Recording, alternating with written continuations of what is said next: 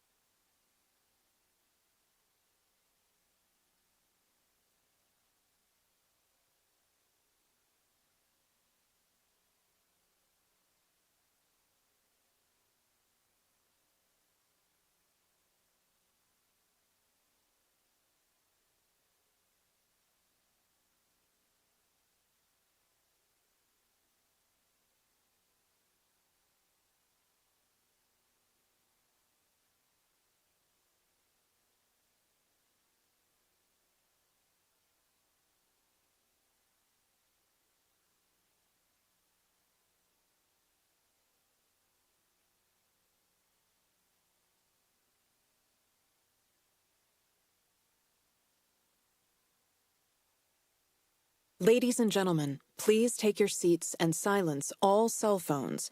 The program is about to begin.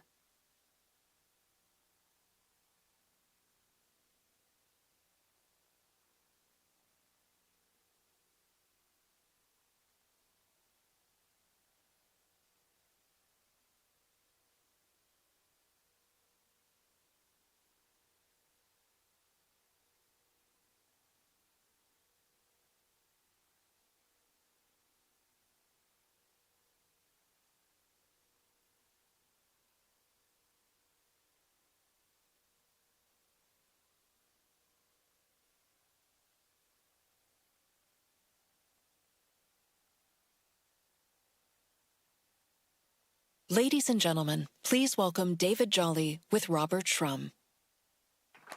Thank you.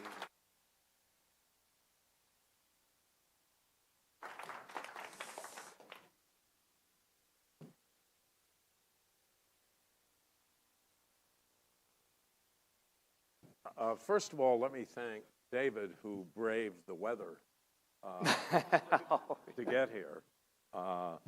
And I think you ended up in Phoenix. I did. We made it. We made it. We're in Palm But then Springs. you had to drive. No, all good. All good. Look, It's cold in Florida, though, by the way. Well, that's why you're here. That's right. That's right. So once a Republican, you're now running for governor of Florida as a Democrat. That's right. So many Democrats come to think of that kind of race as a hopeless cause. Why do you see it differently, and how do you assess it?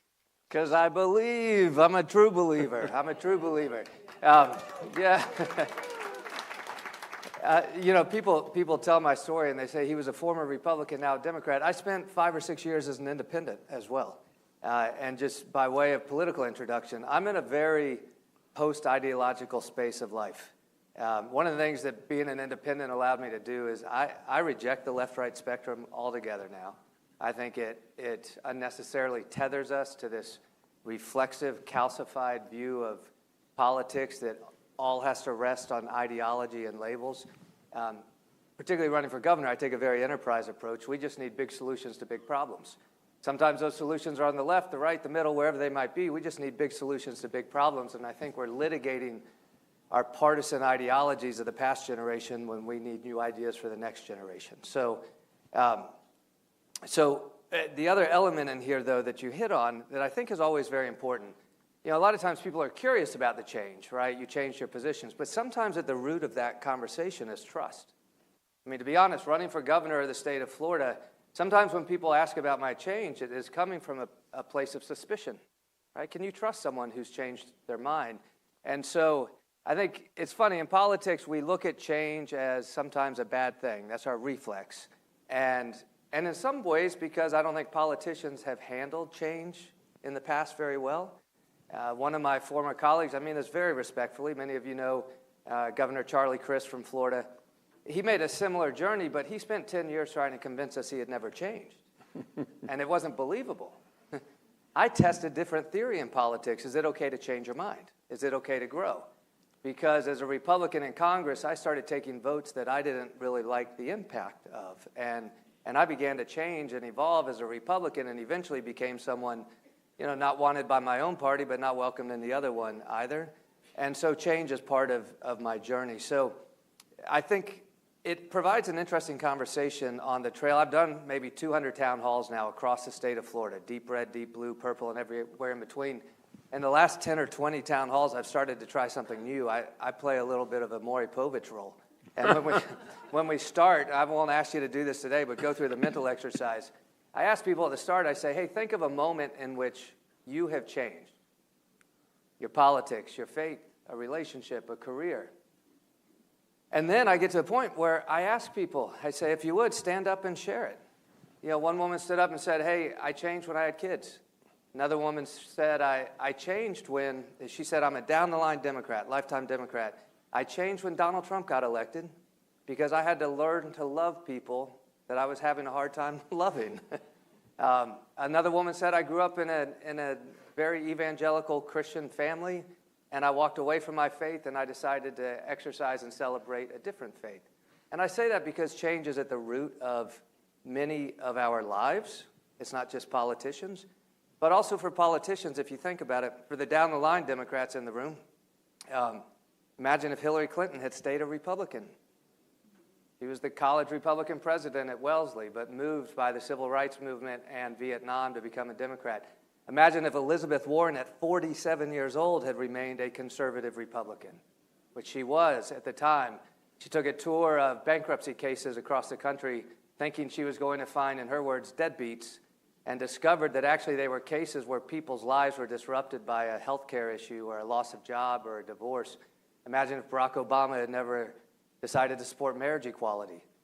Change is part of our narrative, and so I celebrate my change. I talk about my change. I don't run from it or hide from it. I think it's one of the strengths, and when I'm asking to change a state like Florida, change becomes an emerging theme in our governor's race.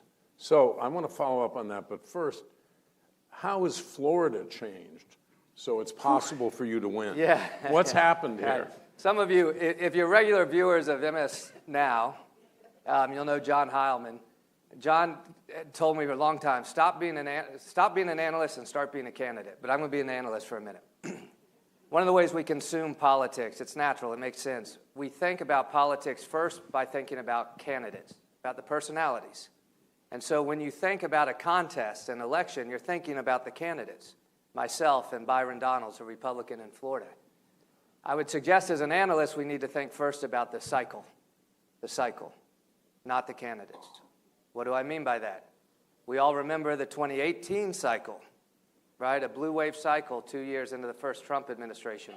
We remember the 94 cycle where we had a Republican revolution following the 92 election of Bill Clinton. Every cycle presents itself differently. Yeah, think about 2006. Think about the Democrats 2006. won dozens of seats. Republican candidates did not want Bush 43 campaigning with them because he had such a, well, I won't use the word odor. I used that about the sitting president the other night on TV. My wife said, that's disgusting.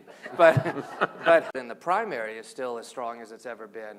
But this is now essentially the 6th year of a presidency where the nation is in chaos. We are breaking. We are mocked on the world stage. The economy is getting away from people, and it is all laying in the lap of our president. So what has changed this cycle? You have a general election environment where voters are screaming for change. The anxiety we feel every day is leading voters to look for something differently. And so what's happening in this cycle? What has changed in Florida? What is happening in this cycle is fascinating. Our state's about a third between Republicans, Democrats, and independents. Republicans, though, hold about 1 million plus more registered voters than Democrats, but independents are still in the high 30%. But what's happening is we are seeing in our congressional special elections, Democratic candidates have outperformed by 15 and 16 points in 2 congressional races in Florida. In state legislative races, we're outperforming by almost 21 points. Folks, we're gaining ground in the villages. The city of Miami just elected a Democratic mayor for the first time in 20 years, and it wasn't even close. It was 19 points. Our race for governor is now even up. It is tied. It's a margin of error race. And so, but here's the fascinating thing. As hard as we are trying, we are not really making a statistically significant advancement in voter registrations. We're not actually registering the voters, but we're winning hearts and minds, and more voters are turning out for Democrats. And so more Democrats are turning out. Too many stayed home in 24. Independents in Florida have flipped from 2-1 for Republicans to now 3-1 for Democrats. And more Republicans are willing to consider voting for a Democratic candidate. And so then my job, my responsibility becomes building a campaign that invites in enough Florida voters regardless of party affiliation. Kind of what Bob Graham and Lawton Childs in Florida did. Can we build something around the responsible administration of government? Are we educating your kids, investing in public education, making sure we have clean air and clean water, access to health care? Responsibly building an economy that doesn't leave half the state behind. If we're building that type of campaign in this environment, it's how you get an Andy Beshear in Kentucky, a Steve Bullock in Montana, and it's how you get a David Jolly in Florida. You know, I can see why Heilman is telling you not to be an analyst. Because you do it too well. But I'm a politician. Yeah. My answers go way too long. I don't know whether I'll ever get through this script, but because I got to ask you specifically, how have the events in Minneapolis and the deportation crusade that's going on around the country and in Florida, how is that affecting the politics of the state? I'll try to keep this tight. Look, I think all of us feel an anxiety and an anger and a heartbreak coming out of Minnesota. If you're not unsettled by it, respectfully check yourself, because whatever you think of the events in Minnesota, what we know is that an American citizen practice volunteers and those who work hard every day. After an 18 and 16 point loss last cycle, the Florida Democratic Party has kind of been abandoned by the National Democrats, and so there has not been a lot of infrastructure. So I've walked into an environment where we're looking to emerge a bit from the ashes, which is helpful, right? If I can step in as a strong, credible candidate, I have an opportunity that in the past I may not have had, right? I spent 6 years as an independent because, to be honest, I didn't feel welcome into the Democratic Party. An interesting thing happened, and this is true in the MSNBC kind of green room environment as well. I don't mean specifically, I just mean live in that kind of consultant analyst world for a minute. For all of the disaffected Republicans that were leaving in 16, 18, into 20, whenever it was, understand the Democratic Party did not welcome us into their camp. We weren't wanted. We got the attaboys. I'm glad you're speaking out. But we don't need you. We got our own team over here. This is a real lived experience, folks. Truly, we weren't welcome. And I remember one day pounding the table talking to my buddy Claire McCaskill, and I said, some days I'm more of a Democrat than you are. And yet I'm still looked at with suspicion because I'm a former Republican. So there's a little bit of that there. Here's the encouraging thing. I got the question on TV the other day, is the party going left or right? Left or right? You know, Jolly, are you a moderate or whatever? I eschew the labels. I've never described myself as a moderate. But I said it's not that we're going left or right. We're going forward. We're going forward. I talk about three fundamental values that I see rooted in Democratic Party tradition that I tried to exercise as a Republican, as an independent. The economy should work for everyone. Everyone. The economy should work for everybody. Now listen, as a Democrat, we shouldn't condemn success. We should congratulate success. We don't need to beat up on the haves to fight for the have-nots. The economy should work for everyone. Secondly, government can improve our lives. It's a little bit of a Bill Clinton 92 message, but in an era of DOGE, we need to recognize that when we attack government, sometimes we're attacking our own quality of life. We need investments in public education. We need access to health care. We need retirement security, upward mobility, security of home ownership. We need those things, and government can provide them. And then the third is we should be a place where everyone's rights are protected and their dignity celebrated, regardless of the color of their skin, where they were born, who they love, or who they worship. Those are the values that I see uniting all Democratic candidates, whether it's Gavin Newsom, Andy Beshear, David Jolly, Spanberger, Sherrill. And so in that space, I think it's a very rational Democratic environment right now. The one warning is this. Old school political tricks that you know very well are still very effective. If a fellow Democrat wants to kneecap me, they will litigate votes that I took 15 years ago, not the fight I've been engaged in for the last 10 years. And in an era of politics where money still rules, if you drop postcards and voicemails and TV ads saying Jolly's a piece of dirt and you can't trust him, look at what this guy did in 2008, yeah, then I'm in trouble as a Democrat. And unfortunately, as Democrats, we have this way of finding ourselves in a circular firing squad to take down our own, and in the end, we end up losing races we shouldn't lose. So my job, I accept responsibility for curing this possible danger. My job is to unify the party in Florida and to build enough confidence in our party and in our voters to take on the mantle of winning in November. Yeah, I don't want to do this to you, but I'm going to label you. You sound like an FDR JFK Democrat who believes we don't put a ceiling on anybody, but we put a floor so nobody falls below it. That's exactly right. That's exactly right. Look, here, we'll get way off the reservation if we go down policy. I'll put everybody to sleep. But one of the things I learned as a Republican is, you learn the phrase equality of opportunity. Republicans like to say we're fighting for equality of opportunity, so don't ask me about all these other metrics. I believe in equality of opportunity. What has never been realized, or at least what I've came to believe as a Republican in Congress, is equality of opportunity is not the last page of the book, it's the first one. Equality of opportunity is a calling for policy change.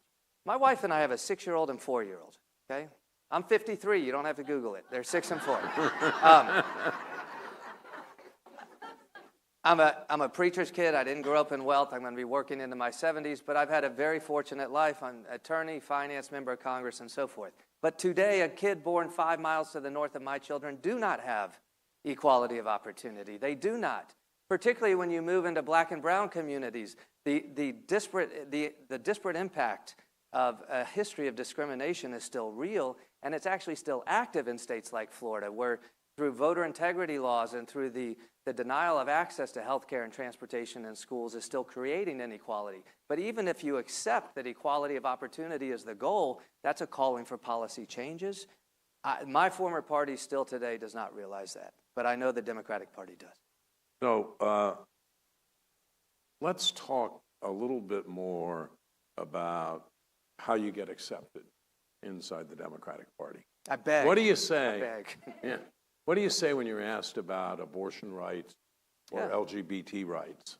Yeah, so two different pockets, because I was a early proponent of marriage equality in the early 2000s before the Democratic Party ever got there. I still maintain this kind of libertarian streak.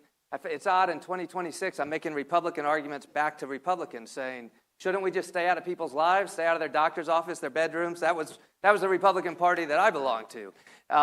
But reproductive freedom is an important one because it is one of the most important narratives about my change. So I'm a person, when I typically make an introduction, I talk about where I live, my family, the fact I was a Republican. I talk openly about my Christian faith. I do. I talk about it as a Democrat running for governor in the state of Florida.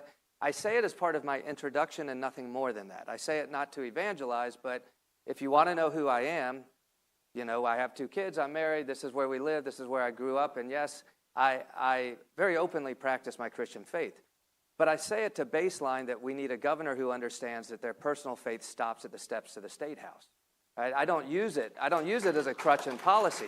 And I would also say I have such an affinity with those who identify as atheists or agnostics, who on most days are more charitable than those of us who sit in church pews, that I think whether your values are informed by your faith or what Jefferson declared as the natural rights of man, we have these fundamental values that we can all agree on. So I talk about my faith for this reason.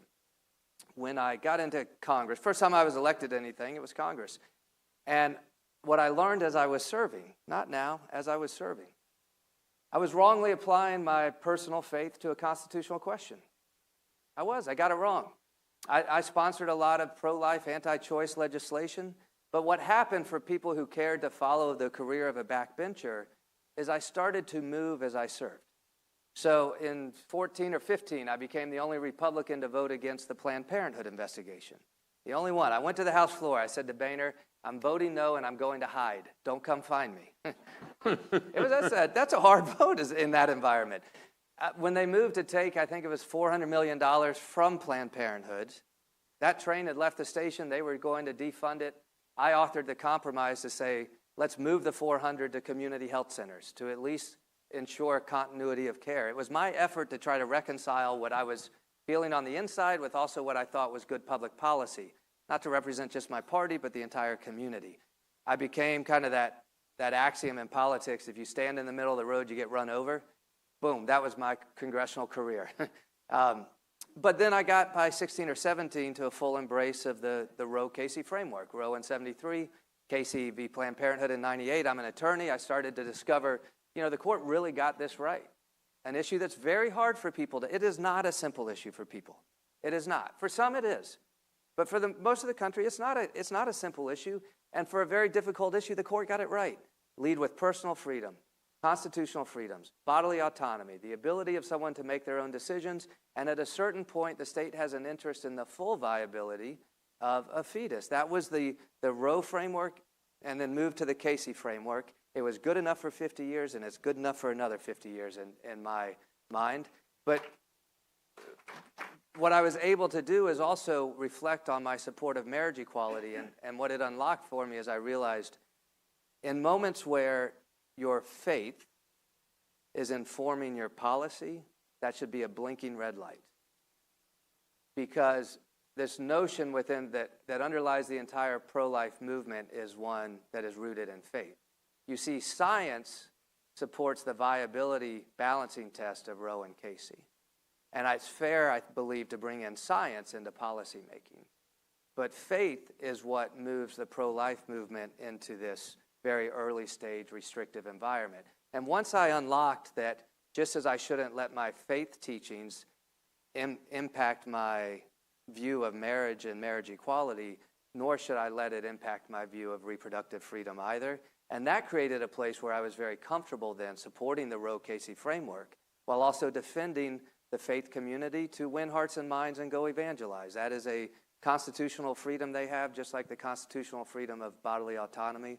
So that story of change is one that invites the most suspicion, but also the greatest opportunity for me to discuss why I think accepting change in politics is so important. Because I would also say, and many of my Democratic supporters are the first ones to say this, as Democrats, isn't the point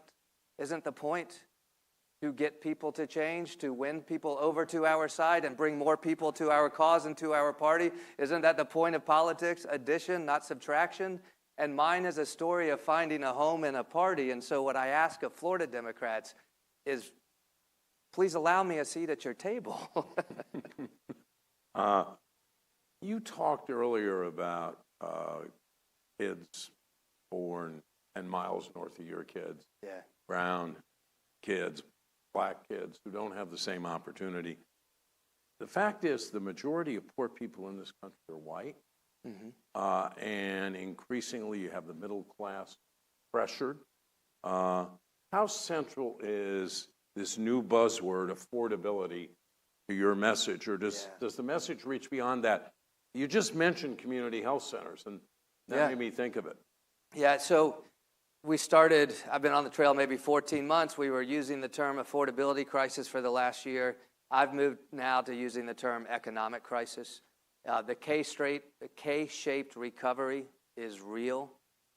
I worry about the macroeconomic conditions of the country, certainly Florida, over the next 10 to 20 years, where the opportunities for the middle class and the working class are becoming so disrupted. I fear in Florida we're becoming a home for the rich and the reckless and for nobody else. And those with mobility have the opportunity to leave, and those who don't are trapped. We have, and some of this is Florida specific, but it translates across the board. Look, I believe it's not really measurable. Part of the anxiety, the economic anxiety we're facing, but one of the real challenges we now face, I think we've lost upward mobility in our economy.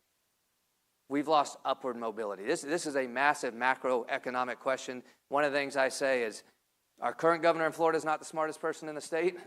Your next one's not going to be either. My job is to surround myself with people who are smarter than I am. That doesn't threaten my leadership. It improves my leadership. And so my responsibility is to bring in people to solve this macroeconomic challenge of the next 10 to 20 years. How it's playing out on the ground right now, the number of families and individuals going without health care is incredible, incredible. The people who are abandoning their doctors because they can no longer afford it. A father of 8 who makes a decent amount of money last week told me they don't have health care for their family now. They are homeowners who, if they face not just a catastrophic matter, go into the emergency room with a broken bone, they could lose their house. Medicaid expansion, we're one of 10 states that hasn't done it. We know now, after 10 plus years, it improves the qualitative outcomes for beneficiaries, and it's an economic return to the states who do it. The only reason Florida won't do it is because it was the idea of a guy named Barack Obama, and they're still litigating his legacy instead of worrying about theirs. And so we need Medicaid expansion, but what it's moved me to is, I mentioned being in a post-ideological space. Look, I think we should still always look to the private sector and the nonprofits for the first solution. If it's available, great. It's probably more efficient than government. But we know it's not available always in those spaces. And so I've moved to say we need to return to a model in Florida where we need to provide direct primary health care services in the county seat of all 67 of our counties through county health clinics. When I grew up, you could go to the county health clinic regardless of the ability to pay, get primary health care services. You could get your shots for your school baseball team or whatever it might be. It may not be where your first choice of health care, but it was a choice if you needed it. I think we've got to move into the direct delivery of health care now, because the insurance-driven platforms are not going to get solved for another decade. Medicaid expansion is not enough. I don't care if that's left, right, or middle, right? My Republican opponents scream, socialism, socialism. No, we already have community health centers that are funded in both Republican and Democratic administrations.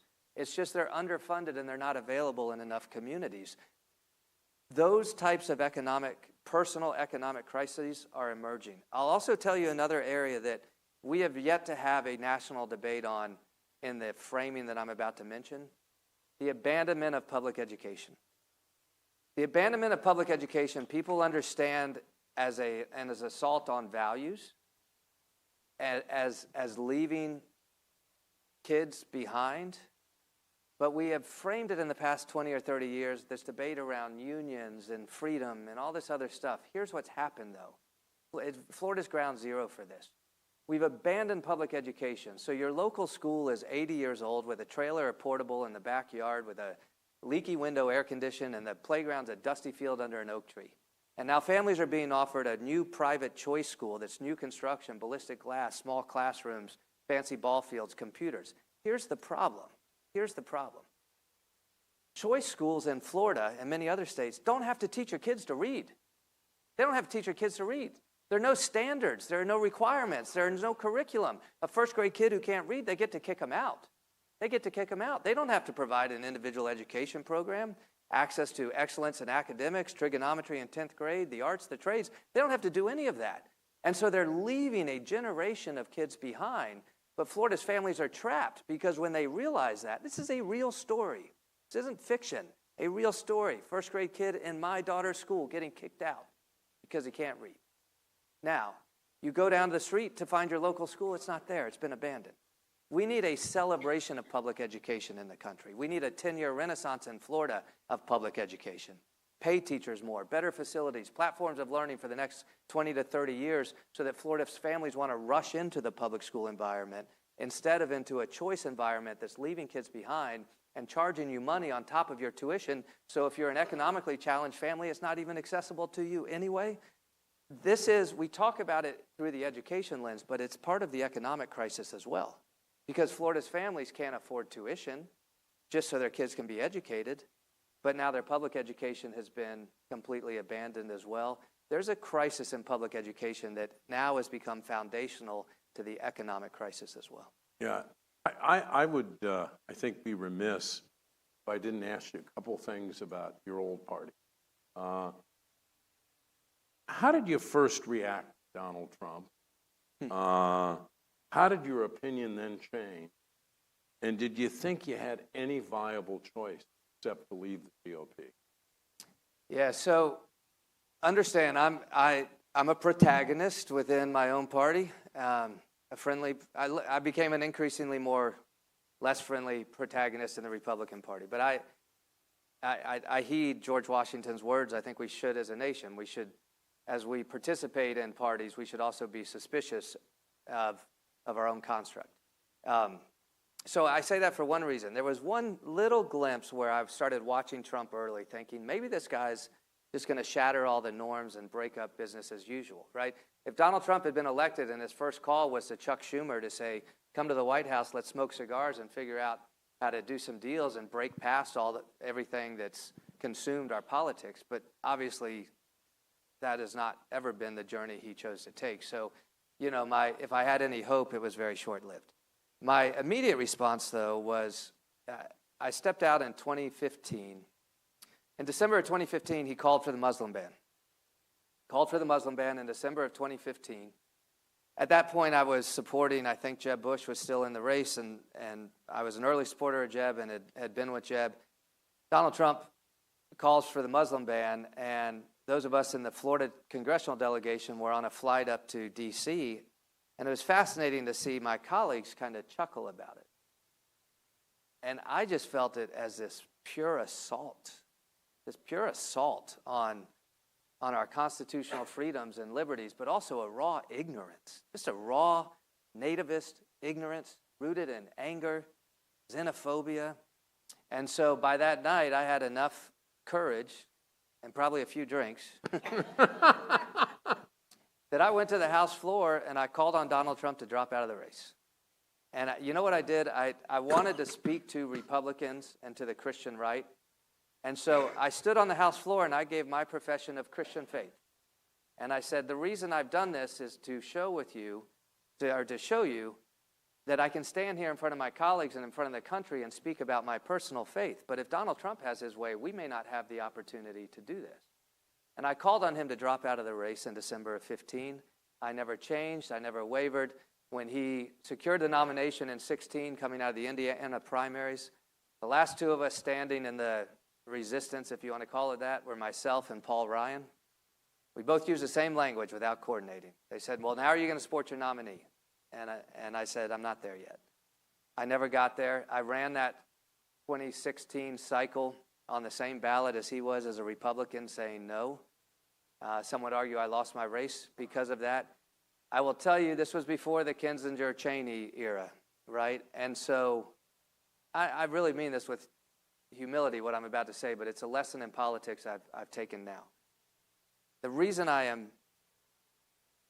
most comfortable, I don't like pride, but if I'm proud of that moment, it's because of this. For the rest of my life, I believe I made the right decision and I can sleep well at night. Whether I'm ever to be in politics again, for my personal conscience,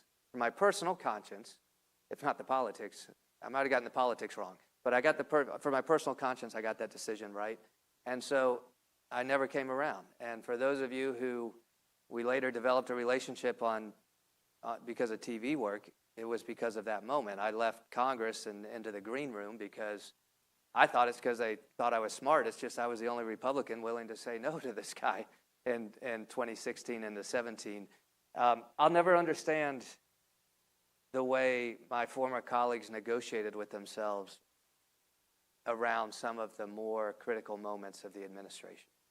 I think they wanted to have a job, not do a job. Yeah, they each figured out what they could get from. But what I don't understand, and I won't belabor this. Some of them, like McConnell, was open about his negotiation. I want judges, so I'm going to do this. We also have to recognize this was where the party was moving. I mean, Donald Trump didn't hijack the party. He walked through the front doors. I mean, this was a party that was ready for him. But among the holdouts, we all use Lindsey Graham kind of as an example. If you remember, about that same time, Lindsey and I were traveling the world together at that time on congressional business.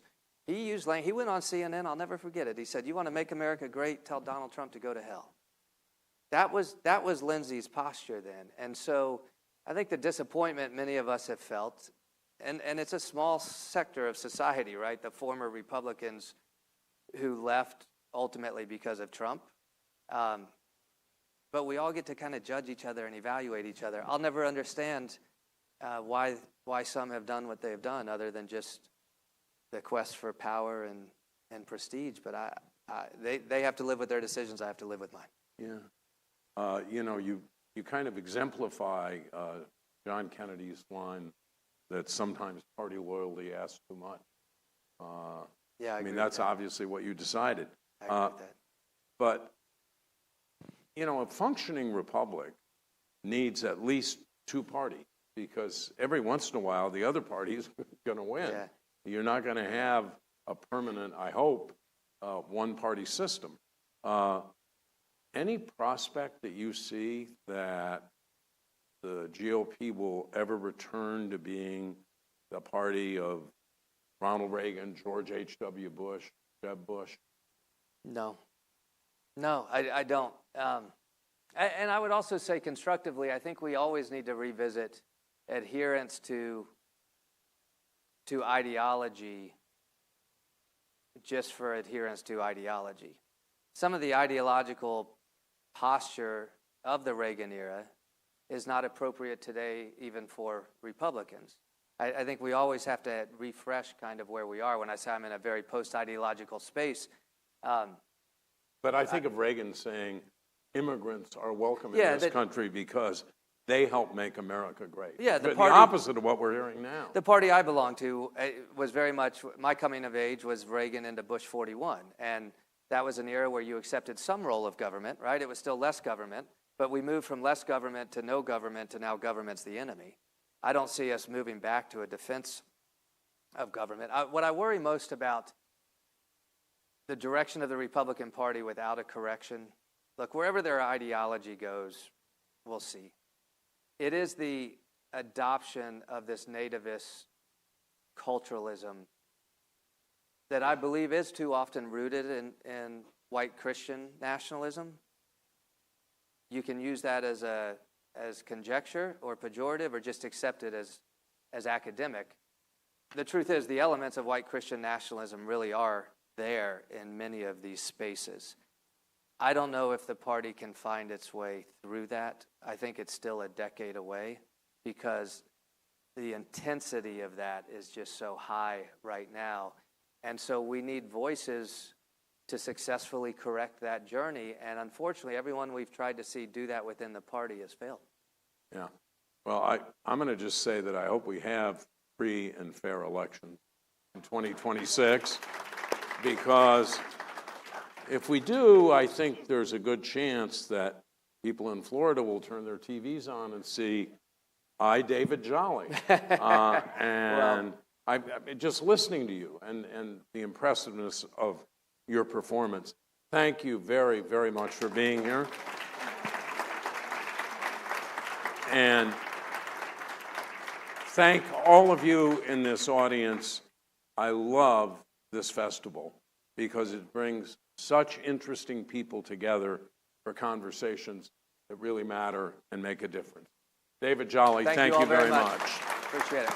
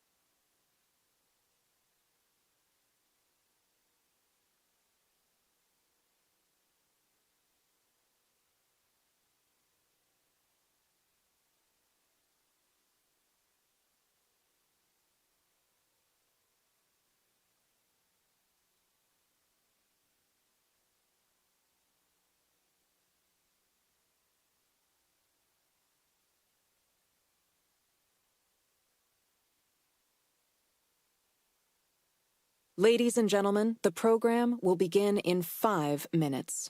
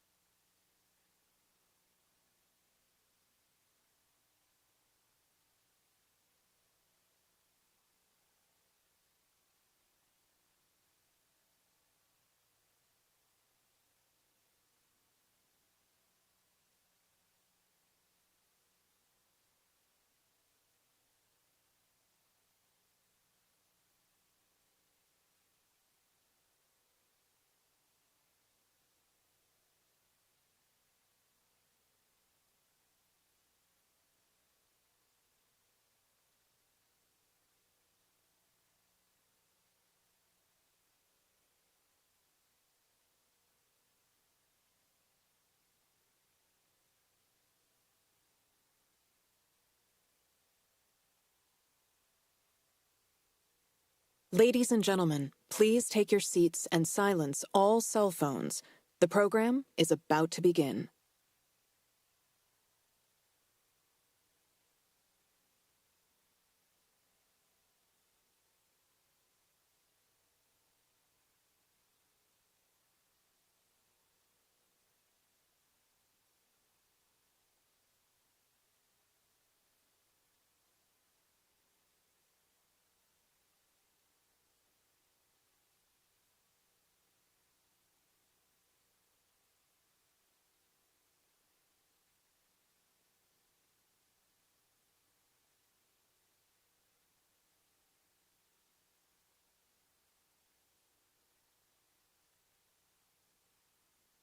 Ladies and gentlemen, please welcome Todd S. Purdom with Dave Karger.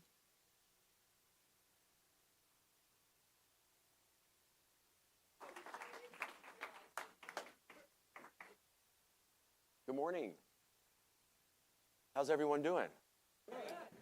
Todd, welcome to the Rancho Mirage Writers Festival. It's such a pleasure to be here, Dave. I'm thrilled that you're here. It's a great honor. When your Desi Arnaz book came out, you were on Turner Classic Movies with my fellow host, Ben Mankiewicz. So now I'm feeling very lucky that I get a chance to chat with you as well. Well, Turner Classic Movies is my default channel all the time in the face of present trouble. It's a very good place to be. I appreciate that very much. Okay, let's get this out of the way. Are we all pronouncing Desi Arnaz's name wrong? Well, it's more S than Z, and Lucy was always very careful to call him Desi. And Arnaz is more like Arnaz than Arnez. But So yes. Yeah, in a way, yes, yeah. It's like Jacqueline Kennedy. But. Nice. I was interested to see that you mentioned Doug McGrath in the dedication of this book. Doug McGrath, it was a fantastic Oscar-nominated screenwriter. He wrote Bullets Over Broadway, film director, actor. I think you say in the dedication that the book was his idea. Yes, I went to college with Doug, and in the middle of the pandemic in 2020, when I was involuntarily liberated from my job at The Atlantic, and my journalism career seemed at an end as I was 60, I was calling every friend I could think of about book ideas, and Doug said that he always had loved Desi, and that everyone knew Lucy, of course, and Lucy's remarkable achievements. But on the 50th anniversary of I Love Lucy, Doug had written a piece for the New York Times. There were twin pieces, one about Lucy and one about Desi, and he'd written the one about Desi.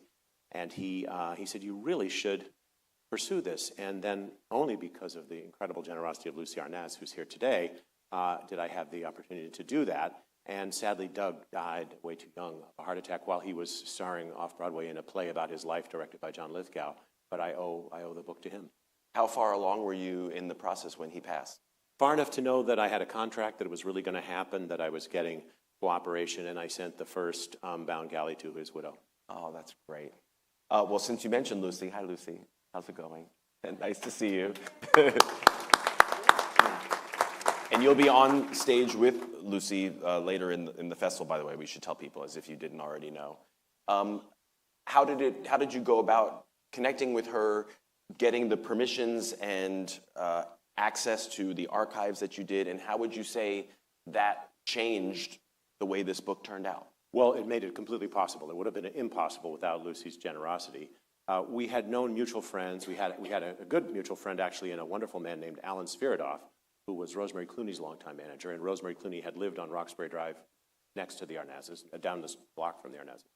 And he connected me with Lucy, who at that time was entangled with Amazon and Aaron Sorkin being the Ricardos, and felt constrained from cooperating with any other project. But time and circumstances allowed that to change, and then she very generously invited me out to her house in Palm Springs, and she and Larry put me up for the weekend, and she showed me this incredibly well-organized archive in their garage and gave me access to everything from her dad's high school diploma and report card to his alcohol rehab discharge papers and everything in between, and I could not have done it without her trust and faith.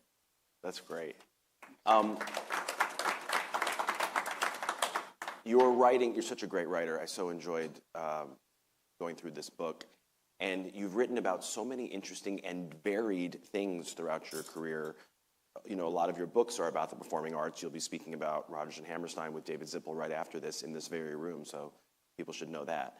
But so much of your writing is also politically oriented. I'd love to know what interested you about Desi Arnaz politically. Well, you know, it's interesting. There was just recently a review of the book in Foreign Affairs, 3 books about Cuba, and mine was one of them. And it made me very happy to think that Desi Arnaz is in the pages of Foreign Affairs. But I learned a lot about politics in Cuba and Latin America in writing this book. I had not really understood that there was a 1933 Cuban Revolution, 25 years before the one we all think of with Fidel Castro. And that's what led the Arnaz family to flee, because his father, Desi the second, of that name, had been the mayor of Santiago and a member of the National Assembly, and had been connected with the prior regime that fell. So I spent most of my newspaper career writing about politics, but when I was at the New York Times, whenever I could, I moonlit doing culture stories. And I grew up in a small town in Illinois, and my parents, my father's older brother was an actor in New York, and they would take a week-long trip to New York and come home with 8 playbills. And, their soundtrack of their lives was the original cast albums of the great shows of Broadway. So if anyone had ever asked me at the New York Times what I would like to do, and it was not the kind of place where people ask you what you wanted to do, I think I would have said, instead of covering the White House, I would have liked to be the Broadway columnist or something, but it didn't turn out that way. And so late in my life, I'm scratching this other itch. Oh, that's so great. Where do you even begin? I mean, apart from the Lucy well-preserved and well-organized archives, where do you even begin to research a book like this? Well, fortunately, there's a lot of primary sources. The Arnaz-Ball family donated a huge number, multiple dozens of scrapbooks to the Library of Congress, along with all of Desi's scores from his band. So I started also at the Library of Congress, where the music division is an incredible resource, presided over by a wonderful archivist named Ray White and Mark Eden Horowitz. They helped me enormously. This is the same place that has the papers of George Gershwin and Richard Rodgers and Oscar Hammerstein, and I'd spent a lot of time there on my Rodgers and Hammerstein book. So that's one source, and that has an enormous number of clippings, including 4 scrapbooks in Spanish that had been compiled by Desi's dad about his own political career in Cuba, plus Desi's entertainment career. And then late in his life, Desi did some teaching at Cal State San Diego, and there's some archives there, drafts of his memoir, other things. The Great Motion Picture Academy Library in Beverly Hills has resources, the papers of a lot of Desilu executives, columnists like Hedda Hopper, who was close to Lucy. And so for me, as a journalist, the greatest thing of all is primary sources, documents, letters, diaries that were contemporary, because oral histories are wonderful, interviews are great, but memory is selective, and people tend to be the hero of their own life. And if you find the document from the time, there's really nothing like it. So that's one of the most fun parts, is hacking your way through that. And occasionally in the book, you do refer to Desi's own memoir. It's a wonderful book, and it's coming out later next month, again, in a 50th anniversary reissue with new supplemental material by Lucy and her daughter, Kate Luckenbill, and I'm very much looking forward to it, and I think it will. His voice is very authentic. It's very, he is a very honest chronicler of his own life. It stops at the end of I Love Lucy, so it stops well before the end of his life. And the only thing that I would say is, because during his lifetime he was so often deprived of the credit he was properly due, there are a few places in the book where he takes a little more credit than he should have for what were really team efforts, but that's completely forgivable in the context of how much Hollywood had marginalized him.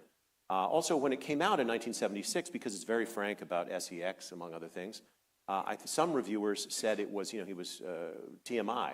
I'm really eager to see how it's received now, because I suspect it will be received with much more open arms as a real candid reflection of what life was like. So clearly, obviously, you were not at all daunted by the fact that a memoir existed. The fact that he had written this book, how did it at all affect your process? Yeah, well, first of all, I knew I would have to rely heavily on it, which is another reason I'm so grateful for Lucy's support and Desi Jr.'s support. And secondly, it was a great selling point in the sense that while Desi appears in many books about Desilu and Lucy, he had never been the subject of a book all himself. And that was an argument I could make to, and I have to say, the other angel in this process was I wound up at Simon & Schuster, where my editor, Mindy Marquez, had been the editor of the Miami Herald for many years. She was pretty newly arrived at Simon & Schuster, and it just so happened that her parents were from Santiago, and she was Cuban-American, and instantly understood the importance of his story and signed me up to do it. And I'm so grateful, because she knew that his story deserved retelling and that his reputation deserved recalibration in the face of all that he'd done. I've had the pleasure of introducing Too Many Girls, which is the first movie that Lucy and Desi did together, on TCM. And before I did the introduction to it, I was not aware that there was the Broadway version before that Desi was in. Can you take us through kind of the origin story of the meteoric rise of Desi Arnaz from Conga King to Broadway to film to radio to TV? It's an amazing story. It's a very American story. He grew up in Santiago de Cuba in a very privileged family. His father was the mayor. His mother's father was an executive at the Bacardi Rum Company. She had once been declared one of the 12 most beautiful women in Latin America. But the family lost everything in the Revolution of 1933, and he wound up in Miami basically penniless with a $5 guitar, and he reinvented himself as a self-taught musician. He got a job at the Roni Plaza Hotel, which was a big resort hotel in those days, and ultimately was spotted by Xavier Cugat, who was the Spanish-born, Cuban-raised king of the rumba. And Desi wound up in his orchestra. It have to be said, he couldn't really play the guitar very well.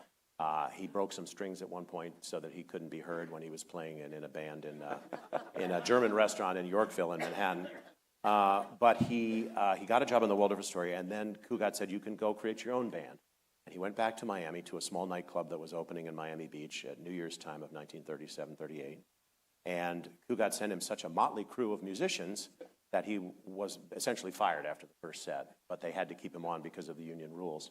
So he went to the kitchen, grabbed some Cuban rum, some frying pans, some blocks of wood, and remembered his days growing up in Santiago, where at carnival time, the conga was the dance that snaked all through the streets of the city. And he started doing this 1, 2, 3 kick beat, and the line was out the door, and then he wound up in a nightclub in New York. And in one of the places, Miami or New York, he was spotted by Lorenz Hart, the brilliant lyricist and partner of Richard Rodgers, and they were writing a show called Too Many Girls about college football. As Desi said, it was about football and college and screwing. And he became a sensation with a conga number, and with his partner in the show, Diosa Costello, who was sort of the J-Lo of her day. And from that, he went to Hollywood to make the movie, where he met a contract player who'd already made 60 movies by 1940. Her name was Lucille Ball, and more or less the rest is history. Right. And she ended up playing the lead role. She played the lead role that had been played on Broadway by another actress, and he repeated his role with Ann Miller in the part of Diosa Costello, playing a Latina woman. That's what happened in those days. But they were each involved with other people. Desi was dating a dancer named Renee DeMarco, and also at the same time Betty Grable. Lucy was dating and really kind of living with an older director named Alexander Hall. They split up with their partners, and within 6 months had eloped, married in Greenwich, Connecticut in November of 1940. And from the beginning, it was an incredible love match, incredible, tempestuous, stormy, loving, tense, loving relationship. And 11 years later, they made I Love Lucy. What do you pin Desi's success to? It's interesting in the book to read a lot of the early reactions or responses to him amongst journalists, where they're just always talking about his hips, like how narrow they were or something. That was like something they were fixated on. Slim-hipped sensation, Dorothy Kilgallen called him. Well, he was raised in this privileged atmosphere, and he thought he would come to the States and go to college at Notre Dame. He might have wanted to be a lawyer. He might have been completely forgotten. We might have never heard him except for the tragedy that befell his family. So the paradox of that is that he was raised with incredible privilege, which I think gave him a lot of self-confidence. He knew that he was somebody from the moment he was born. But then he lost everything and was determined to kind of get it back and succeed. And I think he became an incredible risk taker, because his attitude was, what are they going to do? You know, I've lost everything. I've watched my house be destroyed. I've watched my friends and family. I've seen people killed in the street, something no 17-year-old should have to see. And the flip side of that is, I think it also caused a lot of what we would call today PTSD that was never really diagnosed or treated, and that probably played a role in his eventual descent into alcoholism and his kind of, impulsive womanizing. So it gave him the drive, and it also gave him some of the deficits that helped undermine his success later on. But I think he had enormous native intelligence. People have asked me, was he skilled or lucky? And I love this line in an essay by E.B. White, in an essay about New York, in which he said, no one should come to New York to live unless he's willing to be lucky. And Desi was definitely willing to be lucky, and he made his own luck, made his own weather a lot of it. And despite the privilege of his upbringing, he was so great at playing an everyman, right? Yes, I think that's the other thing. In the 1950s, I didn't really realize this till I began working on the book. Television critics in the 1950s worried that TV sitcoms had feminized the American man. And people like Robert Young in Father Knows Best, and Hugh Beaumont in Leave It to Beaver, and Ozzie Nelson played these kind of doofy dads whose children and wives ran circles around them. And no one could ever say that Ricky Ricardo was a doofus. He was in command of his household, and although he was always struggling to keep Lucy, Earthbound. But he was a really masculine, effective role model, and he was a persuasive everyman because he had the common touch. I mean, he could, be with very important people, and he could be with very average people, and he knew how to talk to both. I guess you could say he knew how to code shift in a way, we would say now. What were the radio origins of the TV success, and how common or rare was that progression? Transference. Well, what happened was, as the 1940s wore on, Desi had come to Hollywood to make a movie career, and he had some success, but he hit a very narrow niche, and he had the thick accent we all know. So he faced a lot of prejudice and was struggling to find really his footing in Hollywood. Meantime, Lucy was perpetually, became known as the Queen of the Bees, the second feature and a double feature. Yeah. She had some wonderful roles in A movies too, but she never quite found her niche either. She was never a first-rank star. She was a steadily working actress. But as the late 1940s rolled around, she took a chance and did a radio sitcom in the last great days of network radio called My Favorite Husband. And it was written by couple named, two writers named Marilyn Pugh and Bob Carroll, and the showrunner was Jess Oppenheimer, and the three of them are the ones who really basically created I Love Lucy. So what happened was, as radio was ending and television was exploding, CBS wanted to move the show to television, but by that point, Lucy and Desi were struggling to have a baby. Turned out to be Lucy. They were struggling to keep their marriage together because when Desi was on the road with his band, he was faithful to Lucy only in his fashion. And they both knew that Hollywood was kind of coming to an end for them. So Lucy said, I only want to do television if Desi can be my co-star. And since the plot of My Favorite Husband involved the husband who was the fifth vice president of a bank, even Desi said he couldn't really persuasively play that role. So he fought an enormous battle with CBS and potential sponsors to be her co-star, and ultimately he succeeded by having a brilliant idea. He went around the gatekeepers, the suits, the network honchos in New York, and created a vaudeville tour with him and Lucy. He'd take his band on the road to big movie theaters around the country, and they would do comedy and music together, and they were an absolute sensation. So there was then one advertising man named Milton Beale, whose clients included Philip Morris. He's the grandfather of Matthew Broderick, actually. And he thought that this would take a chance on this show. But CBS was so skeptical that in the beginning they said that Desi could only sing if it was absolutely essential to the plot for Ricky to sing.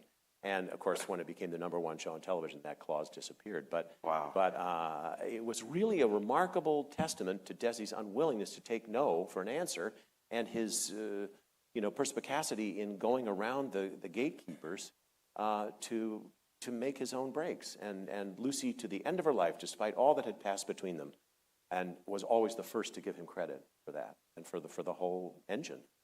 So I'm very intrigued by the Philip Morris of it all, because I know you, even more recently, you learned that some of the daytime soap operas are Procter & Gamble, or, but as someone who's not that knowledgeable about the TV industry, I don't know how common or rare it was for a show to be as intertwined with a company. Yeah, in the early days of television, most programs had single sponsors, and the sponsors were very involved in the talent, the writing, the whole concept of the show. And Lucy and Desi themselves would do ads for Philip Morris. And the original credits of I Love Lucy were not the satiny heart that we think of. That was done later in reruns, and I think for Canadian syndication. The original credits were little Hanna-Barbera stick figures of Lucy and Desi sliding down a cigarette pack. Oh my gosh. And it was a problem because Lucy in real life smoked Chesterfields. And the writers recalled that you couldn't say the word lucky because that would be Lucky Strikes, so they had to say fortunate instead in the script. And the sponsors had enormous dominance in the creation of television programs in those days. Wow. But I'm also remembering from being the Ricardos movie, which I know there's issues there, but it's still a great movie. There's conversations right between the Philip Morris people and the show. I mean, there was consternation in that relationship. Well, yeah, in the very beginning, the morning after the show debuted, the president of Philip Morris, a guy named Parker McComas, called and asked what it would take to get out of the contract because he thought it was boring. He liked the ads, but he didn't like the show. And the agent said, just give it a little time, which was a smart move because within a few weeks it was the show on the air. And the problem, eventually though, Philip Morris dropped its sponsorship, even though the program was the #1 program on the air, because they didn't feel it was generating enough smokers. So they weren't getting enough bang for their buck. And then by that point in the late 1950s, there were split sponsorships and eventually to the pattern we have now, which is, multiple sponsors in the course of a show, just 30 or 60-second ads. But they had a great deal to say about whether the show would go on the air. And in fact, leaping ahead, when Lucy became pregnant with the child that would become Desi Jr., Desi the Fourth, Philip Morris and CBS were adamant that you could not have a pregnant actress and you could not have a pregnant character on television. And once again, Desi went over the heads of the network and over the heads of the advertising agency, right to the chairman of Philip Morris. And he wrote a letter saying, we've given you the #1 show on the air. And if you don't want us to be responsible for it anymore, you'll have to be responsible for it. And pretty soon, instantly, the resistance to the pregnancy dissipated. And Desi only found out a couple years later when he paid a visit to Philip Morris, and the chairman's secretary showed him a memo that he'd sent to the staff saying, don't fool around with the Cuban. And that's how it happened. Wow.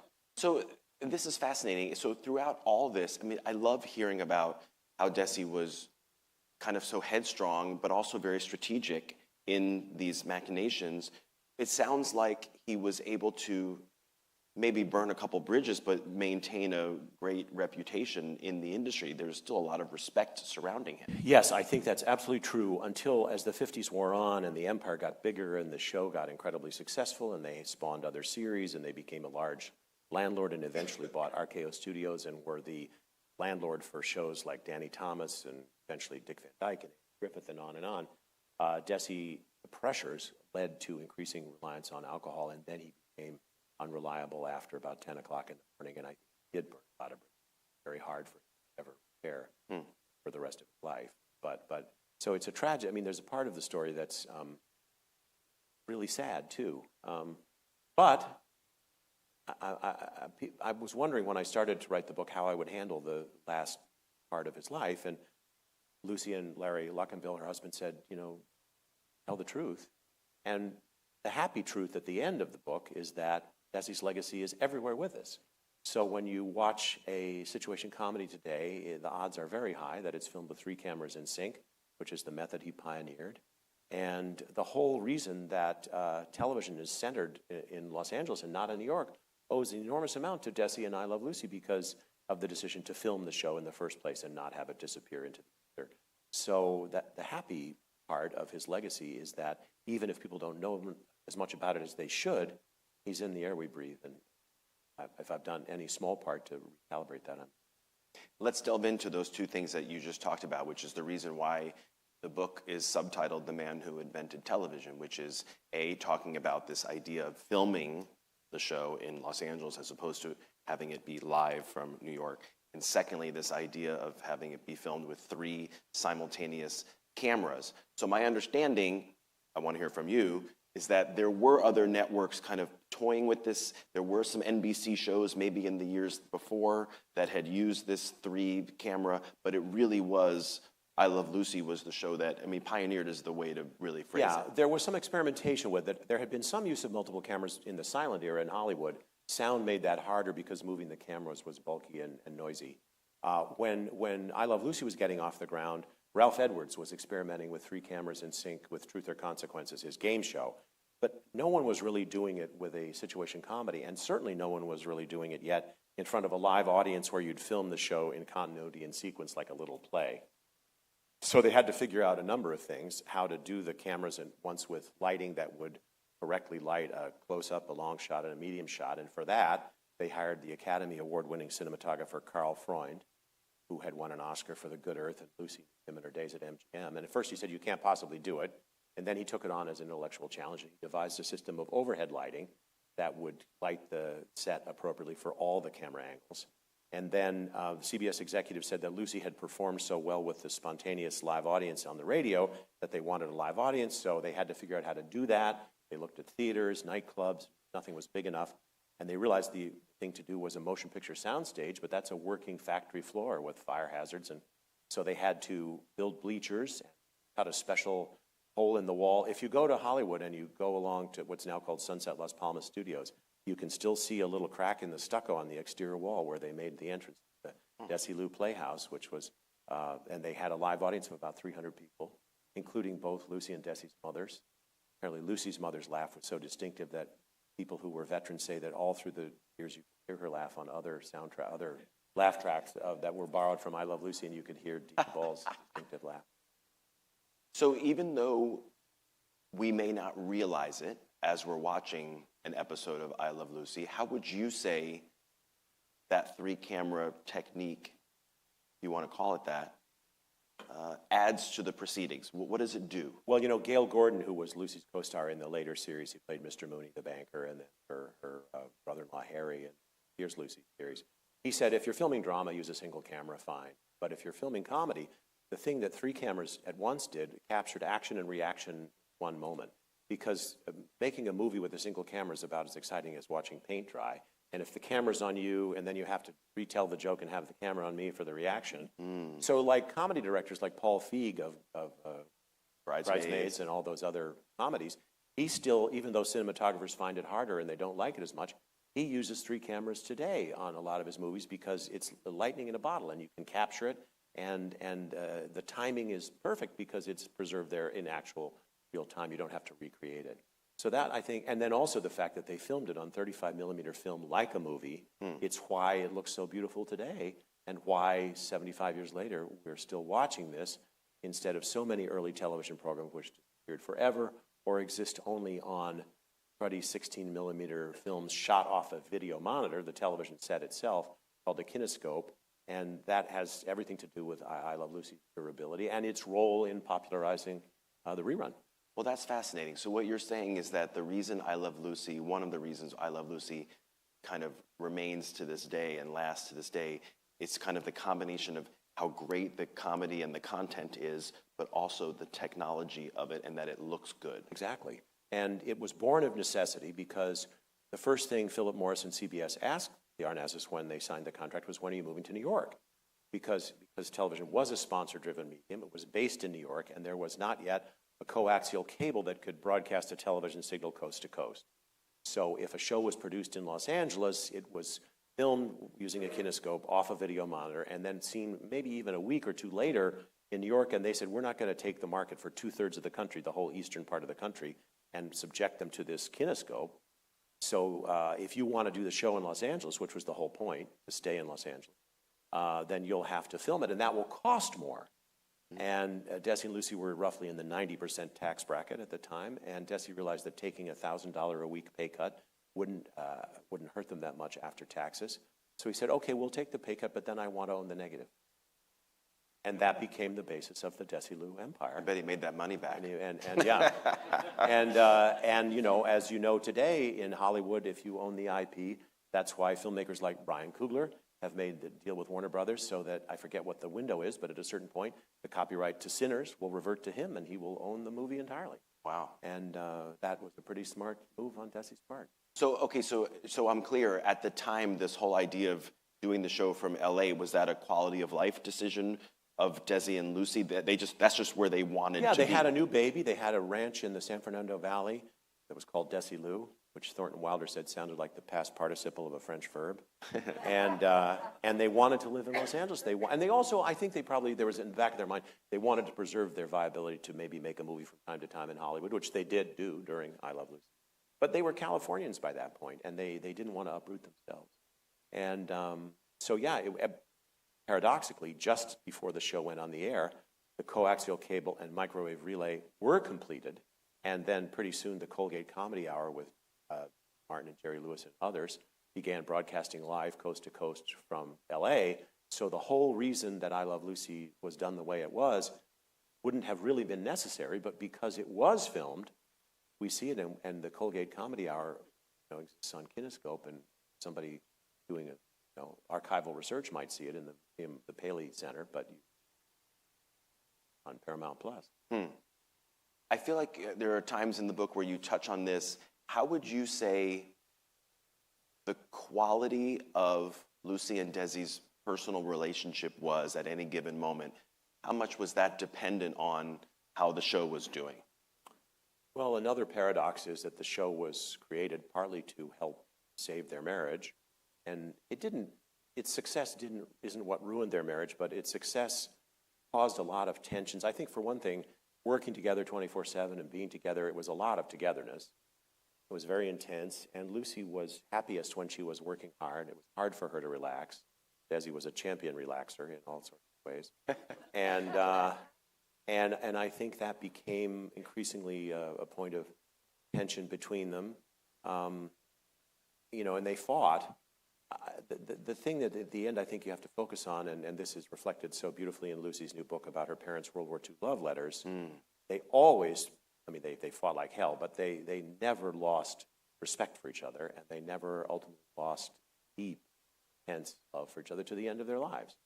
So sometimes on the set toward the end, there was well, you tell Miss Ball to move over here, and you tell Mr. Arnez that I say we know. So there was a little bit of that. But, you know, they were one of those couples that couldn't be together and couldn't be apart. I'd love to ask you a little bit about Desi's film work. I'm a huge fan, and I know Lucy is too, of The Long, Long Trailer, which is such a great movie, and I feel like allowed Desi to do some physical comedy that maybe he wasn't given the chance to do in other parts of his career. What do you like about some of his film roles? And I'd love to hear what you think about The Long, Long Trailer and his performance in that. Well, The Long, Long Trailer is very charming. It's basically a Technicolor 2-hour episode of I Love Lucy with wonderful comedy, written by Francis Goodrich and Albert Hackett, the great team. It's a Wonderful Life and The Diary of Anne Frank and all sorts of plays, movies. I really admire some of his performances in early movies during the war. Probably his best dramatic performances in the MGM movie Bataan, which is an all-star movie about World War II, where he has a very dramatic death scene. But in other movies, one called The Navy Comes Through with George Murphy and Pat O'Brien, he plays a young Cuban sailor with a long mouthful of a Latin who sings some Cuban music and recites the national anthem as can't be afraid of dying for your country. I think it's interesting to see, Desi always felt that Fernando Lamas, who came to MGM during the war while Desi was in uniform, wound up having the movie career that I think he hoped he would have. And I would find it really interesting to imagine Desi in some of those movies that Fernando Lamas, like I think Desi would have made a great co-star with Esther Williams in those movies that Fernando Lamas was, not Fernando Lamas, I'm sorry, Ricardo Montalban. Yeah. Ricardo Montalban. And he would, he could sing, he could do comedy, he could do drama. At one point he said, I don't want to be the Latin lover, I want to be the Cuban Mickey Rooney. And he really was like Mickey Rooney. He was a triple threat. He was a musician, he was a comedian, he was an actor, he could do it all. Are there performers that you look at where you feel like Desi is someone who paved the way for other people? I mean, I don't know if you would call Ricardo Montalban someone like that, or people in the decades since. I think all sorts of Latin performers, from John Leguizamo to Andy Garcia to, you name it, they view themselves very much as standing on Desi's shoulders and as his heirs and to this day he remains really not only the most important, but really the only Latino head of a studio. And at its peak, Desi Lu was the largest producer of television content in the world and had a physical plant that was larger than any other studio in Hollywood. And I think that's a singular, I love that. That's a singular achievement. How hands-on was Desi creatively in the other Desi Lu projects, or was it more of a business thing for him? He was hands-on in the sense of setting the course and setting the compass. I think he was a great executive who hired people he trusted and gave them their head and let them do their work. He was not a micromanager. But the archives are full of memos in which he's offering very specific notions about pacing and timing and so on. And people say that in I Love Lucy, he was the great reader at the first table read. He would understand if a joke wasn't working. He didn't always know why it wasn't working, but he would tell the writers that isn't quite right, and they'd go off and improve it. Madeline Pugh, who was one of the co-writers from the beginning, said that the great benefit they had was that Lucy would do anything they could dream up, and Desi would pay for it. And that the sky was the limit, that no prop was too crazy, no that when they were doing the episode where they go fishing and they have a big tuna, that they were using a rubber tuna. And Desi's like, that isn't right. I want a real tuna. So they went to San Pedro and they went to the harbor and somebody came back with a giant, I don't know, 150-pound tuna. And, and it got a little high by the end of the day. And when they had the episode with the bread, they really baked along. It was really bread. It wasn't cardboard or styrofoam or something. It was real bread. And they cut it up and gave it to the crew and took it home. And it was. I have time for a couple last questions. When you think back to the whole experience of working on this book, researching it, writing it, editing it, everything that you went through here, what are some moments that you think back on where you felt like you were really going uphill somewhere and something was giving you a little bit of trouble, and how did you overcome it? Well, the very first obstacle was just getting it off the ground, because I identified with Desi because the publisher of all my previous books rejected the proposal and said, I think we know enough about Desi Arnaz. Oh, so I began to feel like, I don't know about that. And they misspelled my name. And then my agent was not, sadly has died, and he was a loyal agent, so I don't want to say anything bad about him, but he was not at all enthusiastic about it. And he said, well, I could shop it around, but I don't want to disappoint you. And I said, Bob, I'm 60 years old. The publisher of all the books I've ever written has already rejected. How much more disappointed can I get? So that's when I said, why don't you call Jonathan Karp at Simon & Schuster, who's always been supportive, and that's when I got hooked up with Mindy, who instantly saw the potential of a story about a Cuban American. I grappled, and then I had set it aside for a while because Lucy felt she couldn't cooperate, and I felt I couldn't do it without her cooperation. And then that hurdle was resolved. And then, the great Red Smith, the sports writer for the New York Times, used to say that writing is easy. You open a vein and bleed. So eventually you just have to close the door and do it. But the process was happy for me. And I didn't set out to do a book that would absolve me from thinking about politics for 5 years, but I'm glad I did. When you think back to everything that you uncovered, everything that you learned and kind of synthesized and analyzed, what do you feel like you've come to understand about Desi Arnaz that maybe you didn't before this process? Well, I guess, his humanity and his, how we are all a mix of our skills and talents and our weaknesses and our vulnerabilities.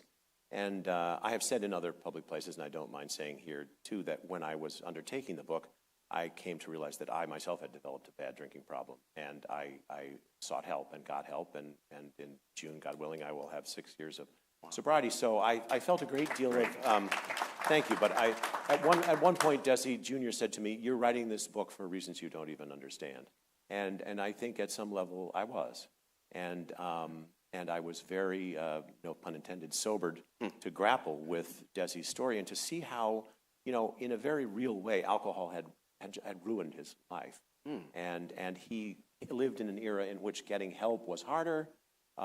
His macho personality made it harder to ask for help. He did get sober in the last year of his life with Desi Jr.'s help, and Desi Jr. had struggled with addiction himself. And he was very brave about that. And I think that, I had some experience about the mixed nature of people when I covered the Clinton White House, because let's just say, talent comes in all sorts of shapes and sizes and often with enormous deficits. I mean, the last interview the New York Times had with Bill Clinton, I asked him, could we have had, could we have had the best of Bill Clinton without the worst of Bill Clinton? And he started to give a reflective answer, and then he said, well, could we have had the best of the New York Times without the worst of the New York Times? And I realized, we're all a part of all that we have. We're a whole, mix of things, good and bad. And but I do feel happy if, in some small way, I've been able to say to people, attention must be paid to Desi Arnaz, and you can't just write him off as a funny guy who talked funny. And he was quite a remarkable figure, and really a path-breaking figure, not only in television but in our culture, as a whole. And he was the first to give credit to Lucy. At one point she tripped over a cable on the soundstage, and he said, "Amigos, anything happens to her, we're all in the shrimp business." He knew that he knew what she brought to the party. I'd love to know, if you're willing to share, what some of the reactions from the Arnazes were to the finished product, given that they were kind of with you at various times throughout the process. Well, I should say that the reaction that meant the most to me is that when Lucy finished reading they never had exerted any control. They gave me, they wanted to see the manuscript, but they weren't going to control it. But after Lucy read the manuscript, she left me a beautiful voice. If I've been a small evangelist for spreading the word, that's all to the good. How often do you watch I Love Lucy? Well, I can't say that I watch every one of the 189 episodes of it, but I think I watched most of them. But, you know, growing up in my childhood, it was ubiquitous. It was unavoidable. It was every sick day from school you could watch I Love Lucy. I do remember after the 1992 election being in a hotel room in New York, and I'm sure probably hungover, and turning on Channel 5 or whatever the local station was in New York, and there's the episode where she's stomping the grapes. I'm like, no. But you know, you can see the beginning of an episode and know what's coming, and I think the other reason that it's so fresh, apart from the fact that it looks beautiful, you never know that Harry Truman is president. You don't know that the Korean War is going on. Although one of my favorite things I found in the scrapbooks in the Library of Congress, a church in Indianapolis, which was Madeline Pugh's hometown, was advertising a prayer service for the boys in Korea on a Monday night and said, you'll still get home for 2/3 of I Love Lucy. You can come pray, but get home in time. It's eternal. It's like Greek comedy. It's about friendship and love and rivalry and jealousy and avarice and all these things. So the situations that you see are just as funny now as they were in 1951, and you're not rooted in the topical jokes or something you'd have to explain or don't understand. And I think they made a deliberate decision to do that, and I think that was really smart. And finally, maybe your answer to this might be something like Baton, but I'd love to know what you would recommend for people who feel like they are very familiar with Desi from I Love Lucy. What's something that maybe they haven't seen or don't know as well that you would encourage them to seek out, kind of see a different side of him? Well, it's worth watching Too Many Girls, which isn't a great movie, but it's a great moment. And Desi plays this Latin American football prospect who's being courted by Harvard to Princeton jail, as he says. and he's moonlighting he's working as a waiter at an inn in Maine, New England someplace, while he waits to play football. And Lucy plays the debutante bad girl who's come to the inn to meet her father, and she comes on the porch, and Jesse's there in his waiter's uniform, and he sees her and passes out and slides down a column. And it's pretty much, I think, it's probably a pretty accurate reflection of what they were like when they were falling in love in real life. And there's a great deal of charm in the movie, and the end of the movie is Desi doing an incredibly vigorous conga dance, and the last shot of the movie is him surrounded by a screaming chorus, including Van Johnson, and flames, and a big conga drum, and that's the last moment. So you see why he was a sensation, and as Ann Miller said, one of the great personalities of all time. I mean, I think I would have loved to see him in a nightclub or in person. It would have been, I'm sure, an electric kind of experience. I can only imagine. The book is fascinating. It's so enlightening. It's such a well-rounded portrait of this man. I congratulate you on it, and I thank you for being here. Thank you so much. Great to talk to you. Thank you. Thanks so much, everybody. Enjoy the rest of the week.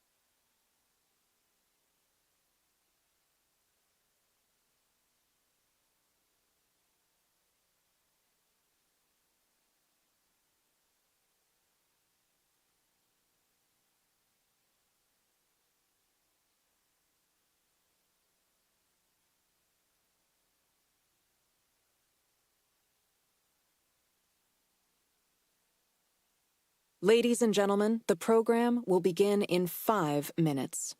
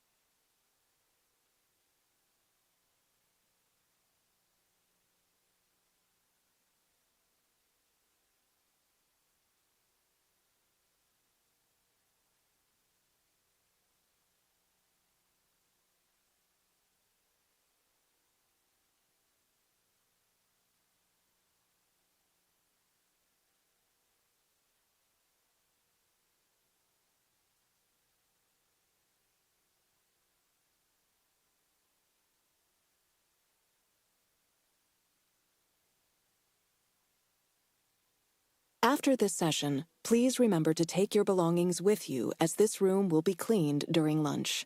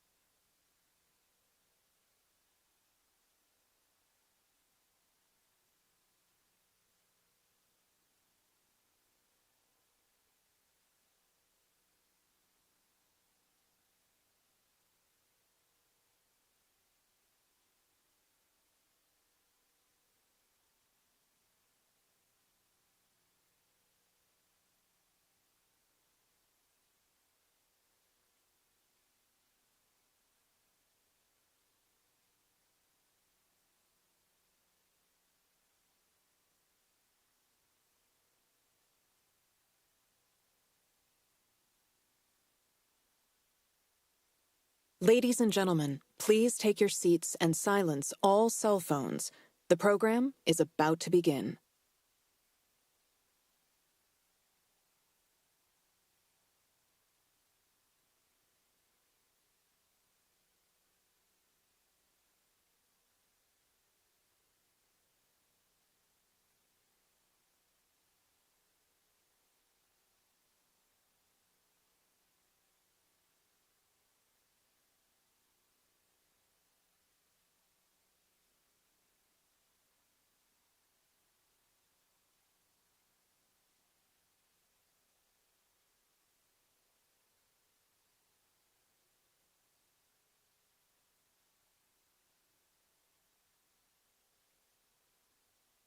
Ladies and gentlemen, please welcome Todd Purdom with David Zippel.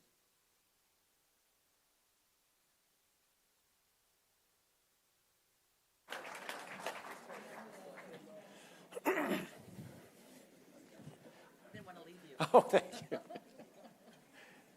Couldn't be more delighted to be here with Todd Purdom, who is an amazing writer, a political writer whose last two books have been about amazing men who not only were great artists, but who were great businessmen.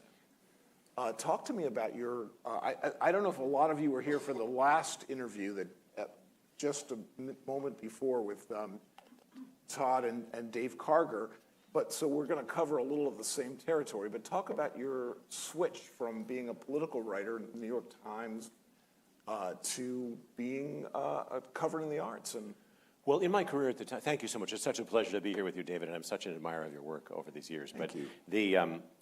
During my years at the New York Times, I was mostly a political reporter, but as I said in the last panel, if anyone at the paper had ever asked me what I wanted to do, and it wasn't the kind of place that asked you what you wanted to do, I probably would have said I'd like to cover Broadway or Hollywood. So whenever I had the chance, I would moonlight and write stories about entertainment.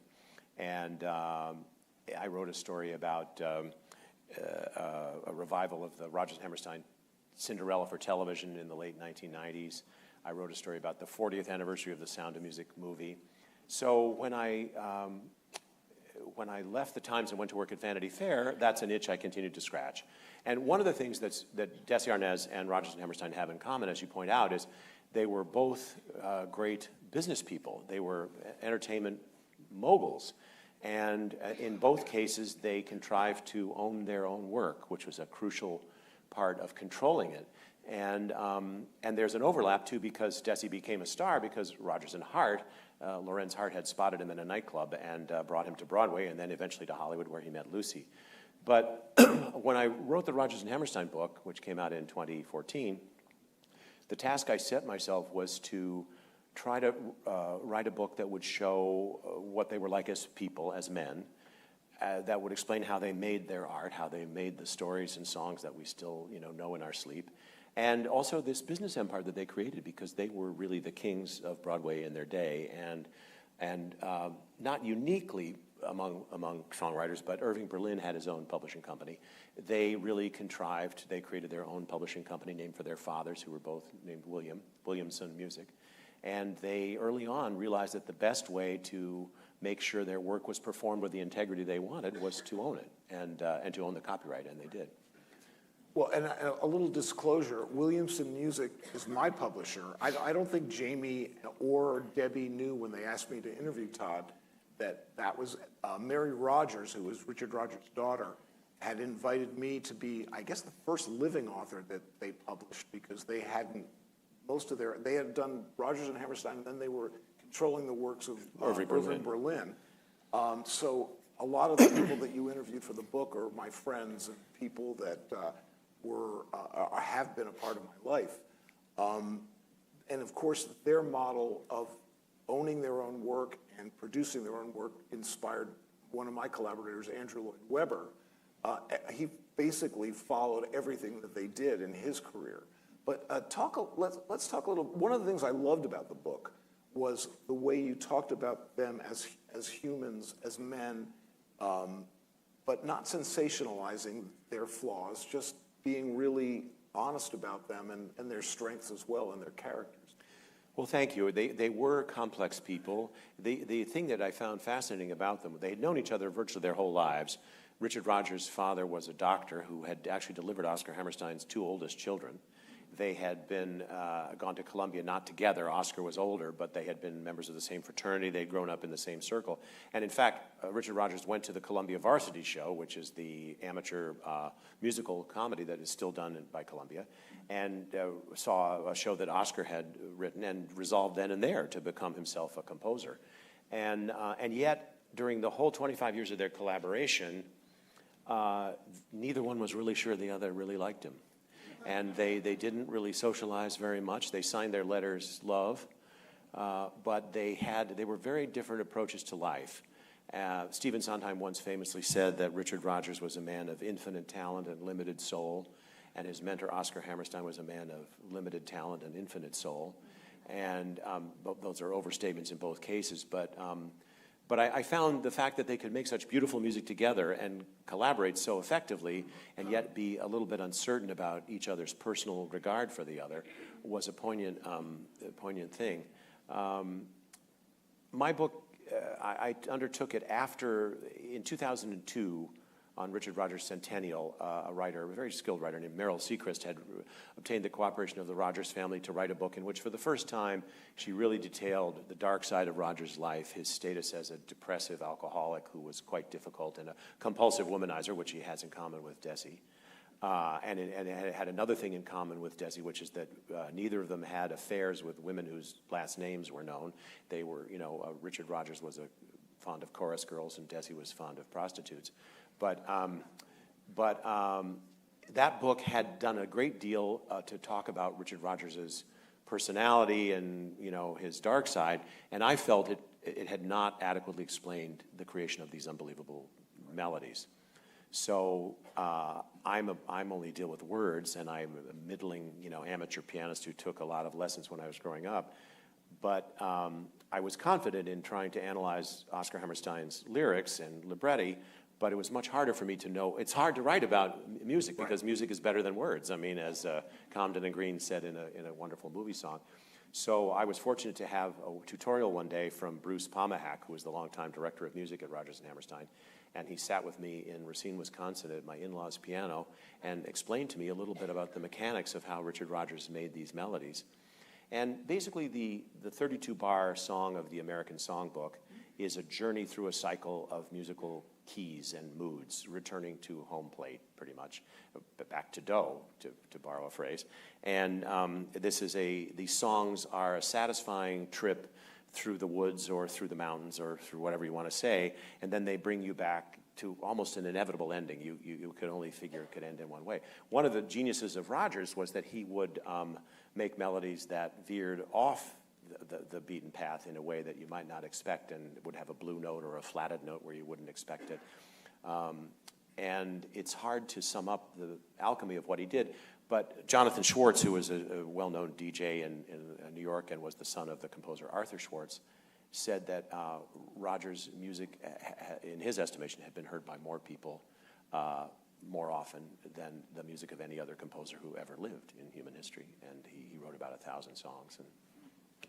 Well, actually, talk a little bit more about Rodgers' music, because he was such a remarkable composer. And I remember growing up and listening to the American Songbook. Sometimes I would come across a song that, oh, that's fantastic. And then I would find out, oh, it was Richard Rodgers. Yeah. And because he doesn't always sound like himself. Nope, and he sounded very different with Hammerstein than he did with Hart. Exactly. So talk about that a little bit. Well, many musicians and jazz aficionados prefer Rodgers and Hart because the music is fizzier and more jazzy and more impish.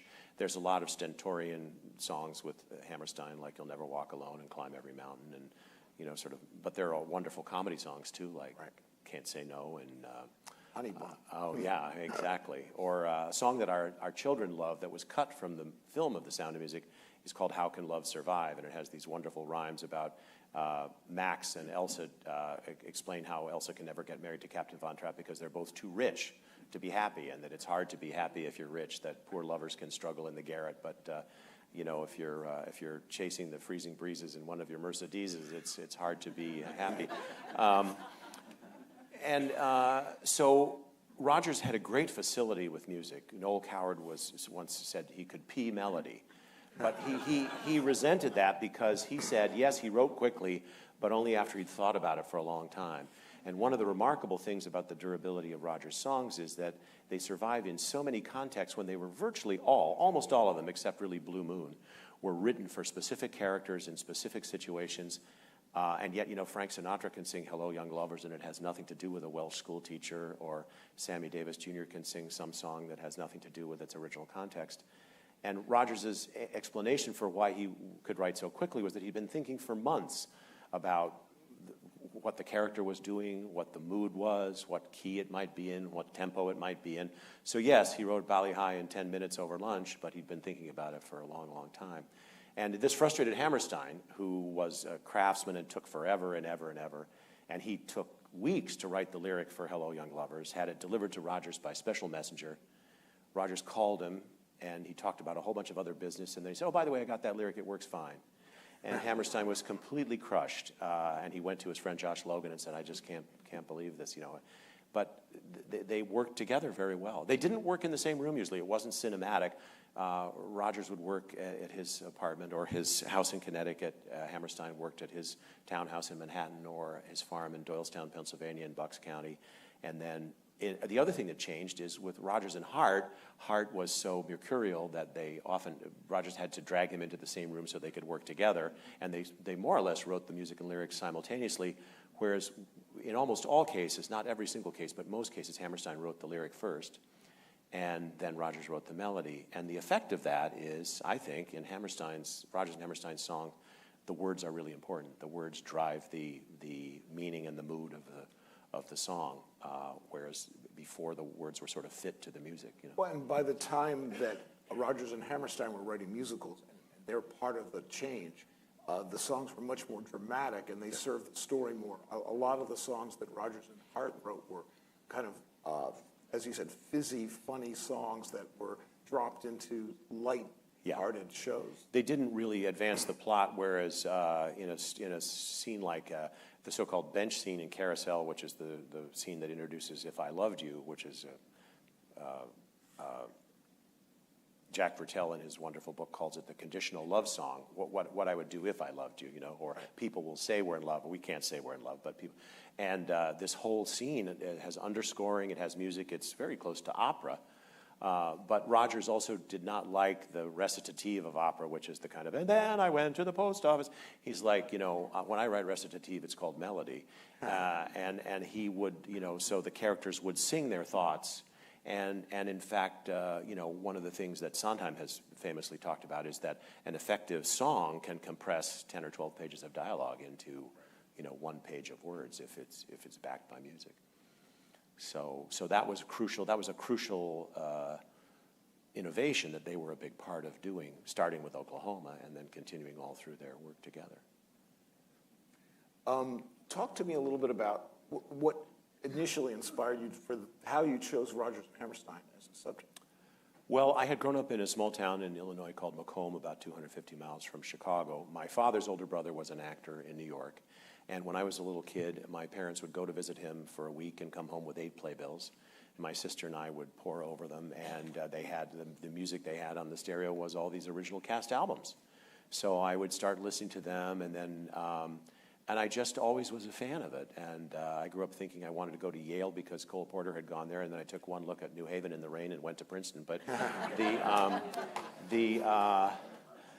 it was just the soundtrack of my life. I mean, Agnes DeMille, who was the great choreographer and director, when Oscar Hammerstein died, she wrote his widow saying, boys and girls years hence will talk with his words and not know where they came from. They'll be in the air they breathe. And their work is in kind of the air we breathe. So I had always liked it. I always, you know, I'd seen, of course, growing up, amateur productions of things like that. And my family would go to Chicago to see touring plays. The first professional play I ever saw was a touring company of Mame, starring Celeste Holm, who had been the original Ado Annie in Oklahoma. And I was about 8 years old and just getting my first pair of long pants like Patrick Dennis in the play. And we went to the forecourt of the Schubert Theater in Chicago, and there were all these publicity photos, and I turned to my parents and said, no, it's in black and white? And they said, no, it's live on the stage with real people. And we walked in, and from the opening number, I was more or less hooked. So, I mean, I was a fanboy, I guess is what you would say, you know, from my earliest memory. Yeah, and I had a similar intro to the theater, and my parents had all the cast albums, and there was a book of 6 Rodgers and Hammerstein librettos. 6 plays by Rodgers and Hammerstein. Exactly, and that was sort of like the beginning of, I want to be in this world. I don't know what I'm going to do, but I loved it so much. Talk a little bit about, I mean, people don't even, looking back, realize what a huge commercial success these guys were. And they had hit after hit. They had some flops as well, but their machine of just turning out these amazing projects. And yeah, I mean, they were the dominant force on Broadway when Broadway was the dominant force in popular culture and produced the music that, you know, as Neil Diamond would say, the whole world sang. And Oklahoma was a very unlikely project. They started it, it had been a play that ran in 1931 for only a few performances produced by the Theater Guild. It involved nothing more intense than which of two people was going to take a girl to a party, a surly farmhand or a colorful cowboy. And it opened, they decided, they went through all the, Broadway shows in those days opened with a bunch of dancing chorus girls and, you know, big choral number, and they did not know how to open the show. Oscar's papers say that they went through, should they have a quilting bee that could have a big, should they have a barn raising, should they have this? And they decided to open the show the same way that the play had opened, with a cowboy singing in the wings and an old woman churning butter on the stage. And nothing was ever the same after that on Broadway. What's the quote about no legs, no...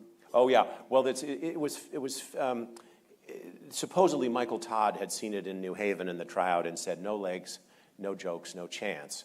But I found in the New York Public Library at Lincoln Center an exchange between Richard Rodgers and Walter Winchell, who had publicized the initial crack. And the real crack was no legs, no tits, no chance. and Richard Rodgers said, and now no tickets, because it was an overwhelming hit.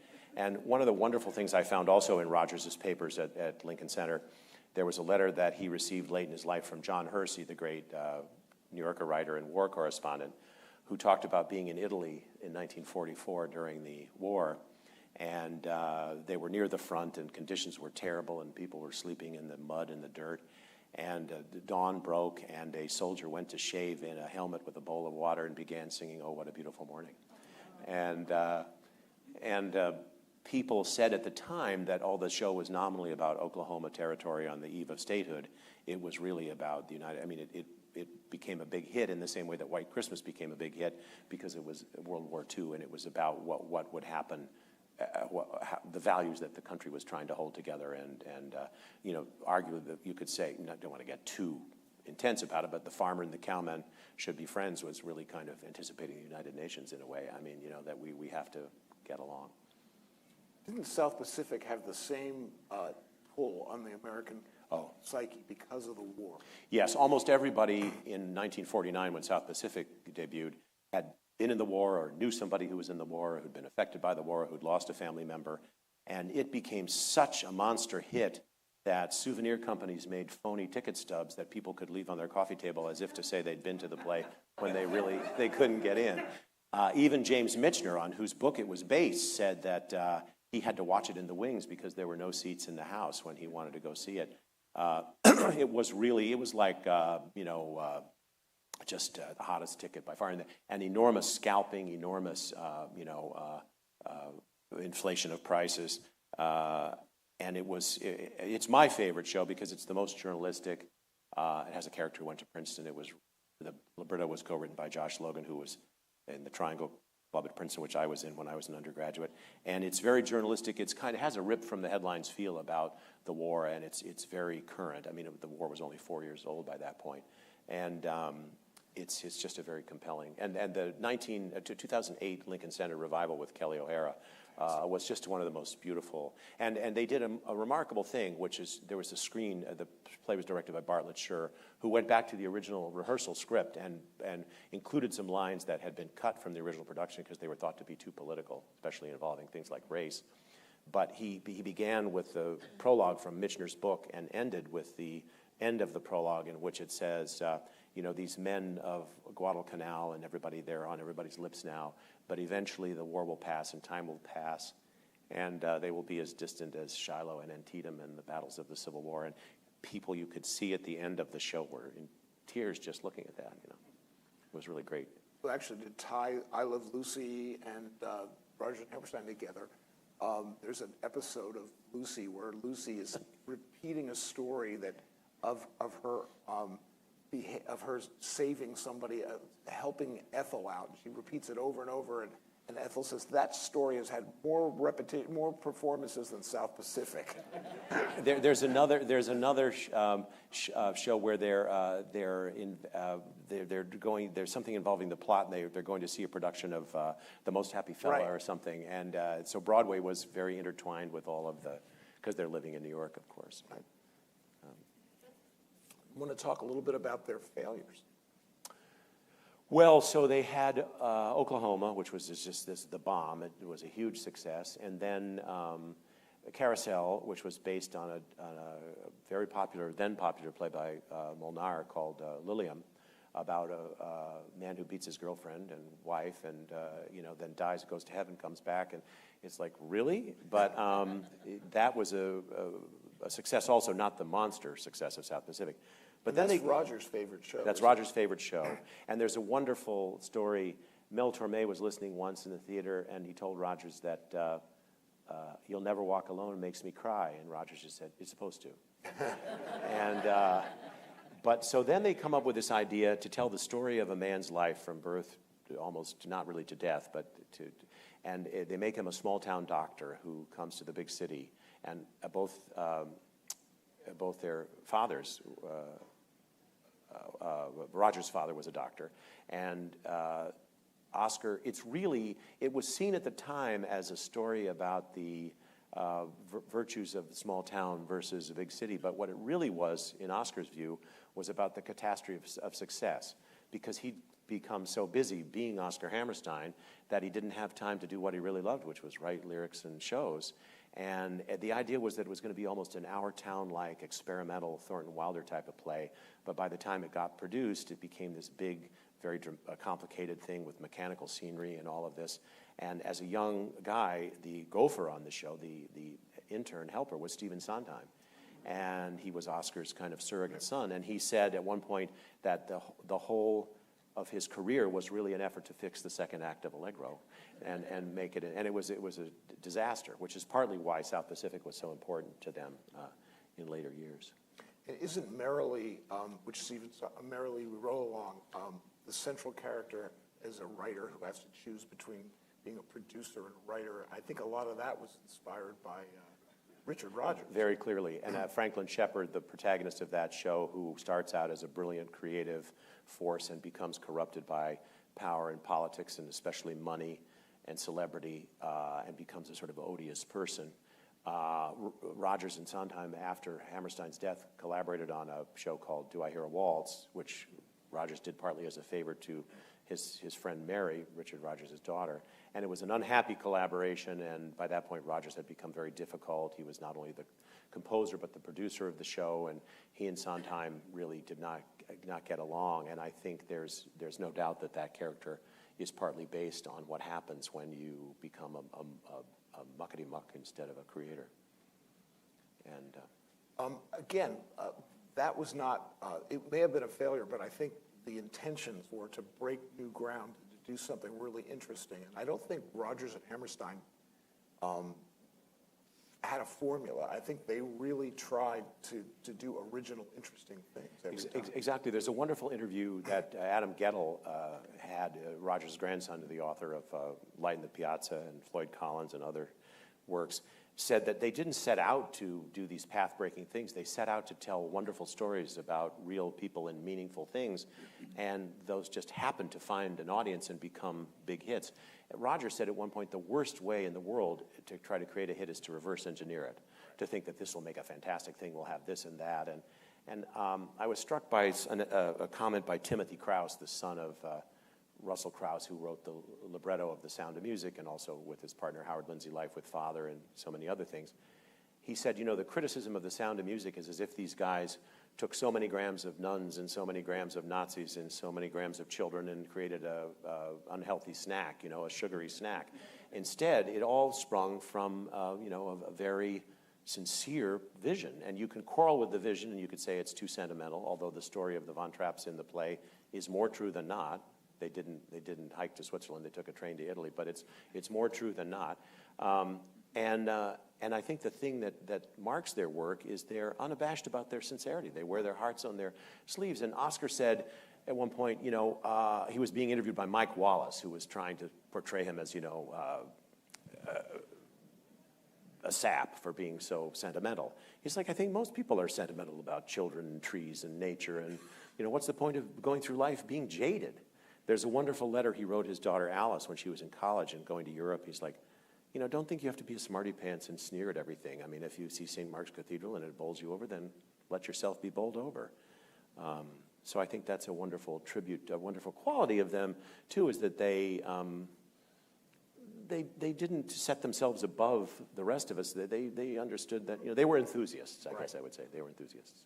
Well, it's interesting because I don't think, because Sondheim is so critical of Oscar, sometimes he's overlooked for some of the sophistication of some of what he created.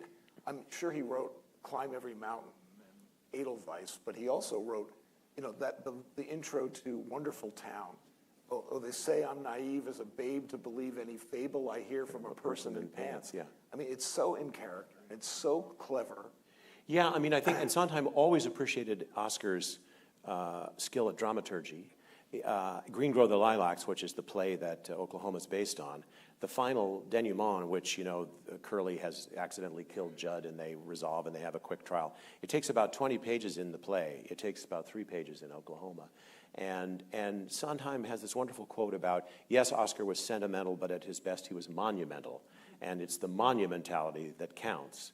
And Sondheim doesn't think he's a lyricist like, Dorothy Fields or Cole Porter or Frank Lesser or whatever, but he thinks that the heart is so important.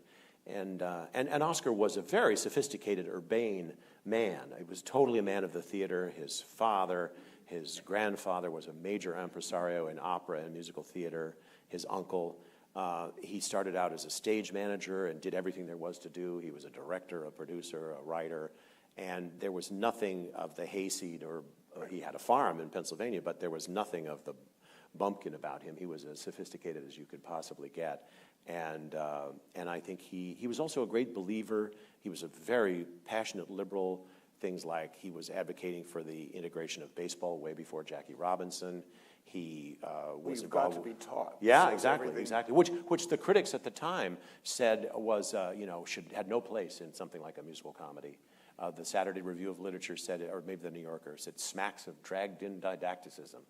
And he got a letter from a naval officer saying, this is like having a glass of scotch and choking on the ice cube. You ought to take this out of the play. And Oscar's like, choking on the ice cube is the point. Kind of, And speaking of heart, and this heart, and in Hammerstein's lyrics, Sondheim was not particularly kind to Larry Hart either.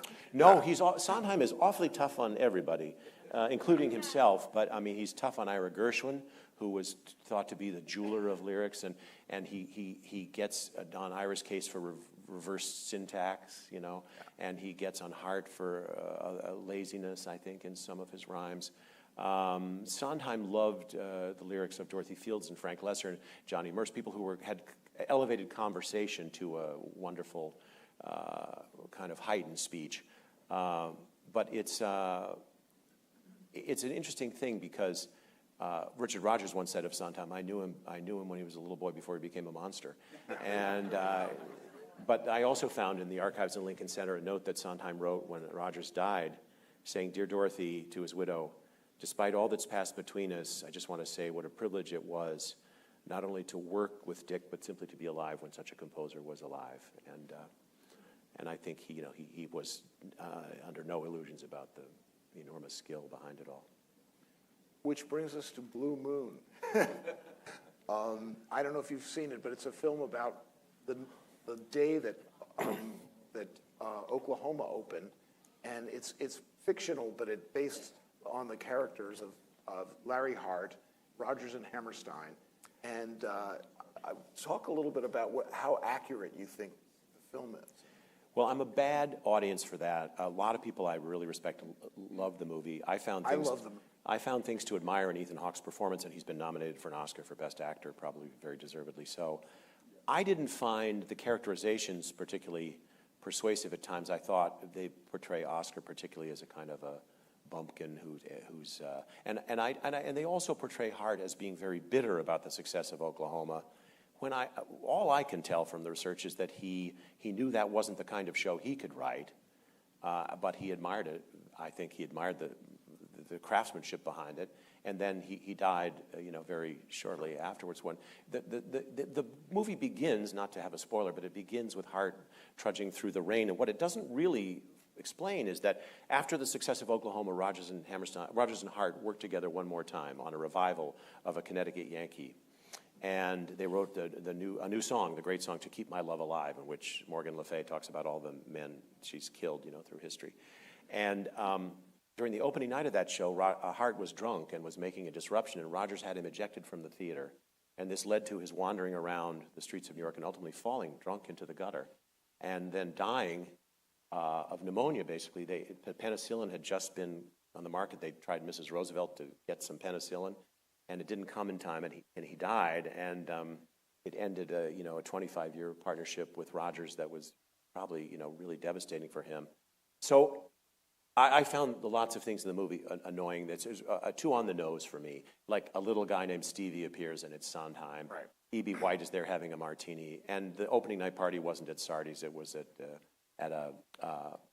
Jules Glanzer, who was a Cartier executive, had a party at his house. So I'm like, I'm not the person to ask, because a lot of people I know really liked it, and I'm just glad that the other thing I'll tell this that. The creators, Richard Linklater, just went off and made this movie without trying to get any cooperation from the Rodgers and Hammerstein office or the Hart estate. So there's an awful lot of Irving Berlin and Cole Porter music in it. There's hardly any Rodgers and Hart. Yeah. Because they got a last-minute license to deal with a little bit of music, but I would love to have seen a movie in which there's more Rodgers.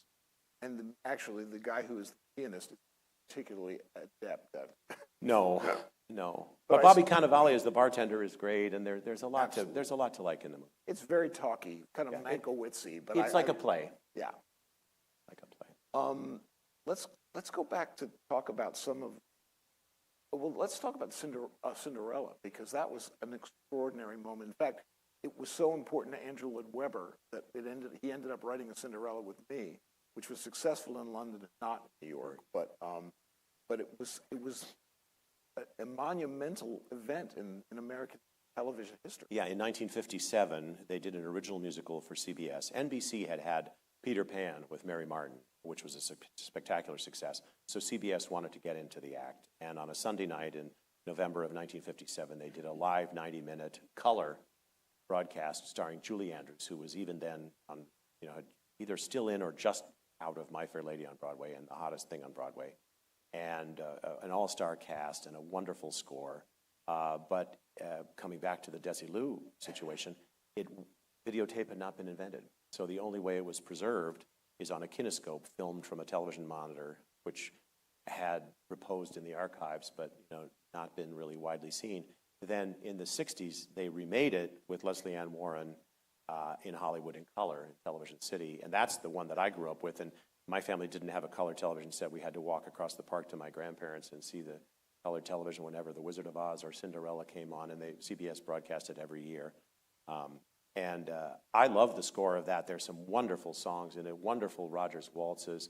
But the point of, I think, David's question is, when the show aired, it was watched by about 130 million people in the U.S. and Canada at the time when the country had a population of 170 million people. It was the most collectively watched event in the history of the planet at that point.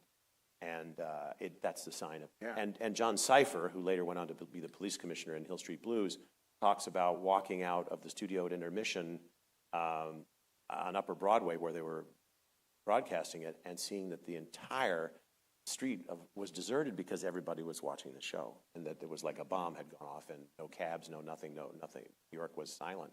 And that's a sign of the reach that they had. And then they went on to take that after their deaths and became a Broadway musical. Yes, it became a sensation all over again in like around 2013 or so. And Ted Chapin and the Rodgers and Hammerstein organization added some music interpolated some songs from other shows. And William Ivey Long invented these incredible costumes that suddenly they can, when Cinderella makes her transformation from, the ashes to the ball, these dresses turn inside out, and it's just a theatrical magic. We took our kids, and they loved it. And it's a very catchy score and a very faithful telling of the basic Cinderella. Talk to me a little more about what personally, like what are your favorite moments, Roger? Well, I love South Pacific. I love Carefully Taught. I love a song that was cut from the show before it aired. It was put in the movie. My Girl Back Home? Yeah. And it's Lieutenant Cable and Nellie Forbush in the South Pacific. It's a song about homesickness, and Lieutenant Cable suddenly realizes as he's falling in love with this Tonkinese girl that he has a blue-eyed girl back home in Philadelphia. And Bloody Mary, the crazy saleswoman of grass skirts and shlunken heads, he says, I have a Philadelphia girl. And she says, what, no Saxy? No, not Saxy? But the lyrics are, how far away, Philadelphia, PA, Princeton, NJ, how far are they? It's a poignant song. I also love Cockeyed Optimist from that show. I think there's almost nothing that doesn't touch you. Another song I absolutely love, and I love in 1981, Lena Horne had an incredible one-woman show on Broadway, fantastic. Just an unbelievable show. And she sang an arrangement of the Surrey with a Fringe on Top that her husband, Lenny Hayden, who was an orchestrator in the movies, had done. And it's a sort of slow-tempo version of Surrey with a Fringe on Top, but it's an infectious song. And Oscar himself said he could never hear Surrey with a Fringe on Top without being moved to tears. It's just kind of the rhythm is so infectious. The lyrics are fantastic. Yeah. Song. So many different singers have interpreted. Barbara Cook had an amazing version. Christine Ebersole and Billy Stritch do this really great version as well. And jazz people use that song constantly. It has enormous rhythm. It can be up-tempo, it can be slow-tempo, it can be reflective, it can be... And then the last verse in which they're falling asleep on the shoulder. Yeah. You know. Makes me cry. A lot of Rodgers Hammerstein, I mean, it's supposed to. I mean, as Richard Rodgers said. But it's very... and, you know, of course, for me, I'm 66. I grew up... The Sound of Music was not the first movie I ever saw. Probably that was Mary Poppins. But The Sound of Music was among the first movies I ever saw. And in our small town, it took forever for it to come.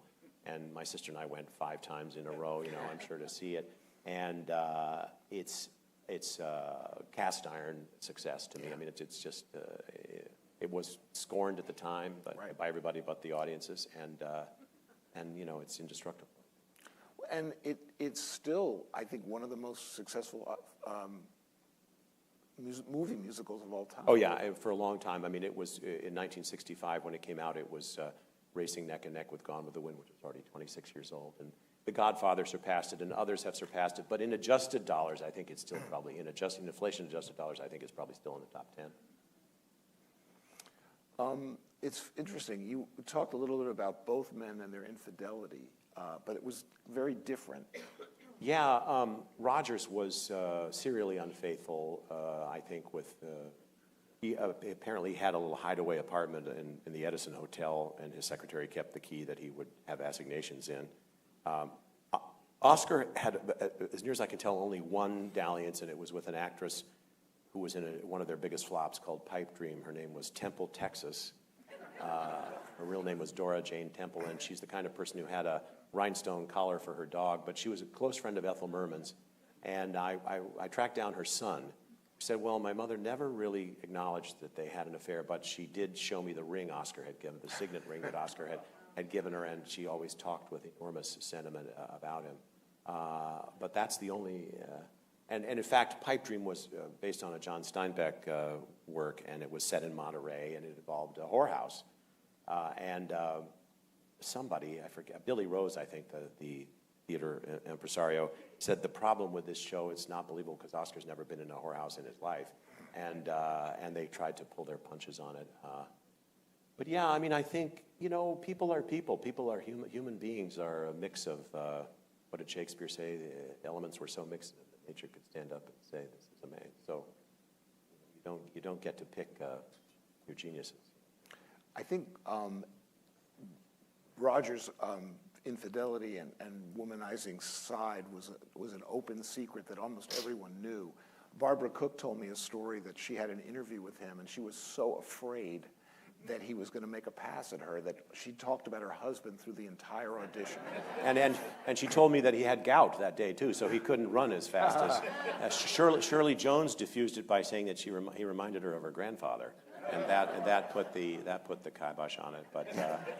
But there's stories about when Diane Carroll was in No Strings, which he wrote after Oscar's death, that he was, you know, kind of handsy with her, and there are pictures you can see where he's like draped himself over her. Even in 2 by 2, which was a late work with Danny Kaye playing Noah in the story of the Ark, he was chasing a young Madeline Kahn around. Right. He had good taste in women. He had good taste. I mean, Talk a little bit about Rodgers after Hammerstein. Well, he kept on. He was only, when Oscar died, he was only 58. So he felt he had to keep going. He said, I picked a new collaborator myself, and he wrote the score for No Strings and the lyrics. And then he wrote some additional lyrics for the movie of The Sound of Music. I don't know what you think. They're I think okay. they're good. Yeah. In fact, No Something Strings good has is, some good lyrics. Yeah.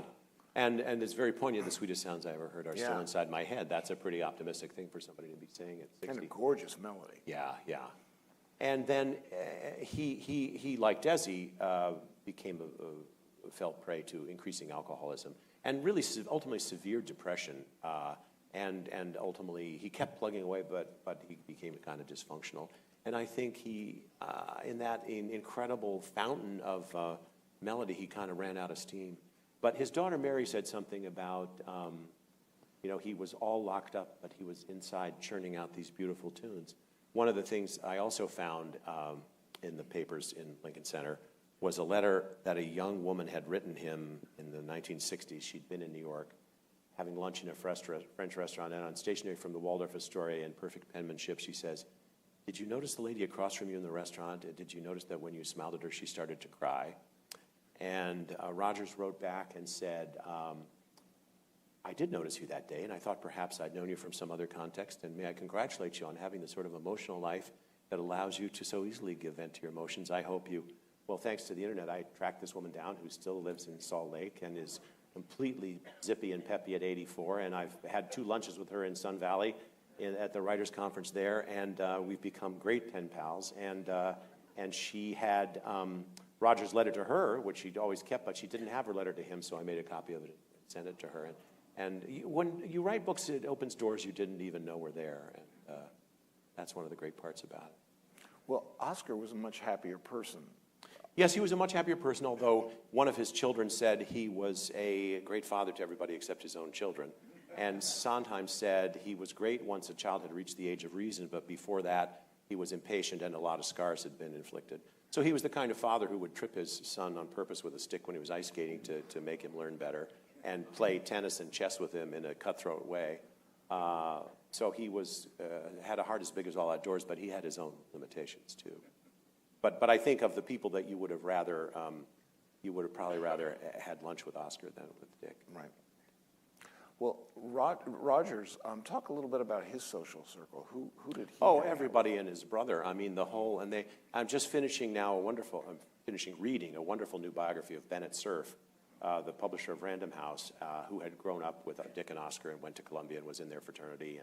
And a typical evening with Richard Rodgers would be the who's who of the mid-20th century. And he knew everybody who was anybody and vice versa. And he and his wife, Dorothy, who was a very talented and very tasteful and skilled interior designer. And the inventor of the Johnny Mop. The inventor of the Johnny Mop, but apparently a somewhat brittle person. They had a glittering kind of social life, sort of art collection and salon and everything. The 2 Dorothys didn't exactly get along. No, Dorothy Hammerstein was also an interior designer, but she was very spontaneous and loved bold colors and purples, and she once wallpapered a ceiling in purple wallpaper, and Dorothy Rodgers was extremely prim and proper, and they didn't really socialize very much or see eye to eye, but it's interesting that both men married these women named Dorothy. Yeah. And Dorothy Hammerstein was Oscar's second wife. He had an early marriage, and one of his great songs, "Don't Ever Leave Me," which he wrote for Sweet Adeline after Showboat, is written with Kern. With Jerome Kern when he's falling in love with Dorothy, and We're running out of time, but I would love to have talked a little bit more about his Oscar before Rodgers as well, because that was quite a remarkable career. he was really the pioneer of the musical play with Showboat in 1927 with Jerome Kern. But I just want to say that I see the wonderful Connie Towers Gavin, who played Mrs. Anna in a fantastic production of The King and I with Yul Brynner, and her stories about working with Rodgers particularly are something that I treasure. So, and she's a great friend of the festival. I know. Lovely to have her. Thank you so much. Thanks, David, so much for my. a man named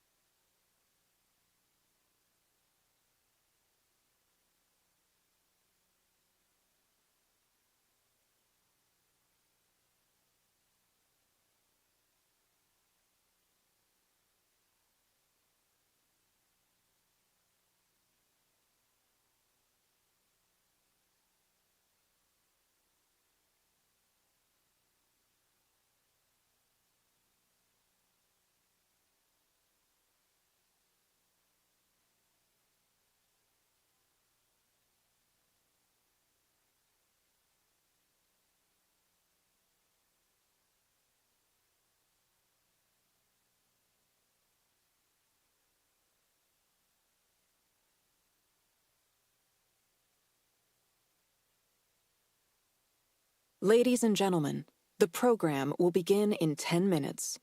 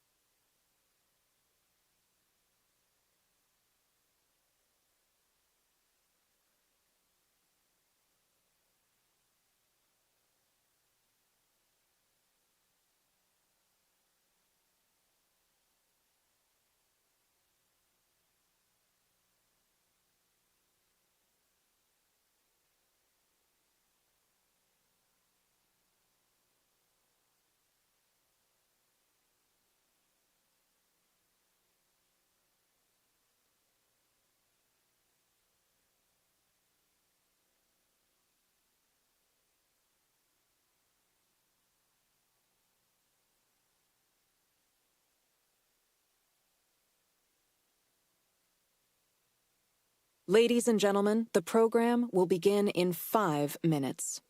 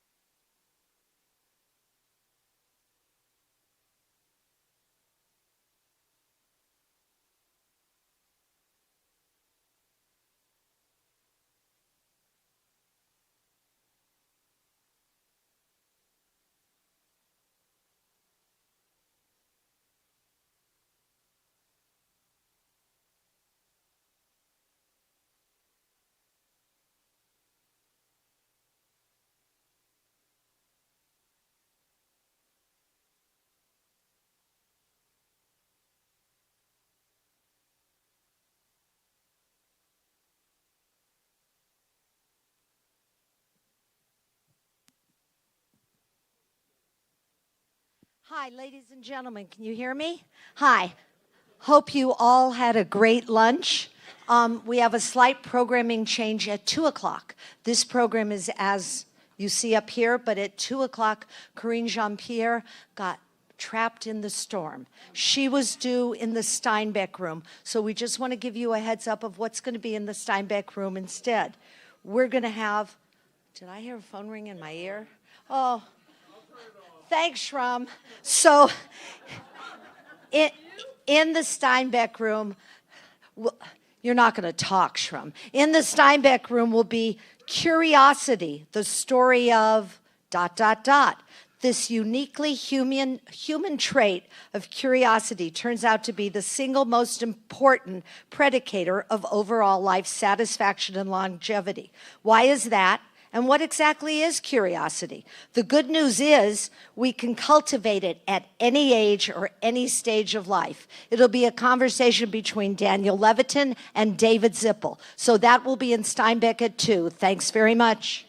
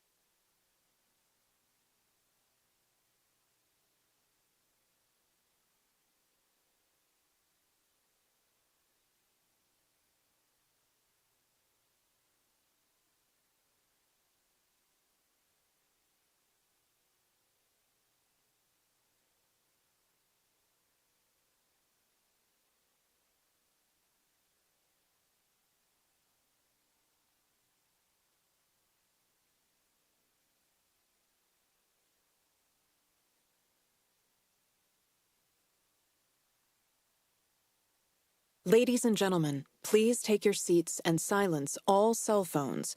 The program is about to begin.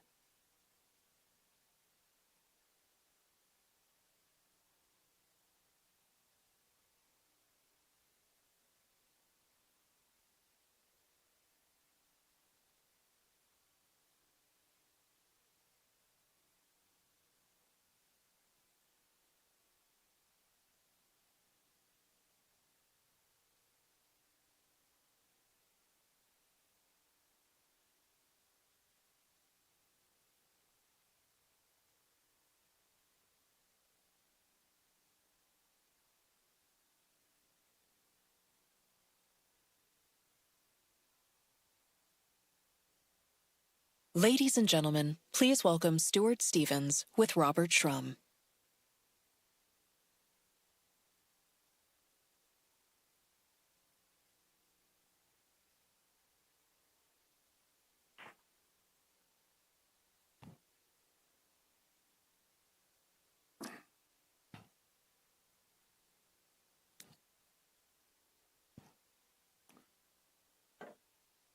You know, having misaligned vertebrae in your spine is not the most fun in the world. You know, whether you agree or not, Stuart Stevens is a remarkable person who's written a remarkable book. Candid, eloquent, persuasive evidence. And it's a portrait of America written almost in advance of what happened to America. And in that respect, I'd like to start by telling you that Bruce Springsteen released a song this morning that he wrote over the weekend. And it's pretty remarkable. He says, oh, Minneapolis, I hear your voice singing through the bloody mist. Citizens stood for justice, their voices ringing through the night. And there were bloody footprints where mercy should have stood, and 2 left to die on snow-filled streets, Alex Preddy and Renee Good. Oh, Minneapolis, I hear your voice, crying through the bloody mist. We'll remember the names of those who died on the streets of Minneapolis.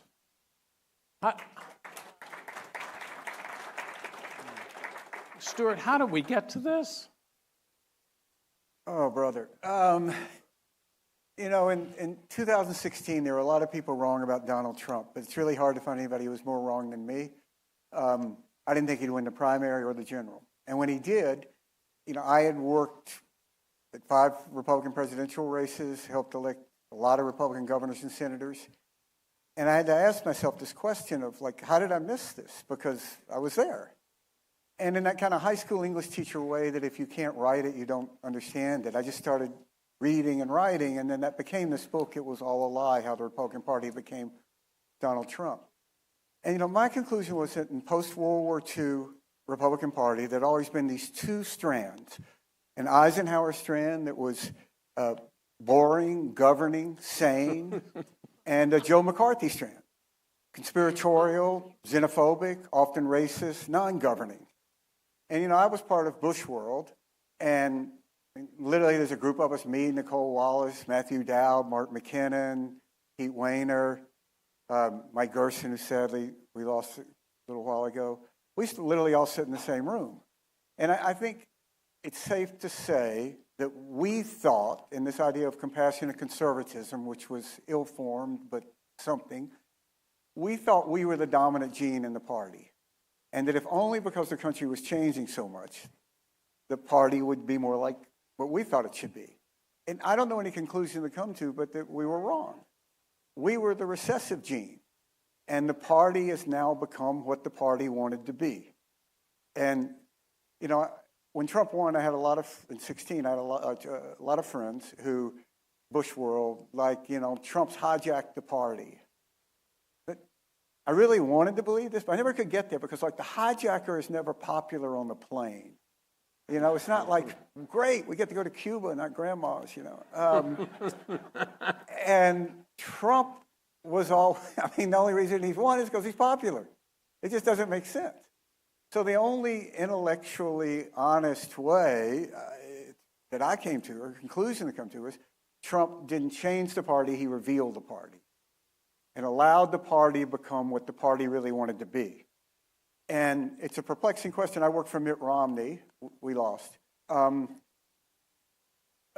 think people have a much better sense of Mitt Romney as a person now than they did during the campaign, which is, I think, not untypical. You know, you worked for John Kerry, and I imagine you thought the portrait of John Kerry was so much less than who John Kerry really was. Yeah. It's just kind of the nature of the beast of our politics. But Mitt would have led the party in a very different direction. And, you know, it's something that I think about a lot. Like in the 30s, when there was a huge fascist movement in America, why didn't America become fascist? Probably because FDR was president, not Lindbergh or Henry Ford or someone. So maybe that thing that we used to study in civics classes, and we still had them, leaders matter. And I think, you know, Trump has given people, Republicans, permission to be their worst self. And that's a very easy thing, you know. instead of a politics, it's aspirational. And if you haven't read some of the speeches this guy wrote for Kennedy, you should, including a famous one at the Democratic Convention in '80. It was about an aspirational politics, about becoming something bigger than ourselves, better than ourselves. And Trump is the exact opposite. Our worst self is our best self. The part of you that has a little road rage when someone passes you, that's what you're supposed to embrace. Because if you don't, then you become a sucker, you're a victim. And, I think the Republican Party has collapsed as a functional Republican Party, a functional American political party. And it's now become an extremist movement. And what we know about extremist movements is they only become more extreme. And you have stricter and harder purity tests to advance in the party. So you have when Trump announced in 2015, Mexicans are rapists out of this. Okay, that's kind of old hat. So now, think about this, Bob. You've been a staffer, I've been a staffer. You're sitting around in the vice president's office, and you find out that a lot of youngish Republicans, this whole group of them, not kids, but youngish, had thousands of messages that are pro-Hitler, Holocaust-denying, pro-Nazi. And you decide, I'm going to go out and defend these guys. What do you say? Boss, I don't know, man. Is that really a great idea? You're going to defend the Nazis? And, why does J.D. Vance do that? Because he believes, and I think he's correct, to advance in the party is to show that you will be more transgressive than anyone else. Mexicans, rapists, old hat. But I'm sort of have this shadow campaign against Marco Rubio. Okay, Marco, you're going to defend Nazis? Here I am. And that's what the party has become. And I think that history shows us that it is incapable, these movements are incapable of reforming themselves. It wasn't a moderate element in the Red Guard that ended the Red Guard. They have to accelerate and spin themselves out. And I think we're seeing some of that happening now in Minneapolis, but it's only going to get worse. I don't think this idea that there's some Republican Party to go back to is a credible idea. That party's dead. This is a party that doesn't have room for Cheney. Think about that.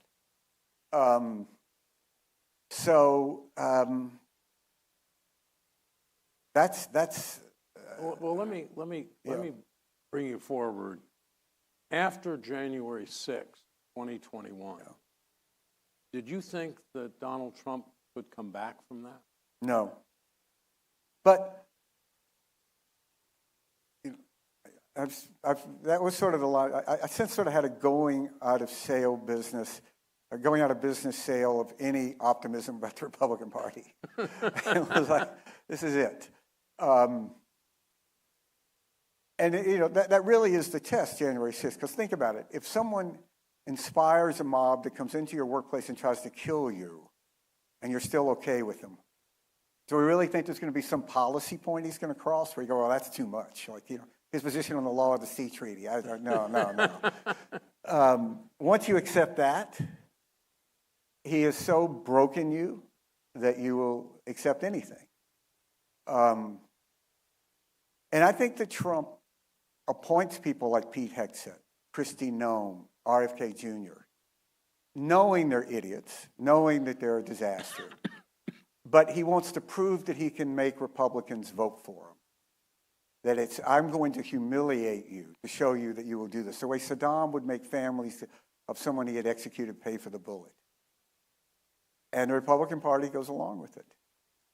And, I think, we were talking about this earlier, but I think that there's something we did in the Republican Party without realizing it over decades, and that is we built a system that rewarded compliance, that rewarded waiting your turn, that punished leadership, punished any disagreement.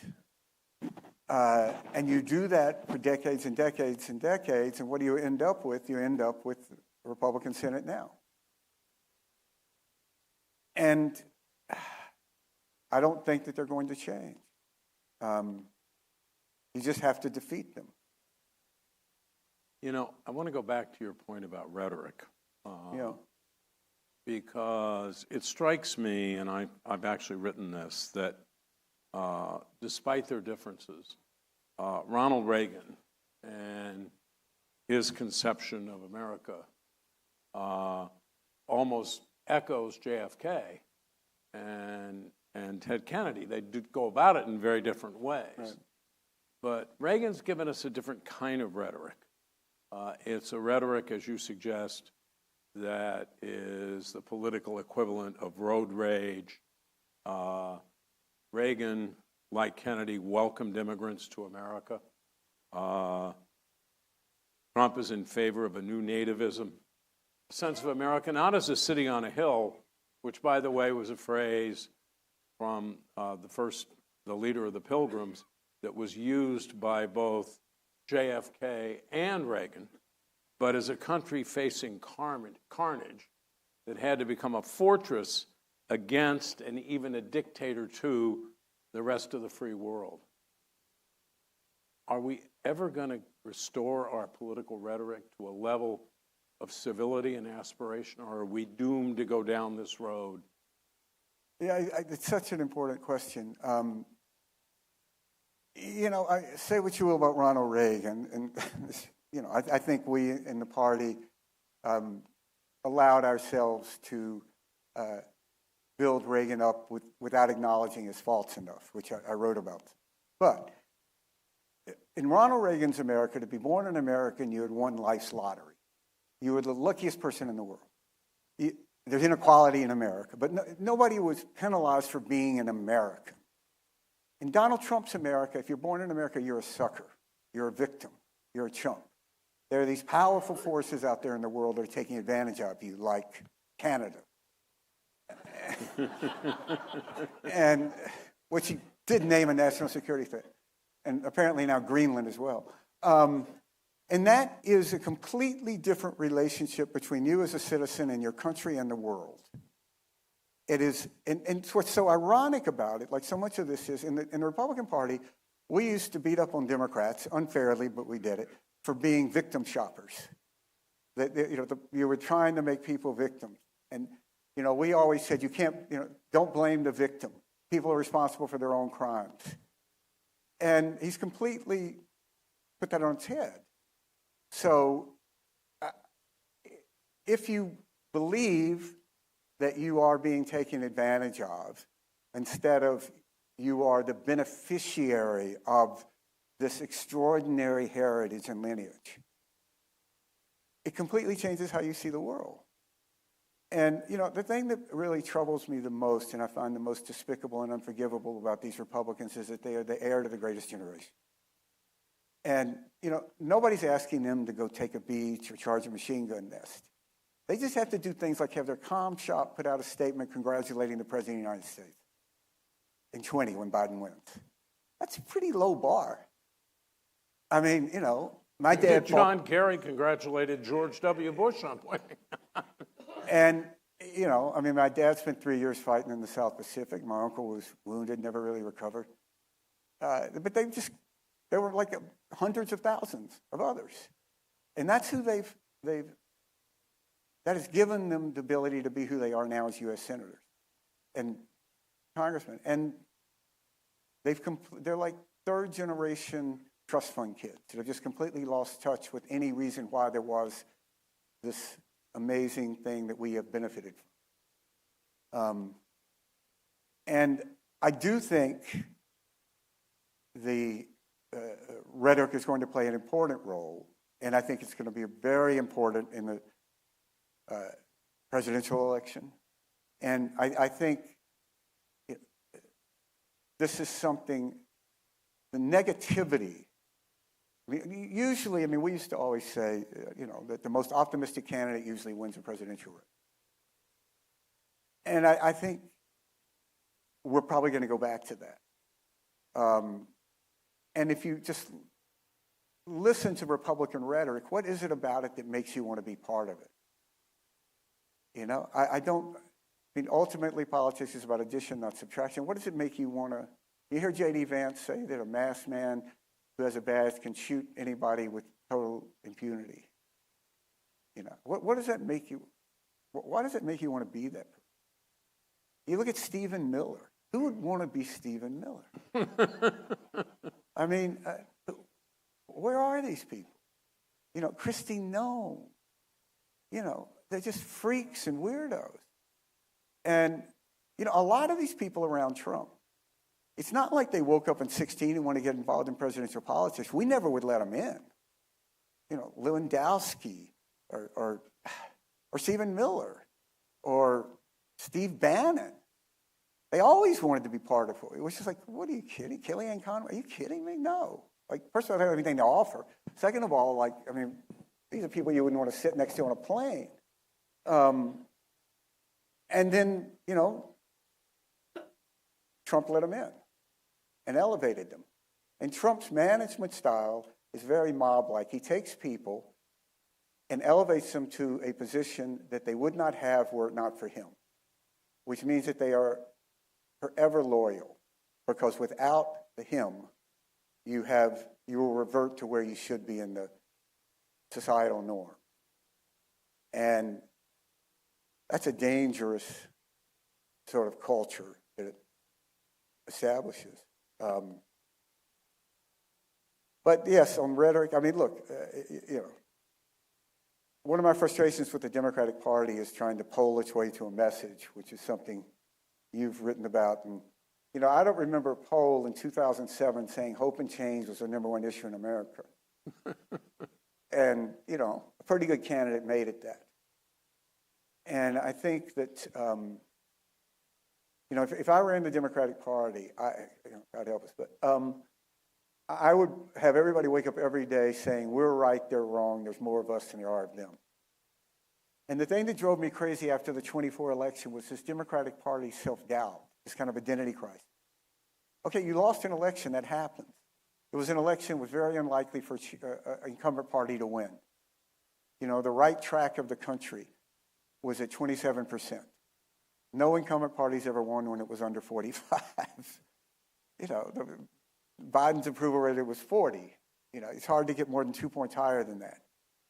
So you lost, but that happens. It should lose. I mean, democracy, somebody's got to lose. That doesn't mean you were wrong.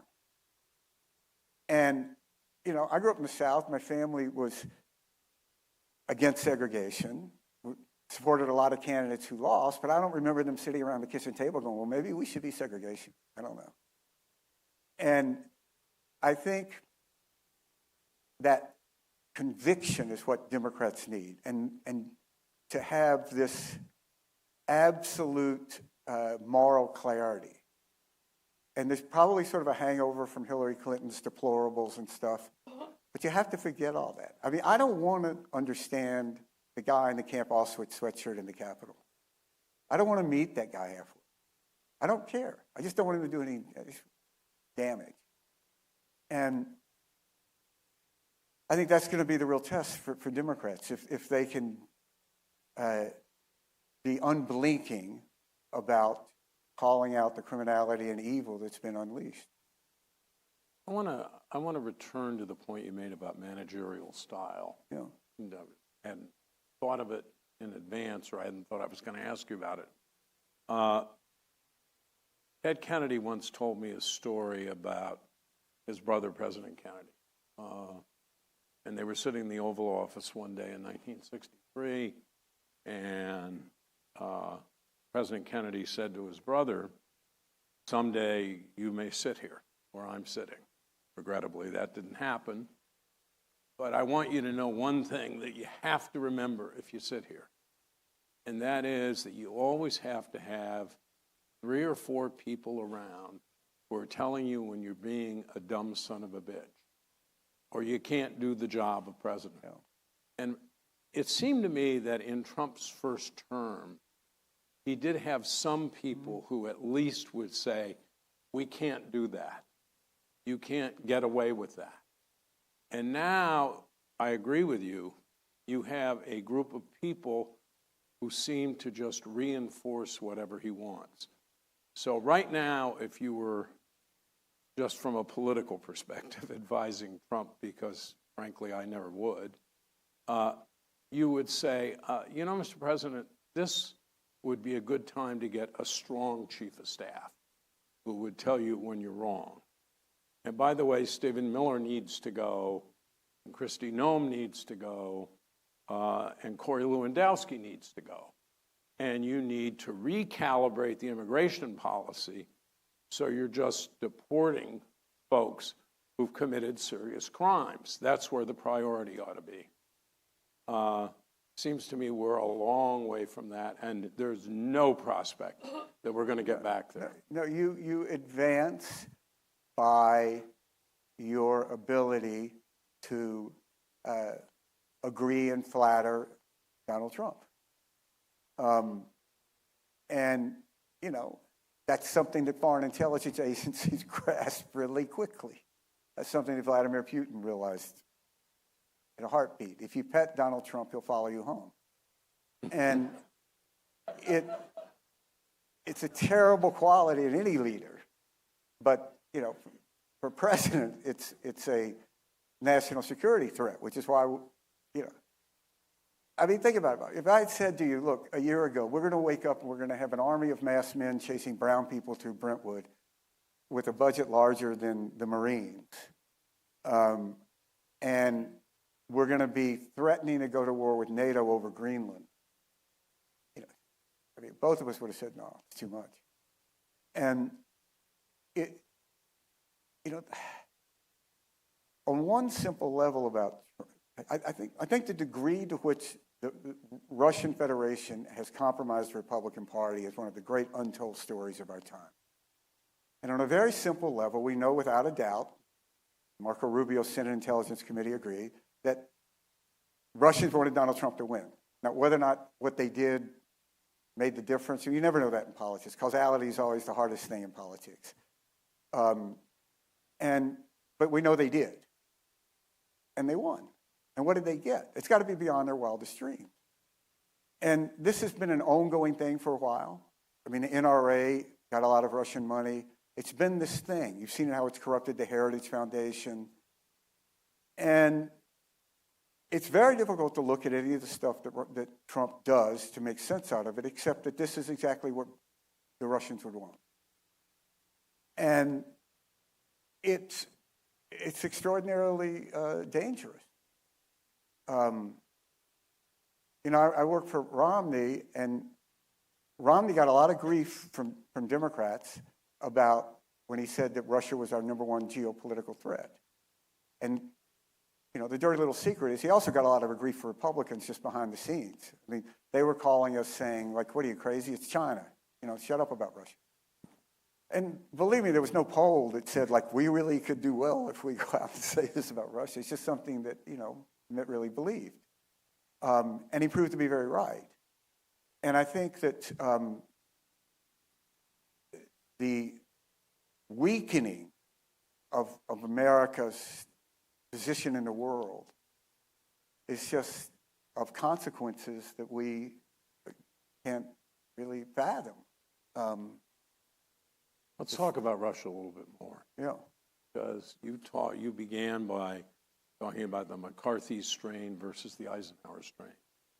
But the one thing that always seemed to unite, at least publicly, yes, almost all Republicans, was a reliable, consistent, sometimes over the top. I think of Barry Goldwater, for example, in 1964, not later, he changed. But opposition to the Soviet Union. And now they go along with policies that, in essence, appease Russia. Lindsey Graham. More than that. Yeah. Support Russia. I mean, look, you're more of a student of... I mean, but did they ever believe this, or was it just a posture? Listen, this is why I called my book, It Was All a Lie. Because I don't think that people abandon deeply held beliefs in a few years unless something extraordinary happens. Like, you don't believe in UFOs if one lands, okay, well, different. I changed my opinion. That didn't happen.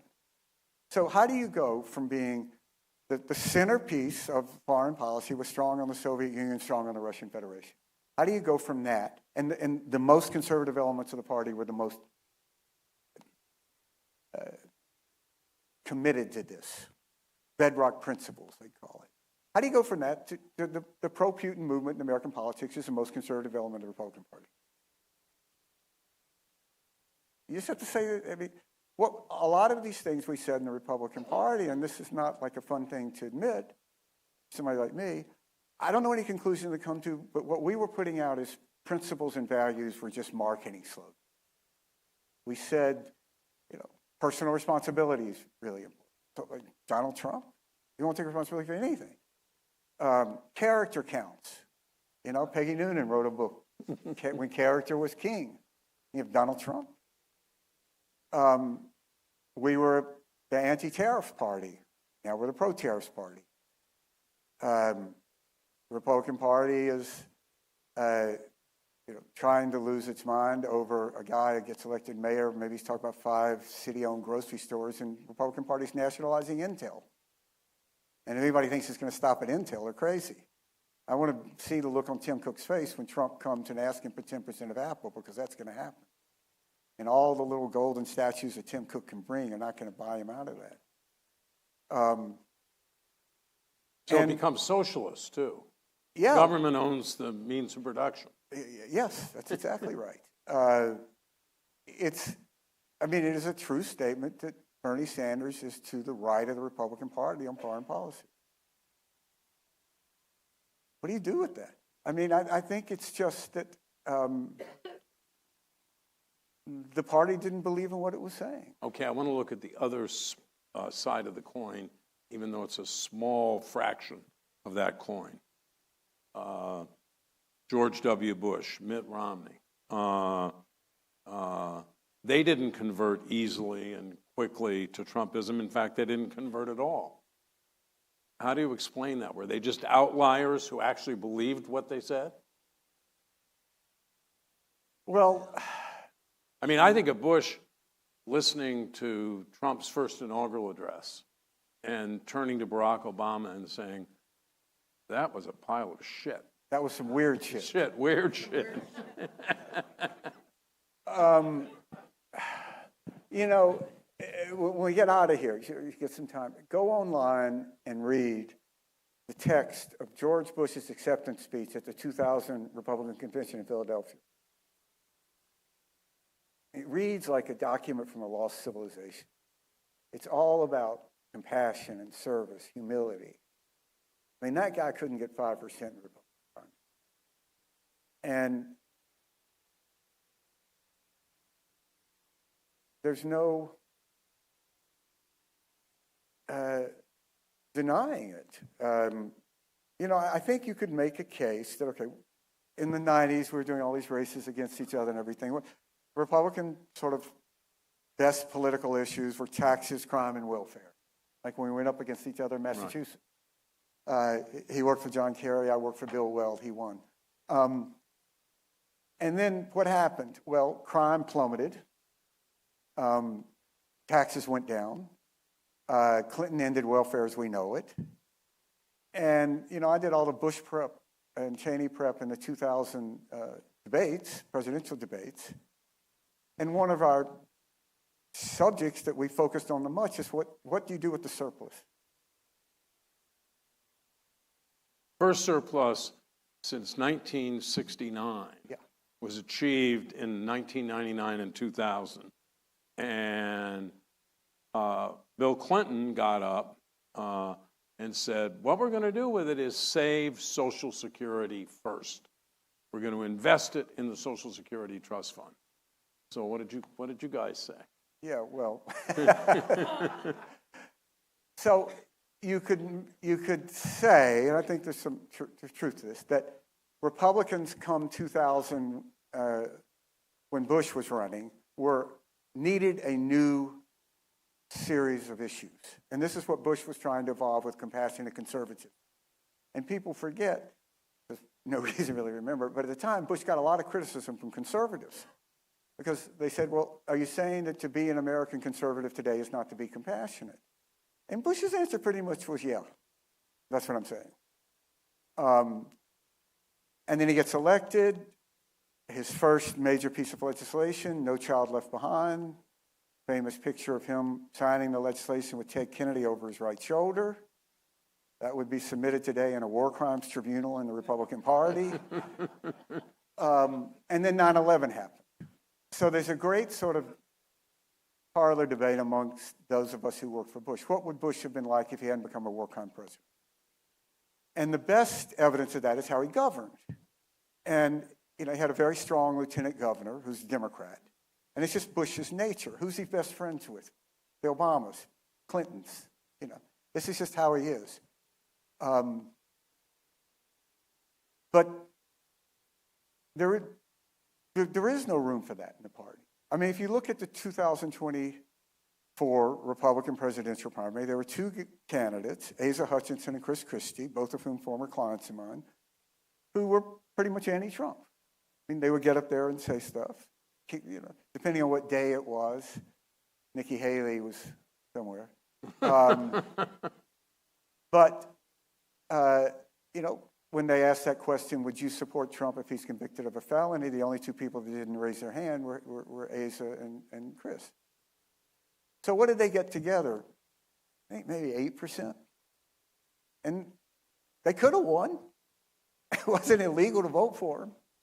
Nobody was getting shot if they voted for him. I mean, in that sense, politics is sort of the perfect marketplace. People vote. And the Republican Party doesn't want those people. But what you're telling us, really, is that governing becomes close to impossible. That you can't have an Orrin Hatch, Republican conservative from Utah, joining Ted Kennedy to ensure health care for 8 million poor children in America, because the next time he faced the Utah Republican electorate, he'd lose. You're telling me that you can't have immigration reform, which was a cooperative venture with Reagan and Kennedy and a whole bunch of Republicans and Democrats. And you can't do the Social Security Commission that Tip O'Neill and Ronald Reagan cooperated on that made Social Security popular or sound for the next 40, 50 years. So how do we govern the country when you have one party, if it is what you say it is, that is simply an extremist movement? You have to go back, and David Plouffe wrote a very good piece about this, the other day. Democrats have to build a broad enough coalition that will last, that they will be able to do as it was in FDR. That you have to win enough that you can do this. And you have to quit looking at Republicans as a governing partner. They're not. And I think that there needs to be a robust, urgent discussion in the Democratic Party of what is the mechanism that's going to be erected to hold the criminality of the Trump administration accountable. How are we going to try Stephen Miller? How are we going to try? It's not enough to impeach them.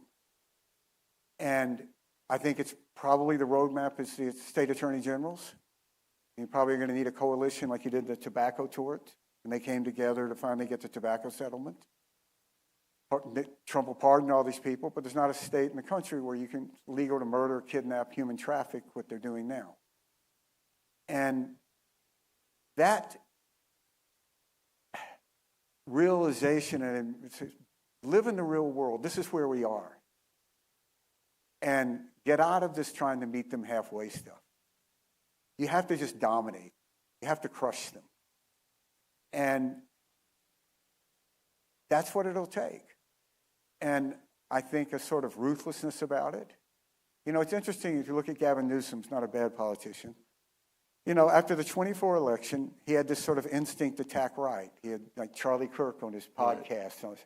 And what did the Democratic Party? It seems to me, you would know better than us, he kind of threw up on his shoes. And he realized, oh, this isn't working. So he went the other way. And now he's mocking Trump and doing all of this and getting rewarded for it. And I think that's a very positive sign.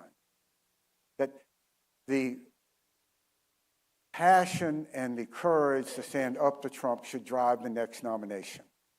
be it Pritzker, be it, it can't be any of this, you know, you could argue, I mean, I would have argued, I probably did argue, that all it's going to take after Trump is electing a normal president and the reminder of the country of the relief of what it's like not to have to go through that will be such a positive that it'll end Trumpism. The only problem with that is we did that with Biden, and it didn't work. Now, there are other factors. I mean, Biden shouldn't have run for re-election. I don't think anybody's going to look back and say, you know, that thing about an incumbent president getting out in July and giving it to the vice president, and we really should keep doing that. You know, it's not a great, but it didn't work. And I think there's a great lesson in that. And that is that you have to go out and be unabashedly convinced that you were right. This is segregation. This is slavery. And you don't want to say, well, I'm going to have like both sides of slavery, which a lot of people did.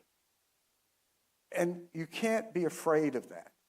And you say, you know, or do you mean you're going to say 40% of the country is racist? You know, as my Republican friends, few I have left, still say that to me. They're saying, no, it just means that 40% of the country cares about something more than having a racist as president, because you can't deny Donald Trump is racist. And that's where you have to be, I think. And it's a different time and a different moment. And I think our old politics is inadequate for it. Yeah, let's talk about the media in this, because you talk about it in the book. Yep. And you talk about Republican voters and their complete breakdown of trust in the media. Some of the media, such as Fox, obviously and intentionally contributes to that. But we have a different media landscape than we did 50 or 60 years ago. If you'd gone to Walter Cronkite in 1962 and said, you know, there's this group called the John Birch Society, and they're holding a press conference in New York today to say that President Eisenhower was an agent of the communist conspiracy and President Kennedy is a socialist, how many cameras do you want to send? Cronkite would have looked up and said, you're fired. I mean, we had gatekeepers. Now we don't have gatekeepers. We have this proliferation of social media. Everybody can be their own broadcasting network. Yep. You don't have to turn the TV on.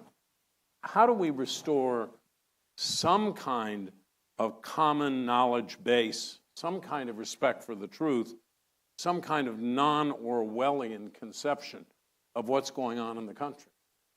Or do we? That's just an unbelievably great question. I mean, I would say, yes, media is not like it was 40 or 50 years ago. I'd say media is not like it was 4 or 5 years ago either. I mean, the Washington Post, CBS, they're gone.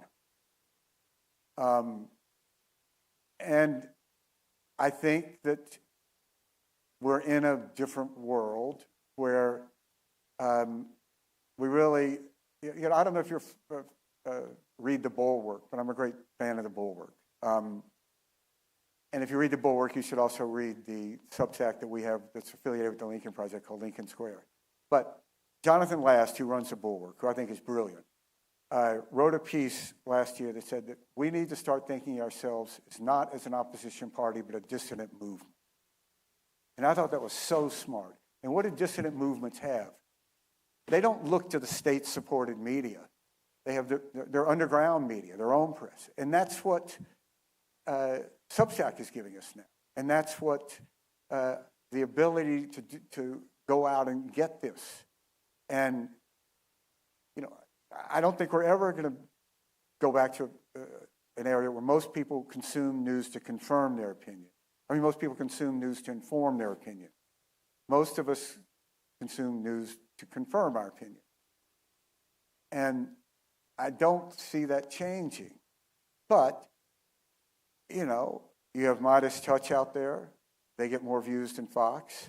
In the Lincoln Project and Lincoln Square, we get tremendous views. But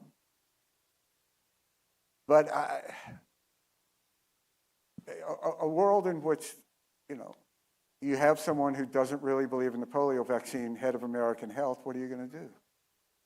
I mean, polio. That's become like a political issue. I don't know how you unwind that. Yeah, we're experiencing measles epidemics in Yeah. parts of the country, totally preventable. And there are people who just say, I just don't believe in vaccines. Well, when did they become scientists or doctors? They didn't. Look at, Senator Cassidy from Louisiana. If you go back and you look at his record, he is a doctor. And when he first was, when he was a resident, and so he had this passion for vaccines, and he started vaccine programs in underprivileged schools, public schools across southern Louisiana. And then he got elected to the state Senate, and that was his issue, vaccines. And now he's in the U.S. Senate, and he's casting the deciding vote to have RFK Jr. What do you do with somebody like that? I just, it's about never wonder how 1930s Germany happened. Personally, it's unfathomable to me. What is the upside? You say you lose a primary? I mean, being a senator is not that great of a job. I mean, Jesus Christ. And, that's the thing that really you've done so many campaigns. It's a real pain in the ass to get elected to the Senate. You got to do all these humiliating things and beg for money and meet people you really don't want to meet. And you finally win. You do that to do what Donald Trump tells you to? Really? Is that worth it?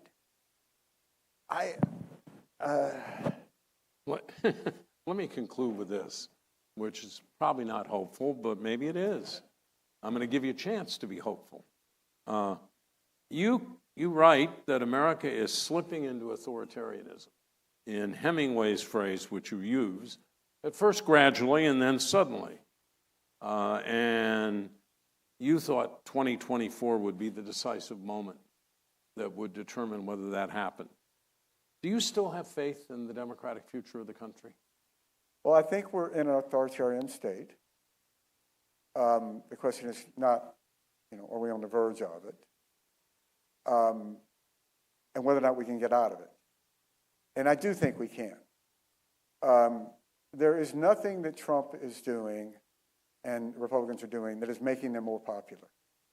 They are losing $5 on every sale and trying to make it up on volume.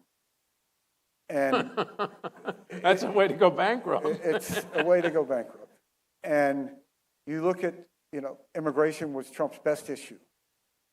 And I haven't seen, wherever he was last Wednesday on immigration, he's 5 points lower, 10 points lower today. And usually in politics, if you don't have a great message, you need a great messenger, and Republicans don't have either. So I think that that's very encouraging. And I think at a certain point, this sort of despicable, disappointing cavalcade of tech executives that have given in to Trump, they're going to sort of start asking themselves, I'd rather be a CEO in America or Russia? Because Trump wants Russia. And I think everything with Trump is transactional, and I think that'll change. So I choose to believe that the darkness won't win here. I don't think that the majority of Americans want to be Stephen Miller. And the kind of anger and hatred that makes you feel. Thank you for coming back to being a little hopeful. By the way, Stuart is going to sign his book, It's All a Lie, out there. It's All a Lie is a brutally honest, truthful book where he's often tough on himself, and it's a fabulous read. So go out there and get a copy. Stuart, thank you for coming. Thank you for your bravery, and thank all of you. Thank you all for coming.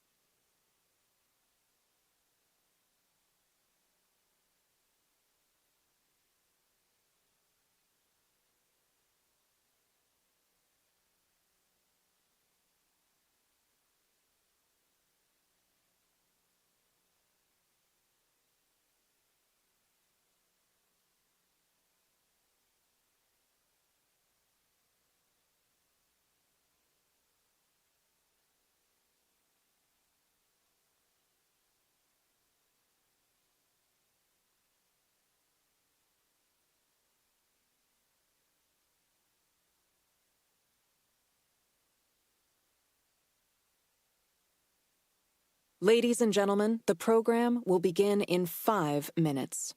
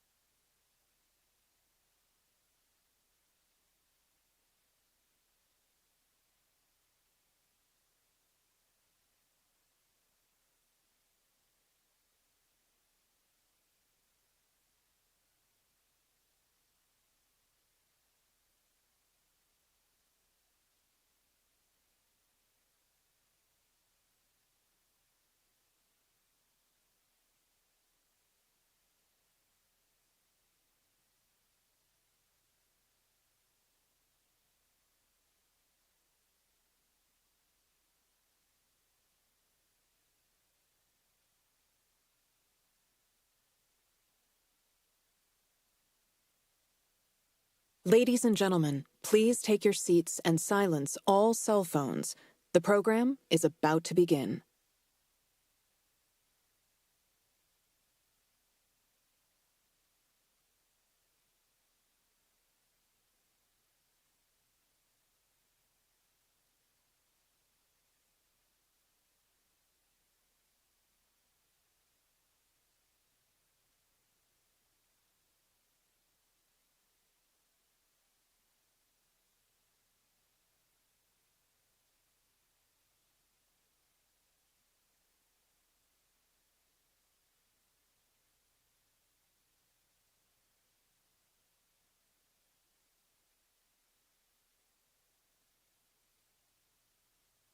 Ladies and gentlemen, please welcome Mina Ahmed with Edward Luce.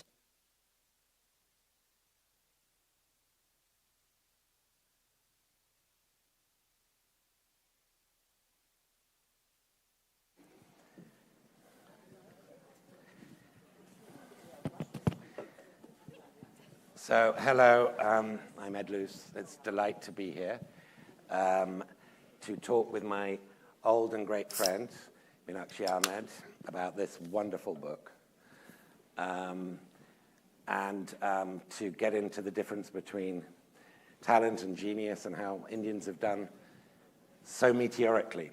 It's not just Indian genius, it's the meteoric rise of Indians in America. So there's two parts to this title.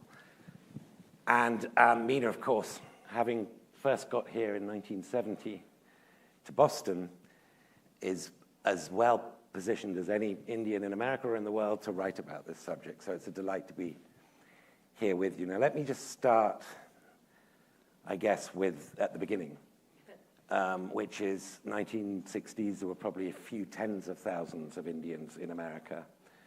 Now there's 5 million. What happened in the 1960s? Well, thank you so much, everyone, for being here and to the festival for inviting me. It's a pleasure to be here. And it's a real honor to be on the stage with my friend Ed, who I hope you've been following all his wonderful pieces in the Financial Times. I'm glad they let you back in the country after going to Jaipur Military Festival. I was a bit worried. Well, I was surprised they let me into India. But anyway, that's another subject. That's true. When I arrived in 1970, there were barely 50,000 Indians in the whole of the US. I mean, think about that. That's hardly anything. The immigration laws in this country had been fairly discriminatory. You know, you've all heard of the Chinese Exclusion Act and various other things. But in 1965, they relaxed the immigration laws. And so that is when what I call the first wave of the Indians we know today came in. And it was really driven by two things. One was domestic, one was foreign. Sputnik had just happened, and the American military was very anxious that they were going to lose the space race to the Russians. So they started investing heavily all along MIT and the West Coast, Stanford, and all these corridors of intellectual excellence to try and, push research and engineering. But there weren't enough engineers. And so they began to look overseas. At the same time, in 1965, some of you may recall that President Johnson passed the Medicare Act. And also there was I believe it was Title 19 of the Social Security Act, which entitled disabled and people who were below the poverty line on Medicaid to also have access to health care. So all of a sudden, 20 million Americans now had access to health care. But there was a shortage of doctors in the hospitals. There weren't enough doctors. And at the same time, the AMA, in their wisdom, decided to reduce how many students should go to medical school. So the hospitals had these red blinking lights, danger. The Vietnam War between 1961 and 1975, and I hope I don't get this wrong, Rick, who's the expert, 9 million Americans were sent to Vietnam. So not only did you have a lot of people who required doctors on the field, but you had injured people and VA vets coming back who required long-term care. So when you combine this sort of perfect storm, there was a massive shortage in the healthcare system, and there was a great need in engineering. So Europeans were no longer coming in. The Marshall Plan had worked wonders. There was no more potato famine or any of the other things that had driven, or religious discrimination that had driven the Europeans to come here. So they began to look overseas. This is when, in India, who had gained independence in 1947, the prime minister was very, very liberal, secular, a believer in democracy. He had said the way for India to get out of poverty is through education. When the British left, only 13% of India was educated. I know you think of Indians as being, a lot of educated people, but there had been a denial of education. But he invested heavily, especially in scientific institutions and medical institutions. So there was this heavy investment, and they were graduating these very, all the engineering institutes. I don't know how many of you have heard of the Indian Institute of Technology. It's very famous in the world. And they were set up in collaboration with different countries. So the US collaborated with one of them, the Germans with another, the French with another, the Russians with another. And so they were graduating world-class engineers and doctors. And so these people were ripe for recruitment. And so the US went in and recruited these very highly skilled doctors and engineers who were English-speaking to come to the US and help develop this country and fulfill the needs, the medical needs as well as the engineering needs. So that is really the beginning of when the big immigration begins. The second big leap was in 2000. I don't know how many of you remember Y2K. Everyone was flipping out thinking, oh my goodness, all our computers are going to crash, everything.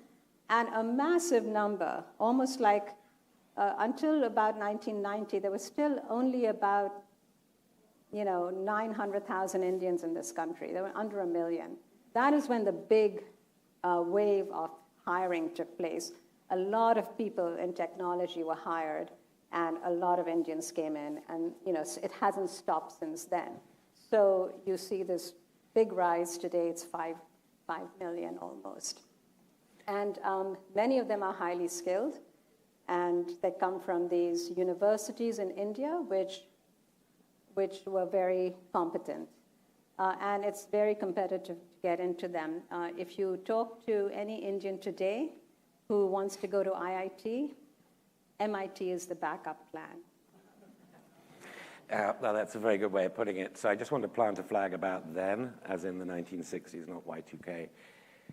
Expanding healthcare in America, openness to immigration, to non-white, non-European immigration, and for engineers, doctors, etc. A liberal, secularist Indian prime minister. I just want to plant the flag that we are going to get to today not fitting that description and what that means for Indian immigrants. But let's just start with the 3 categories you have of Indian geniuses, which is techies, healers, and influencers. Let's start with the techies, because the techies, are really, really very important part of your story, right? Yeah. Talk a little bit about the Kamal Rekkis, the Vinod Khoslers, the Nikhil Aroras, the role that graduates generally of IIT have played in the startup innovation culture of America. So the first round of people that came to Silicon Valley in the 1960s and 70s, I call them the founders because they were often passed over for promotions. They were never put in charge of management because they didn't think that Indians had the capability. They felt they needed a white face. So these Indians invented things. They were really good at inventing things and holding up the engineering back offices. But they were getting frustrated. So as things became available and opportunities became available, they started their own companies. There's a person in my book called Kanwal Rekhi who's currently got his own book out. Many of you may not have heard of him, but he started a company because he was frustrated at being passed over. He was the genius who kind of thought of the internet as we know it. He started a precursor where computer systems, in the old days, never talked to each other. And he figured out how an internet system could be produced where all these computers were able to communicate with each other. Anyway, he sold his company to Novell, which Eric Schmidt, before he became CEO of Google, used to work for. But he was passed over, not only for being CEO, but also from being on the board. So he was very disturbed by that. But he was the first Indian to take his company public. After that, there were several other Indians who started their own companies and kind of began to prove to Silicon Valley that Indians could be good managers and run successful companies. And today, you have a whole new crop that came in after that 2000 influx with Y2K. And you have Satya Nadella, who runs Microsoft. You have Sundar Pichai, who runs Google. And you have, a host of other very well-known Indians who, three of them who I featured in the book. Can I just very quickly interrupt you there? You've got Satya Nadella in here, but not Sundar Pichai. What did Sundar do to you? Well, this leads us to what is genius. So what really is genius? It's a loaded term.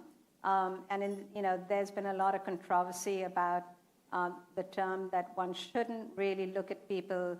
Genius implies that it's a gift you're born with and that there's nothing you can do. You just either are born with it or you're not. But actually, today there's been a debunking of that myth, and people talk about genius being a collection of experiences built on other people's knowledge that hard work then leads you to genius. My book is a little provocative. My agents always have a way of they want to sell books. So he came up with the name Indian Genius. The subtitle is mine, The Meteoric Rise of Indians in America. And I really refer to genius more as the genius of the Indian people. Like you talk about the genius of the Jews or the genius of, the Germans.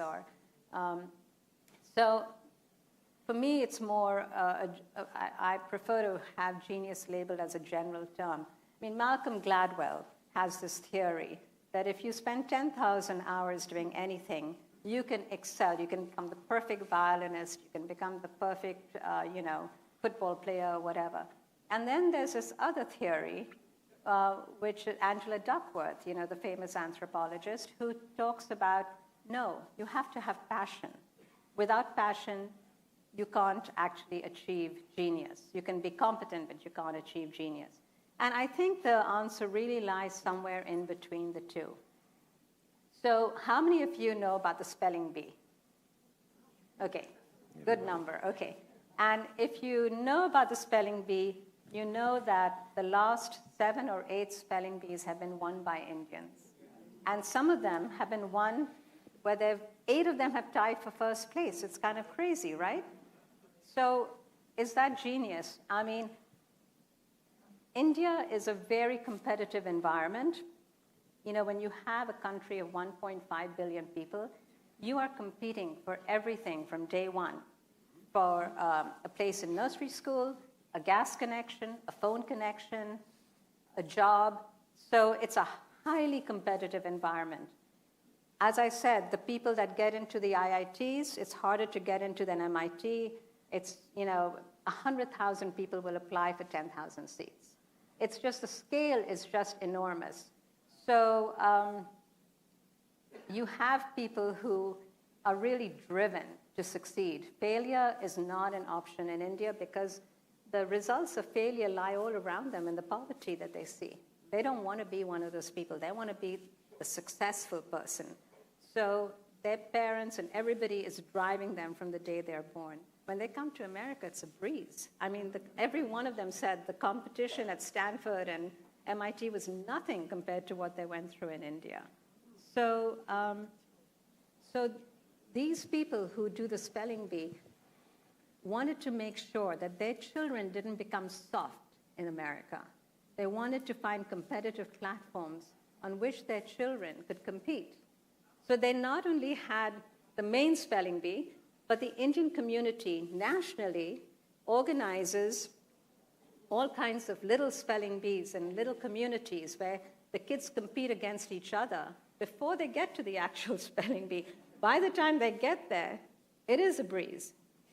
But who wins? So I actually went through a list to see, do the people who win the spelling bee, are they on a track to become Nobel Prize winners, to become, super smart, winners in every category? And I realized, no, some of them are too young as yet. But the ones who did win or graduated have become doctors or engineers. One became a poker player. But none of them have gone on some kind of amazing sort of genius level track. So what is all this thriving and competition and constant studying and the parents putting them through this every weekend? What does it lead to? There was one kid whose father was an engineer, and he prepared 200,000 words on his computer for the child to memorize. Everyone was roped in, the sister, the mother. The kid didn't have to do any work in the house. All he had to do was study for the spelling bee. And then he got to the final stage, and guess what he lost? The word he tripped up on was Darjeeling. You should have seen the look on his parents' face. I mean, you know, every Indian, when they open their kitchen cabinet, has Darjeeling tea there. He must have seen that a million times. But it goes to show that studying hard without some kind of passion doesn't actually make you win. So what are some of the ingredients? When I spoke to these people, and I said, how did you make it? Satya Nadella, for example, and Fareed Zakaria, and, you know, Deepak Chopra, and all these people. They said you have to have an appetite for risk. You have to be willing to take a huge risk. You have to be curious about knowledge in general, not just in one thing, but in several things. So there were some things that they all had in common that made them achieve and break boundaries and invent things, or become really good managers like Satya Nadella and Sundar Pichai. And to get back to your question about why Sundar Pichai and Satya Nadella. So when OpenAI hit, you know, Google went into this code red. And I think a lot of you may have read the news. They were freaking out, and Sundar Pichai calls up Larry Page and Sergey Brin and said, you need to come back, I need help, we need a new direction in the company, we got to compete with this new thing. Satya Nadella was totally cool, and when the split happened at OpenAI, Satya Nadella gave them a home, offered to take the whole company to Microsoft, and basically stabilize the AI market at the time. And then he invested a huge amount of money in OpenAI. He's the one who, when Steve Ballmer was there, it had really stagnated after Bill Gates had left. The company had stagnated, and Steve Ballmer wasn't able to get it out of this doldrum. And Satya Nadella came up with the cloud servers, and he was always looking forward, looking around the corner to see what is the next best thing, what is the next big technology. So I always felt that he had this kind of genius ability to think about the future, to think about our future. And one of my friends who's at the New York Times said to me, she said, everyone's heard of Bill Gates and Steve Jobs, but all our lives are being controlled by companies like Google and Microsoft, and nobody knows who these CEOs are. People have maybe heard of Satya Nadella, maybe some of them. Nobody really knows them. She said, you've got to write about them, because these are people that are in charge of your information and my information, and they're making decisions that are going to impact us for the next 20 years. Who are these people? So I decided to profile them in my book so that you have some sense of who they are.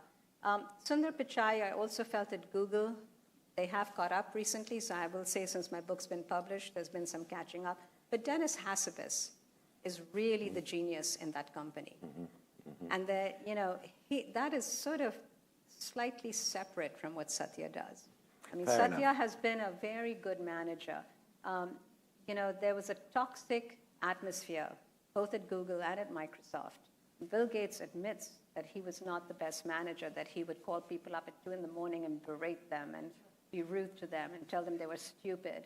But these guys have brought competence, but also a sort of if you want to say kindness, if it's possible, in management. And these companies have really thrived under this sort of atmosphere where people are respected, everyone in the room is heard, it's not just based on one human being. So that is a sort of Indian sensibility, and I think that has added to, they've really had a very big impact on the management style of these big Fortune 500 tech companies. So if you were to look at the sort of overall impact of Indian Americans on American society and the economy and innovation, you start with the fact that they're the most educated subcategory of Americans. I think something And like, they have the highest per capita income of any group in the Right. US, including whites, including so Asians. I think it's about 70% have graduate, degrees. are graduates. Yeah. They're the most highly educated. And 30% roughly for the population as a whole. It's more than Chinese Americans, Jewish Right. Americans, it's the top. You could argue, therefore, Indian Americans are the most literate subcategory of America, and yet India is one of the least functionally literate societies in the world. And I guess what the question that begs is, you described the application for IIT, the hundreds of thousands who apply for a few places, the sort of Hunger Games Yes. competition for Yes. place there, is that America is taking what Indians would like to call the creamy layer, and you're getting all this talent coming to America when it's India that needs them more. Is that a reasonable? There was a brain drain. And one of the problems that some of the tech gurus in India, some of the big tech people in India have said is that we are not creative enough, partly because failure is not an option. It's not looked at well. It's a collective society where success with any individual accrues to the family, to the community, so people don't want to fail. If you go to Silicon Valley, I was at a brunch party, and everyone there wanted to know, what have you started? What are you investing in? What's your company doing? And if you hadn't failed, and if you hadn't started 2 or 3 companies that had disappeared or had failed, you weren't considered legitimate in Silicon Valley. Failure is part of the learning process, and failure is highly prized. People are proud of the fact that they started 3 companies that didn't fail, and then they've got one that's a big winner. So the whole attitude is so different. So when you marry the Indian intensity for learning and the highly competitive skill that they come with all that knowledge and the theoretical knowledge, and you combine it with American opportunity and creativity, the sky's the limit. And almost every successful Indian I spoke to said to me that it is that alchemy between American culture and Indian education that has given them the opportunity and made them this successful. There is something, and I hope that the recent cuts to all the most amazing educational and research institutions in this country, I hope those get reversed, because honestly, what makes us great as a country is that we have attracted the best and the brightest from all over the world to propel us forward and make us number one.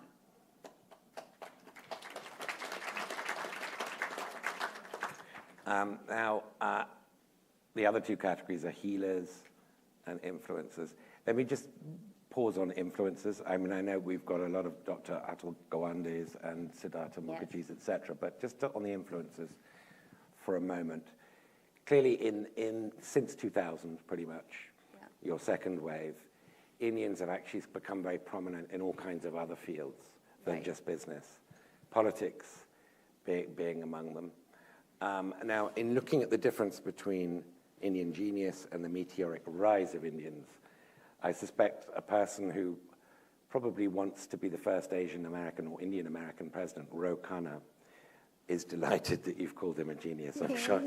I doubt his friends have ever heard the end of that. Ambition doesn't always equal, No, I'm assuming he's on the meteoric rise of Indians in America. But he's done remarkable things, Yes. You're not saying he's not a genius, but you're agreeing his rise has been meteoric. Don't worry, I'm not going to. And Nikki Haley, of course, is another. There is then, people on the MAGA, every corner of politics. Vivek Ramaswamy. Yeah. Ramaswamy, of course, was... Nikki Haley. Let's not Nikki discount Haley. her. She gave Trump a real run for his money in this round. So I saw, and this is where I want to sort of question what the welcomingness to immigration, the receding of that we're experiencing now, what that's going to do to everything you've been so eloquently talking about. I saw an interview that Ann Coulter, a very, very right-wing figure, did with Vivek Ramaswamy, in which she said to him, I don't believe that somebody of your genetic stock should be president of the United States. It should only be a white person. I'm not paraphrasing here. This is exactly what she said. In fact, it should be somebody of British stock, not just... So I agreed with her on that point. But you can run. You can run. And he, at this point, was saying, well, reasonable people can disagree. And I'm thinking, well, I don't think reasonable people can. And the reason I ask you this is because people in the MAGA world who are not white, even Kash Patel, are experiencing racism, even He's though... not a genius, he's a disgrace. No. I know he's not a genius. I know you would never allege a genius to Kash Patel, but even the most loyal Trumpians are now getting attacked as being worshippers of sorcery and sort of weird religions, and why are you celebrating Diwali, this heathen... I mean, there are sort of evangelical Christian stroke MAGA stroke assaults on Indian Americans that you presumably 5 years ago would not have anticipated. What is this doing to potential future Indian Americans who might not have emigrated yet to the United States? Well, these are all very interesting questions. I don't think the U.S. was ready to have a female president either. I think we have some issues with that. We haven't had a Jewish president either, which is really surprising to me, given how much talent there is there.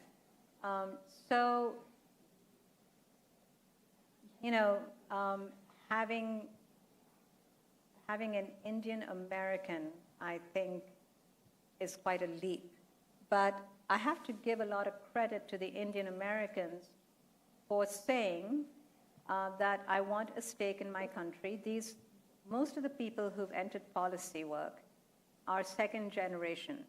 They are, as a generation of immigrants gets economic security, their kids then have the freedom to go into public service and to choose other professions. So my last group, the policymakers, except for Fareed Zakaria, almost every one of them was born here. And they are deeply committed to this country. And yes, there has been a rise in racism against the Indians under Trump. It wasn't there before. Or maybe it was, it just wasn't voiced. I don't know. But for example, there was, and it's fed by a lot of nonsensical facts. An Indian doctor said, my medical education in India cost $800. And what he was lamenting was how much debt doctors in this country have to get into to be able to practice. Well, there was a barrage of comments saying, well, this guy's degree is worthless and not worth the paper it's written on. We get these incompetent medical people coming in from other countries, and they don't even have to pay anything to get in. So send them back. And what he didn't explain, what the doctor didn't explain, was how the government had subsidized medical education and scientific education in India. So it doesn't cost anything if you have to get into one of those institutions, which is, as I said, highly competitive and harder to get into than MIT. You have to work your socks off. Some people take an entire year to prep for the exams. It is the best of the best that get in. And when you get in, the great thing is the education is almost free. because the government wants to encourage as many scientists and doctors to come out of the system. There are a few private universities as well, but they're not as good. But these top-level institutions are outstanding. So this person was very ignorant of the fact that the doctors who come here are highly vetted, and India's invested in their education. So actually, it's a free ride. The best investment that the US made with this one engineering institute back in the 40s and 50s in India was to put some money in. I mean, the other European countries had done it with others. There were about 5 in the beginning, and then now there's several more. But look at the number of engineers that have come to Silicon Valley and created jobs. There are 1/3 of the startups in Silicon Valley the CEOs are Indian. And these are job creators. They hire tons and tons of people, and they're inventing so many things. I mean, a lot of the AI industry right now has Indian CEOs or Indian people, who are developing stuff. So I think in this particular atmosphere where people are talking about H-1B visas and Indians should not come in and they should not be given jobs, they're actually job creators. So, there's a lot of anti-immigrant sentiment right now in the country, and I hope that better spirits will prevail. You mentioned at the beginning that I'd just come back from Jaipur, the Indian sort of equivalent of this festival. It's huge. I think it's the largest books festival in the world. But so I talked to a lot of very talented Indians and probably some geniuses sprinkled in there too, and caught up with old friends. But one of the stories I kept hearing repeatedly from Indian friends there and since and before was those who've got kids who've been accepted into Ivy League or other American universities are finding out that getting their student visa to come to the United States is extremely difficult and involves sort of weeks of the consular offices of the American embassy going through their social media history. They have to give them the passwords to all their accounts to check if there's anything that could be construed as anti-national, meaning anti-American, in there, which of course is in the eye of the beholder. This is something I keep hearing. Am I exaggerating it in my own head, or are you hearing this too? I'm hearing this, but and there has been a big drop-off of Indian students coming here. They're going to other places, which would be a pity. I mean, if you look at this, just take the room. Unless you're Native American, every one of us in this room has come from somewhere. Even if you came on the Mayflower came from somewhere. So, there is no one that doesn't have immigrant antecedents in them. I mean, you have, this is something that should bind us all. We should all be celebrating this. This is something that connects us all. This is the DNA that's common to us. We should be so proud that every one of us, every one of our ancestors, they have contributed something to this country. Whether you were the Chinese that came in the 1920s and built all the railroads, whether you were African Americans, even though you were enslaved, the country went to civil war because they were so critical to the economy that the South couldn't do without them. They were willing to die for this. So, the Germans, the Irish, the Greeks, I mean, everybody has contributed something substantial to this country. The Indians are just the most recent immigrants. And it so happens that many of them were recruited for their skills. So unlike some of the other immigrants who came in because of a famine or because of economic necessity, they did come for an economic opportunity to this country. I don't want to gloss over that. But they came in as a highly skilled group of people.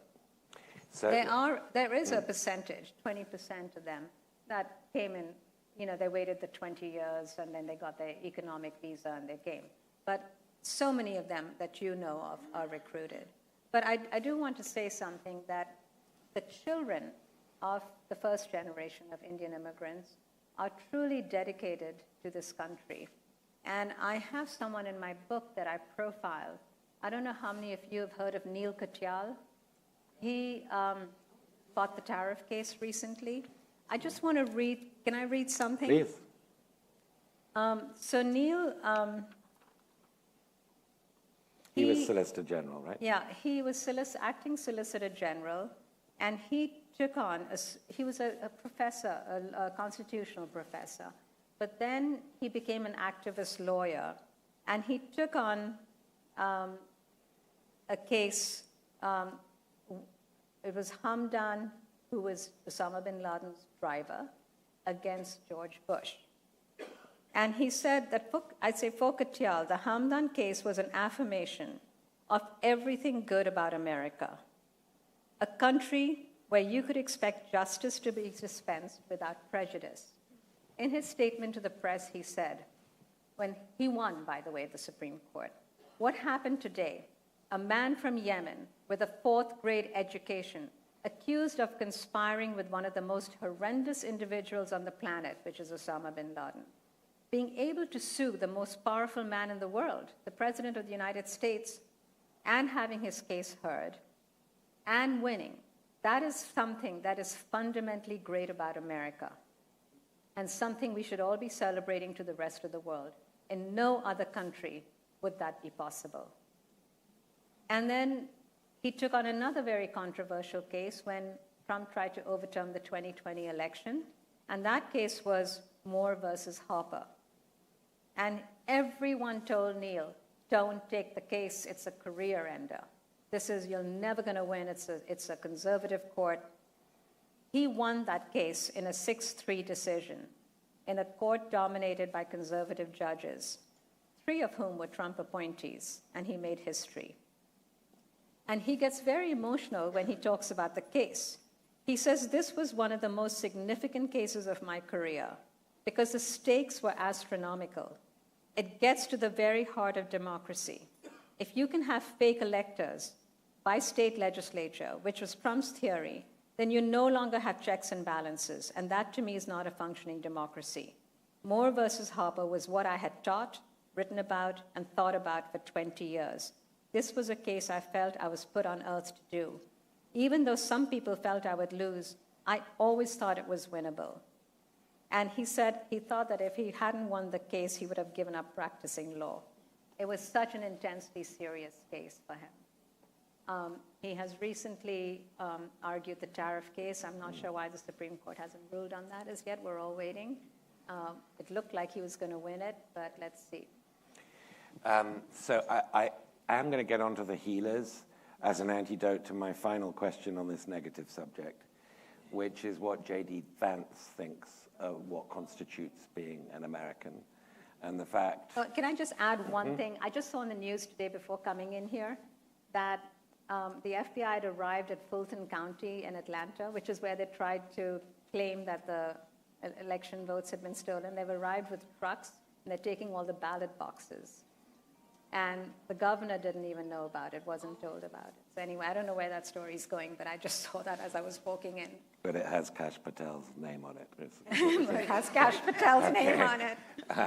Now, J.D. Vance, is married to an Indian American. His children have Indian names. Yes. He's received extraordinary amount of vituperation for being married to somebody who's not Christian, and said publicly he hopes she converts, which I hope he discussed at home beforehand. But that's his problem.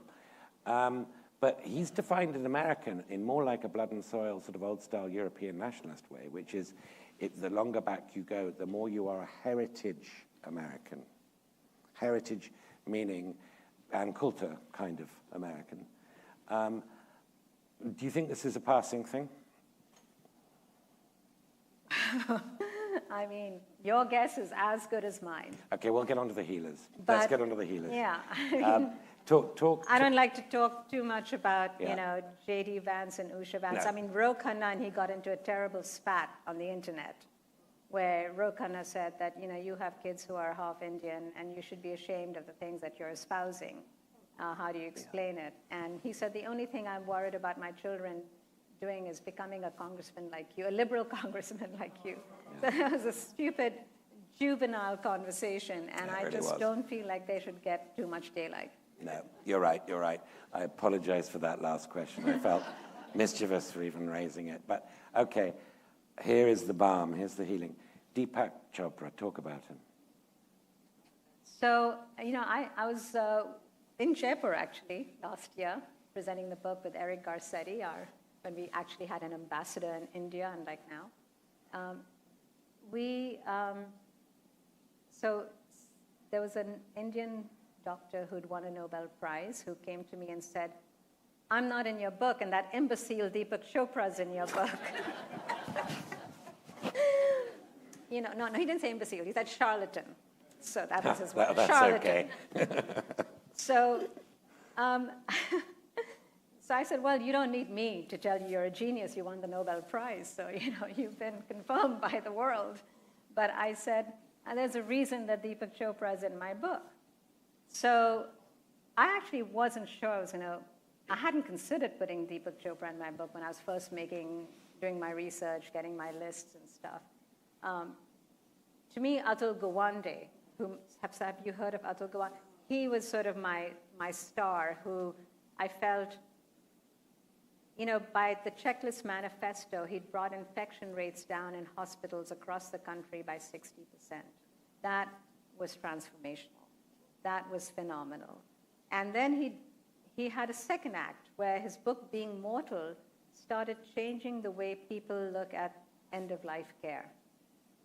There isn't a doctor who you go to who tells you they can't fix you. There's always another treatment, another chemo, another, some other thing that they can do for you.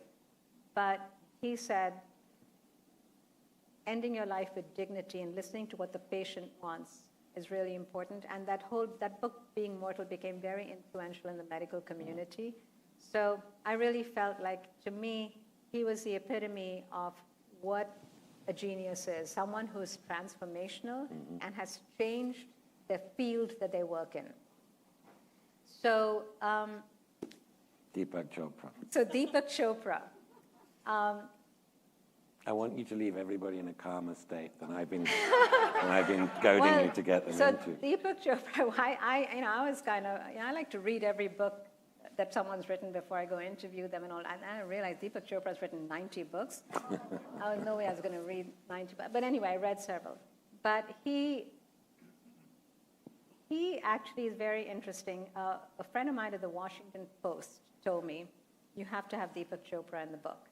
And I said, why? And he said, listen, this guy has impacts people across the country. It's not just the wealthy wives in Beverly Hills.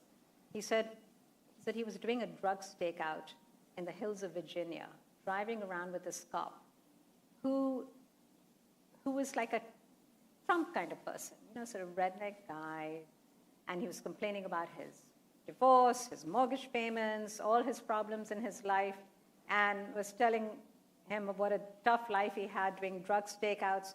And then, in the middle of these hills of Virginia, he pops in a Deepak Chopra tape into his car. This is sometime in the 90s. And he said, the guy's all of a sudden very zen.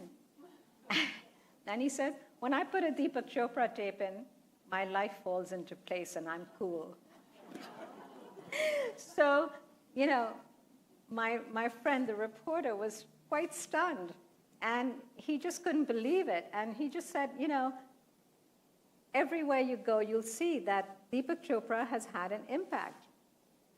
And I began to discover this. No matter who I mentioned Deepak Chopra to, someone had a story. Whether I was at Starbucks reading one of his books, or whether I was talking to a doctor, Abraham Verghese, who some of you may know, told me that he worked in Boston, and he was a junior resident when Deepak Chopra was an endocrinologist at Mass General. And he was handing over a patient to him. And he said, Deepak Chopra was this regular doctor who then legitimized alternative medicine when he went on Oprah, made him famous. But today, if you look around you, every corner strip mall has a yoga center. And everyone's doing meditation, whether in prisons or in inner city schools, people are teaching meditation. Who made who changed the cultural landscape so that yoga and meditation has become as American as pizza? Deepak Chopra. I mean, this was quite a phenomenal person who had a very big impact on all of us. So, Mina, I mean, even your answer has brought my pulse rate down. But it's also brought us down to zero, and I was told in no uncertain terms to be punctual. What I can say is just conclusion. I mean, I was expecting to talk about Indian genius with you, and we did talk about Indian genius. But what we got sort of more generally was the best possible advertisement for immigration that I think we could have. So thank you so much, Mina. Thank you. Well, you are all advertisements for immigration. Somewhere in your background, someone's in your family immigrated. That was fun. Yeah, thank you. That was great.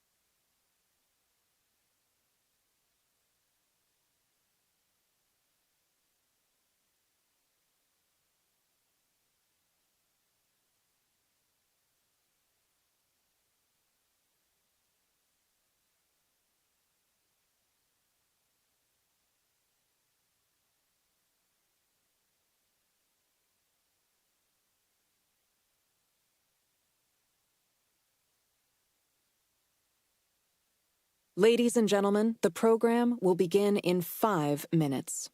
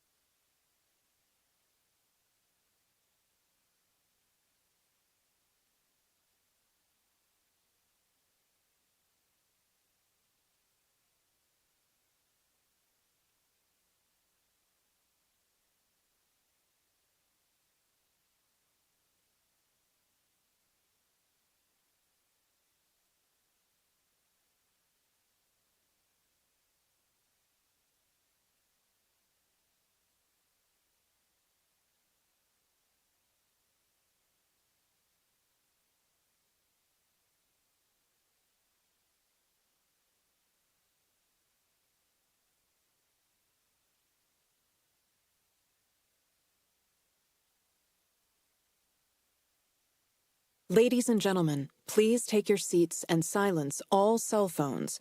The program is about to begin.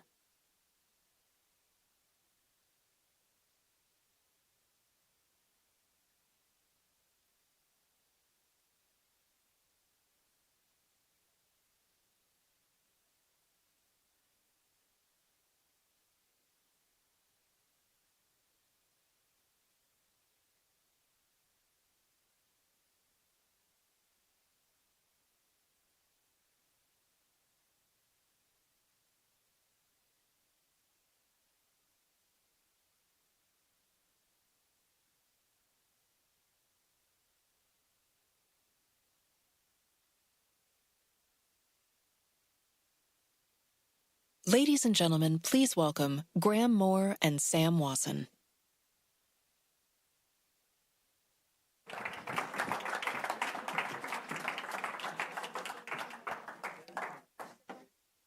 Hi, guys. Hi, everyone. I need to say before we start that this is one of the few times Sammy and I have been on stage since he officiated my wedding. So this is going to be even more memorable, I trust, than that occasion. And I say this with my wife sitting right here.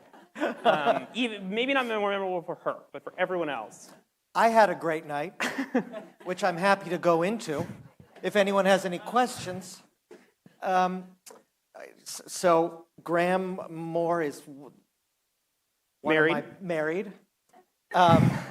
Thanks to you. And one of my best friends, and someone who I naturally just like to talk to, being a best friend. So we've had conversations about this stuff for a long time, but I don't always get to, well, when we're out together, I don't actually get to ask him all of the questions I want to ask because I don't want to sound like I'm interviewing him. So what's fun about this is that I have an excuse, and I can ask him all the questions that I want to ask him. And the question that I wonder myself about what you and I do is, being that you write fiction and would you say historical? Do you call it historical fiction, the kind that's based on history but is fictional? Yeah, I do. And in fact, something we talk about is that, something I think my colleagues and I end up talking a lot about is that I've written books and I've written some films, and in the books we have this category of historical fiction where we can talk about, it kind of encompasses the things I do, which are mostly based on true stories, using bits of true stories and then elaborating upon it. But the term historical fiction can encapsulate lots of different kinds of writing with lots of different relationships to truth. And on the film side, we end up stuck with the word biopic, right, which is terrible and meaningless and does not seem to do any description about the material's relationship to history or truth. So yes, I do both, I guess. But you do think of it as historical fiction, because couldn't that also be any fiction that's set in history? Yeah, this is what's interesting. I think this idea that I think everything I've done, even the things that are not in principle based on a true story, are very much based on true stories. Yeah, we just right. didn't use those people's names. Or in something like The Wealth of Shadows, the last book I published, that's something that is very much based on a true story, very much based on real people. It's all real people's names, it's all real events, but so much of it was unknown and frankly unverifiable historically. It was this perfect way of saying, okay, now we can write about this thing that we don't. I can use historical fiction to fill in, and use imagination to fill in the gaps in the historical record. Like if I was a real historian like you, I would be stuck with, and then we don't know what happened for the next 6 months. Well, right, But I can never say that. Right, you can't do that. Yeah, right, yeah. I can just imagine something plausible, imagine something. I can get inside a character's head and write about what it feels to me as if they would have been feeling, or what it feels to me that they might have been thinking, or create, a conversation. In my last historical novel, there was conversations between a married couple in their bedroom that I can write that dialogue. I can imagine that scene, right? I can imagine at a level of intimacy that a real something I'm in awe of about your work is that you don't get to imagine that stuff. You have to actually figure it out to the degree that it's possible.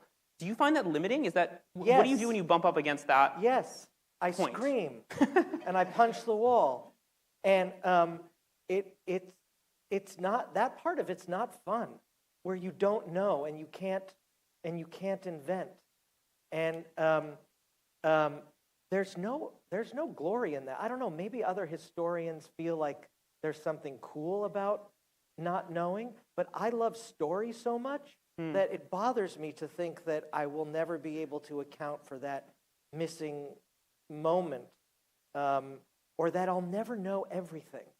That is what keeps me up at night. Even if I'm satisfied and I feel like I've told the story, there's other information, there are things that happened that I'll never know. So there's a potentially better version of this history that's gone, and if someone else can find it, I'll be jealous, and if someone can't find it, I'll be pissed. So that part is not, that part, I really don't like that at all. Well, and that's an interesting point, right? That we're each writing at a point in time in which there's writing about the same subjects or the same subject matter before us, and there will be after us, right? Yeah. So when I think we were supposed to talk about Imitation Game, which we can or not. Yeah, we but should. So that was a movie where there has been a bunch of really great proper histories of Alan Turing and the code-breaking effort during the Second World War. There have been great plays about Alan Turing, great novels, but there had never been a film. So that was something where we were saying, okay, there is this continuum of work that's come before us, and there will, fingers crossed, be a continuum of work after us. What's the thing we can do now with the information we have available to us in this moment? And I don't know if that's a... What did you answer in that particular case? Well, so there was information that had been, frankly, declassified that previous historians and even previous novelists writing about Alan Turing hadn't been able to use. There's a lot of original research we did that we were able to use. We spoke to people who knew him. We got to sort of be on the ground in some way, but also because we were making a film, there was this, there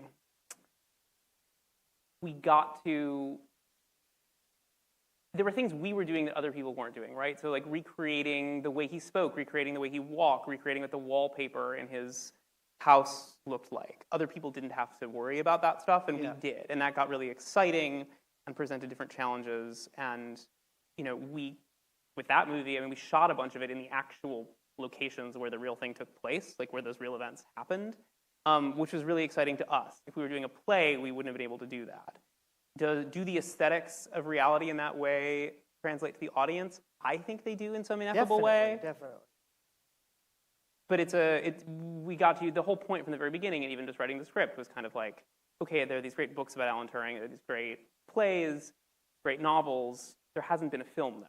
So what can we do that only a film can do? What's the kind of storytelling, the kind of narrativizing, to make up a word, that we have access to that some of the other great writers who've tackled the subject matter just didn't have access to. Do you feel like, I mean, when you're the objective, subjective question that people always ask is like, how do you keep your own personal opinion out of history? People always say this as if... Is that what they say to you? Yeah, well, yeah. And I always say, I don't. I mean, I don't. Yeah, I will say, having read all of your books, you don't. Yeah, I don't. And that's one of the things I love about them. I don't, but... Yeah. But are you supposed to? I think some people have this idea that history is objective, that it's about the facts, and the job is getting the facts right, that it's a binary thing. Either you're right or you're wrong. And I don't think those people think of it as I think of it as a creative undertaking, as a work of art, which is less about being right or wrong and more about being good or bad or compelling or boring or all the things that you would want in a work of entertainment or a good story. But someone who is writing fiction doesn't have to worry. We do have to be accountable to right or wrong, but invariably, if it's any good, the soul gets into it, and the soul comes from you, and then it becomes, on a certain level, autobiographical. Are you aware of that process? Do you run from it, or do you run towards it? I run towards it, for better or for worse. I think that everything I've made is deeply autobiographical. Intensely autobiographical. I mean, if you even look at the ages of the protagonists of the books and films I've written, they are the exact age I was when I wrote it. I mean, they're all about someone in one way or another going through exactly what I was going through at that point in my life, for better or for worse. And it doesn't mean... So what was Imitation? So I was not... I have bad news. I'm not the greatest mathematical genius of my generation. Many of you here may already be aware. But And Alan Turing and I had all sorts of biographical differences, right? There are also, not least among them, that he was probably the greatest genius of his generation. But he was a strange person. He was a difficult person. He'd always felt strange. He'd always knew himself to be difficult. He tried very hard to get along with others. He had ideas that really captivated him that he couldn't interest other people in. And I think that if you look at my work, one thing you find a lot, for better or for worse, is I feel like everything that I end up doing is about, it's something that I've gotten really excited about, and I write about them to try and convince other people that those subjects are as interesting as I think they are. And, I always think of it like you remember being in high school and you'd hear a song on the radio, even that sentence probably dates us, but you hear a song and you go, oh my God, this is my favorite song. I love this so much. And you would call your friends on the rotary phone in our day and tell everyone, oh my gosh, I just heard this song and you have to listen to this. This is so great. That is both what the Turing story was for me. It was this song that I just heard on the radio and had to tell everyone about. And the point of making a film was to get to tell everyone about this thing that I heard about. But also it was what he was going through. Like, his interests were just not, no one cared. What was he going through? I think he was going through periods of profound isolation from the world around him. He had a lot of pressures on him that I didn't have. I mean, he was sort of going through the war. He had all this, civilization-saving stakes of that. But he spent his life kind of passionately invested in, what we would now call machine learning, or what we would now, frankly, what we might now call artificial intelligence. A set of subjects that were not particularly prestigious or interesting to people at the time. And I think history has largely vindicated his pursuits. For sure. But I think, to me, that movie is about isolation. It's about, I don't know if I've said this on stage before, but I had a friend years ago, not you, I have others, but few. I'm sorry to hear very that. few. One of my other friends, all three of them, there was one of them who said to me once that everything I ever write is about this lonely, isolated person who wants one thing. And he or she wants that one thing more than anything else in the entire world. And he is willing to sacrifice everything in his life to get that one thing. And then he finally gets it, and it's the worst thing that ever happened to him. That is terrifyingly true, because it is actually the story of I'm going through my career, and I'm just like 2 movies and 4 novels. Yeah, it's all of them, which is terrifying. I have a show coming out next year, and yep, that's exactly what happens, and I just can't seem to get away from that. But that very much is what I think happened to Turing, and the Turing story is very tragic. But I think the very things that made him, his strange interests and his very strangeness and his very isolation from the world around him are what allowed him to have insights that others didn't have. And I found that profoundly inspiring, and I think that's why I was interested in writing about him. And it's worth underlining that these are not conscious choices. You're not starting by saying, that guy's interesting because he's lonely and isolated. It keeps showing up unconsciously because it's you who's making decisions. I mean, do you think so? Yeah, I can't. It's got to be. Do you feel you're someone, having known you for years, you get as obsessed with your subjects as I do, if not more so, and you feel that you choose them, or are they just, because when I hear you were just telling me about the book you're working on now, and it's like you just latch onto these things, and you're just, yeah, but it's 150%. It's the same thing. It's funny. We've never talked about this, and I wonder how many writers will say this, because it's the nature of what we do. You're describing loneliness and obsession in Alan Turing, and I'm thinking about what draws me to my subjects, and I'm thinking they're lonely and they're obsessed. And I'm thinking, well, what makes a writer? Well, loneliness and obsession. And so maybe that's the nature. Maybe that's the nature of drama. That good characters are isolated and driven. right? I mean, like isolated and not driven would not be a good story. I guess so. I mean, though I think about this a lot, and this comes up a lot with things that I consider writing about and then don't, because perhaps unlike you, I often sort of kick the tires on a couple things. I always call it my kicking the tires phase, where a new subject will come up, I'll spend a month or two kind of poking around at it, and then I frequently decide I don't want to do it. Like, I can't quite figure it out, because I don't always know instantly, but that I have a really hard time with people who aren't driven. Villas and everything I've written, I can't. You can't write those characters? I don't get it. I just can't get my head into the mindset of someone who isn't deeply passionate about something, whatever that thing might be. So why do we, you and I, why don't we use the first person? Why do we're talking about very personal things. Why are we hiding? Yeah, is it cowardice? I don't know. It might be. But then it's also this thing of the I don't know, are our lives that interesting? It feels like because part of the process is you get to find these stories. I suppose Alan Turing's life, much as any of the Paul Cravath's life, who my second book was about, it was much more interesting than mine. Thomas Edison's life, who I wrote about, like, those are more interesting lives. But also part of I think I like to choose these subjects because they then let me work through the things I'm working through. And they're going through things that are more, the stakes are higher, the drama's higher. I'm interested in trying to get inside the mind of other people going through the same thing. How did the subjects of these stories deal with the same sort of emotional situations that I'm dealing with? How did they muddle their way through it or not? Is there some answer there? It's funny, I think I looked to them for inspiration. And I am, and then, because then you finish the book and it feels like they've taught you something, and then you sort of go, oh, well, you're done now, bye.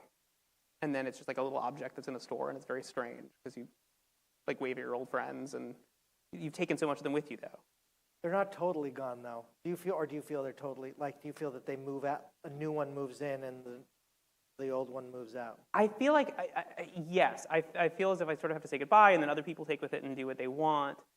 Or when I'm working on a film, that's a different thing, because there's this middle stage where there's actors taking it over. And whenever I've made anything for film or television, I always say to the actors at the top, like, these characters aren't mine anymore. They're yours now. And we have these words on the page, we have these things that I've written, but I'm giving them to you, and you take them, and you're here because I trust you. So please treat them carefully and treat them responsibly, and I have every confidence that you will. And so there's this interim stage where then you kind of give it to actors, and they get to go through their own deeply autobiographical things that they're going through and put them into the characters. So by the time you have a piece of, I don't know, celluloid or digital video, you have some combination of what I was going through and then what the actor was going through. You can see that when very you watch much. it? Yeah. We were just joking because I just finished this television piece that'll be out next year. Will you say what that is? Yes, it is an 8-episode series for Netflix about Sam Bankman-Fried, who founded this company FTX that crashed in misfortune. We just finished shooting it. We're editing now, and it'll be out next year. But the lead actor in it jokes with me sometimes, and he's like, I started acting this as Sam, but now I think I'm just doing an impression of you. Like, oh dear, that might be bad. Because it's, again... Why is that bad? Well, I did not steal $8 billion from my customers, nor do I have customers or $8 billion. But but he's, again, someone who's going through a lot of what it felt like I was going through, and I think the actor was putting a lot of himself into it, again, because that's what you do, right? We're all sort of putting our own spin on it. Yeah. If it's any good. You hope, right? Yeah. I mean, otherwise, like, why did you get hired to do this? Right? Otherwise, I mean, isn't that charm, Sammy? It's just effortless and charm. You've got it. And you've got it. I mean, why would anyone be hired to do it if it was just an ability of, if it was just craft, right? I mean, you can buy that. But it also takes, I think, as we're talking about these historical subjects, doesn't it take a level of obsessive compulsive devotion to them. Yes. I mean, I watch you work, and it's years Yes. of learning everything about these people. Yes. We had something actually just on this television piece where we were on a conference call the other day, and someone was talking about one of the side characters, not even one of the main characters, and a very sort of small minor character in this piece. And we were talking about her, and I can't remember how this came up in the conversation, but I was like, oh, and her two cats, whose names are blah, blah, blah. And everyone had this moment of, wait, you know the names of this character's cats?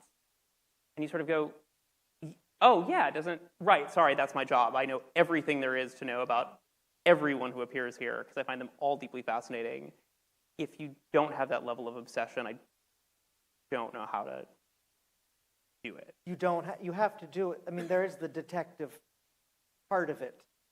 Do you feel like that way? You're sort of Yes. detectiving out Yes. what these people Definitely. are like, and Definitely. yeah. I feel like Philip Marlowe in every way.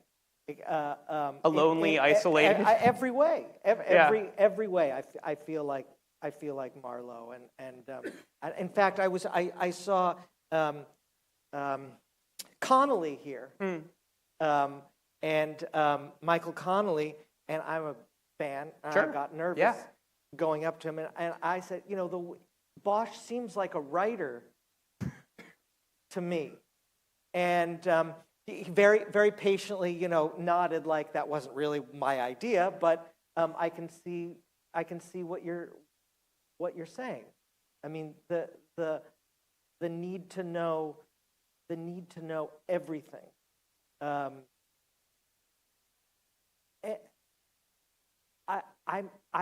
I guess I'm interested in why we do this. Do you have a better suggestion?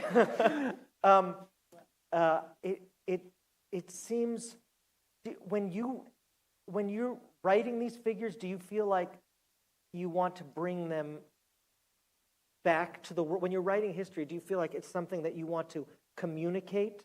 Yes. That you want to give this to another? Are you doing it for you, or are you doing it for them, or some kind of combination?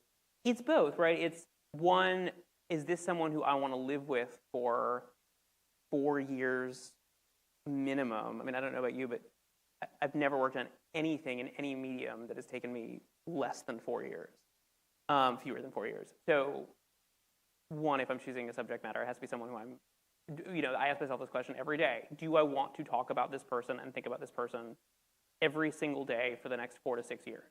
If the answer is no, you have to walk away.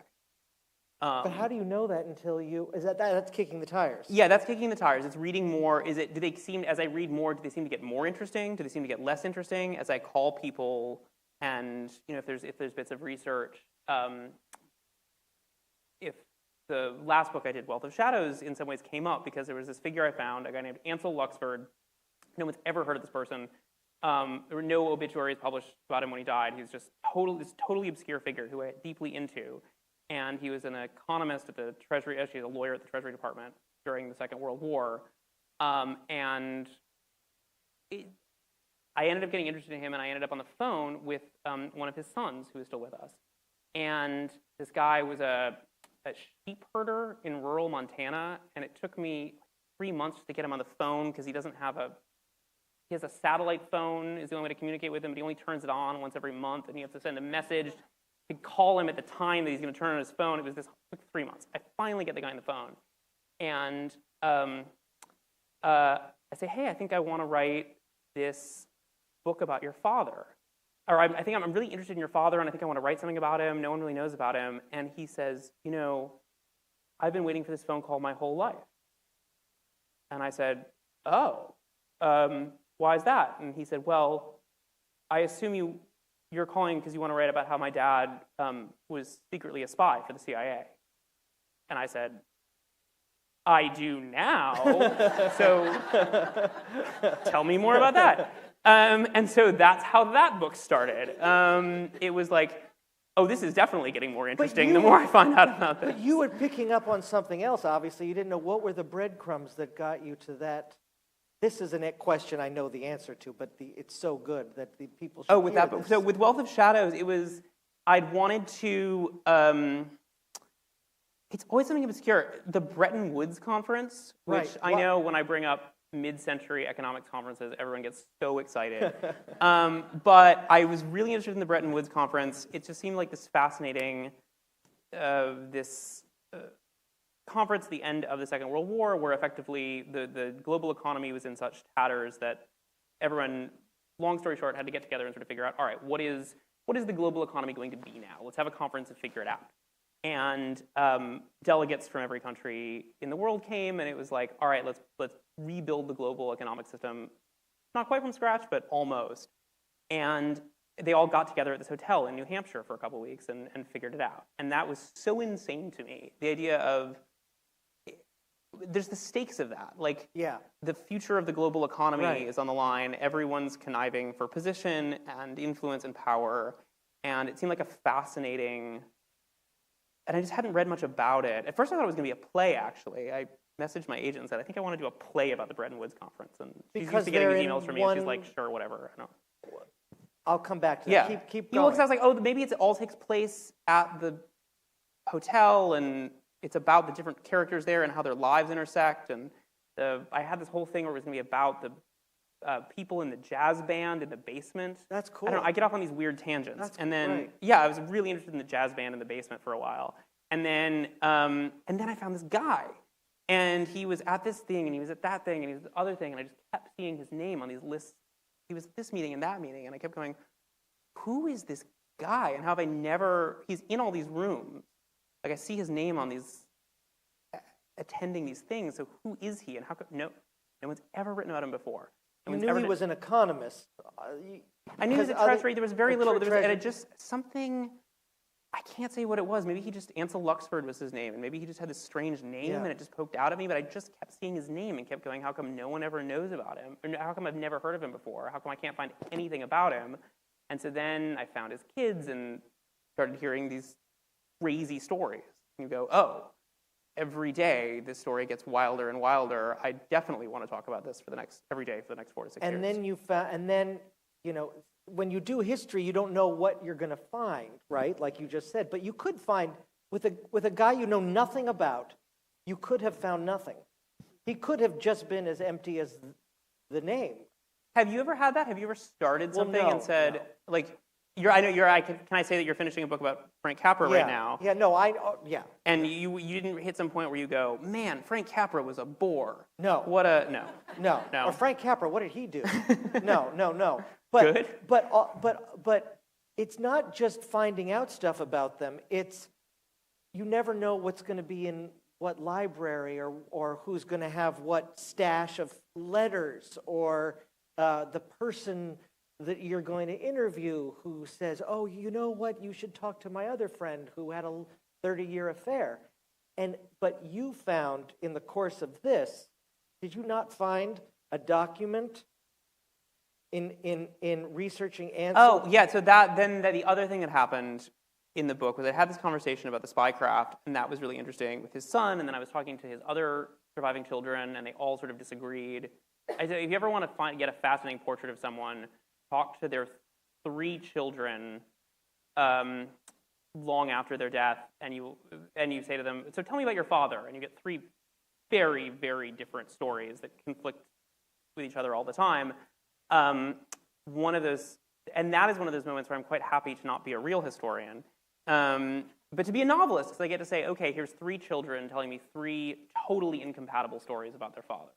Which ones do I think are true? How do I interpolate from them and sort of develop emotional truth?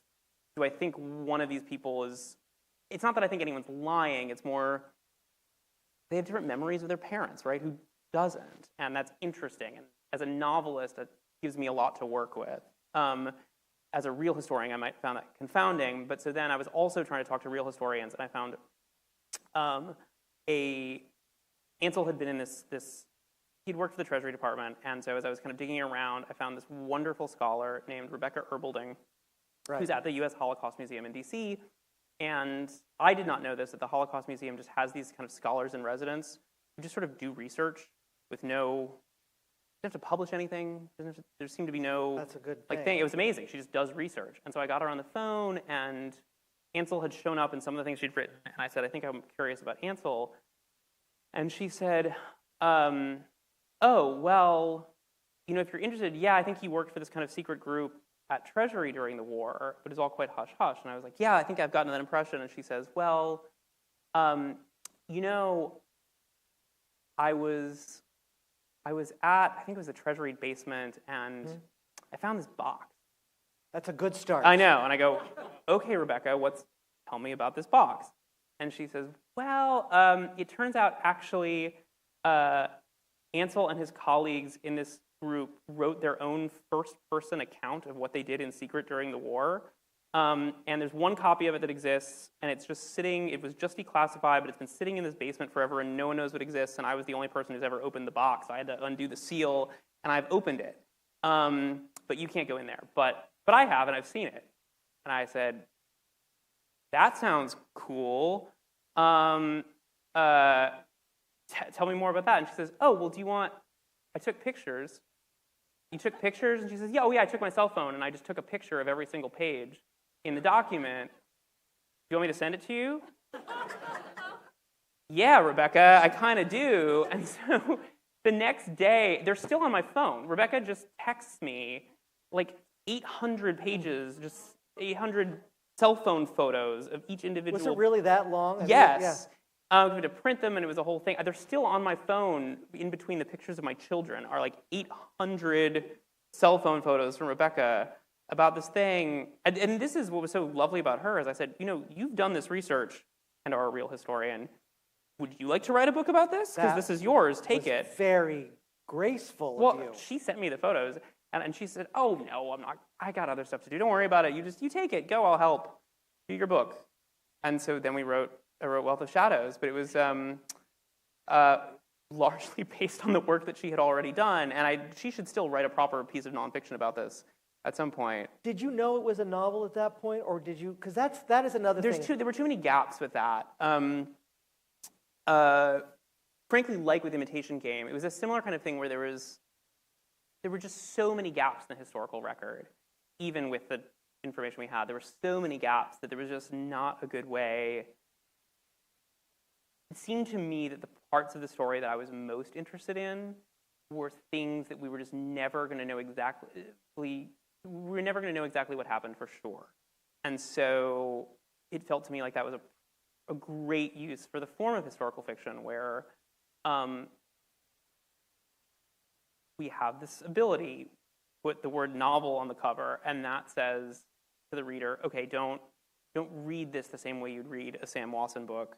Some of this is going to be true, some of this is going to be imagined, and then I have these long author's notes at the end of all my books that explain, these are the true bits, these are the not true bits, these are the bits where I'm doing my best with the information I have, but I'm making educated guesses. And so you sort of lay it all out and say, here's how I did it. Here's how I did it, this is how we've gotten there. If you want to know more, look at one of Rebecca's books, or whatever it might be. And so that helps. Or with something like Imitation, the idea is it's a film, so there's some level of the viewer. I think when you're watching a film, there's some part of your brain that is always aware of the idea that there is an actor on a set saying lines. There isn't literally a string orchestra behind him. There's like score that comes in. It's filmmaking, and so I guess, and the kind of filmmaking I'm interested in is not exactly. There's a kind of historical filmmaking where you're precisely recreating a historical event exactly the way it occurred, and that's the whole point of that kind of filmmaking. That isn't. Imitation is stylized. Yes. The other stuff I've worked on is style. Like it's not about precise recreation. It's about narrativizing and about kind of trying to create.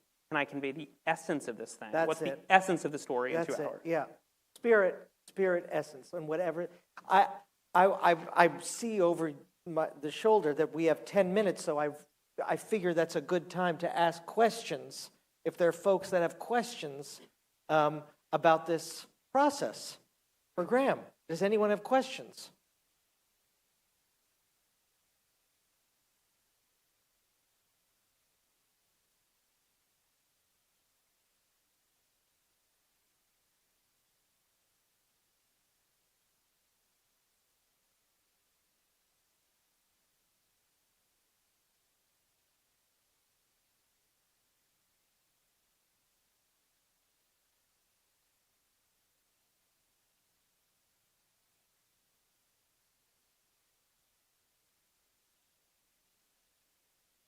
The question is, if you're writing a memoir and you're using research to write your memoir, how would you classify that in terms of genre? Is that a fair? Yeah.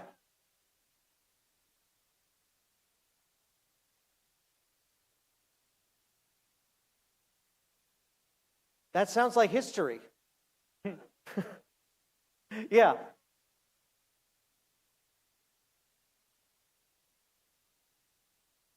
I would say that's history. I mean, that sounds like what I do. I mean, I'm writing about people who were around before I was born. I just wasn't related to them, right?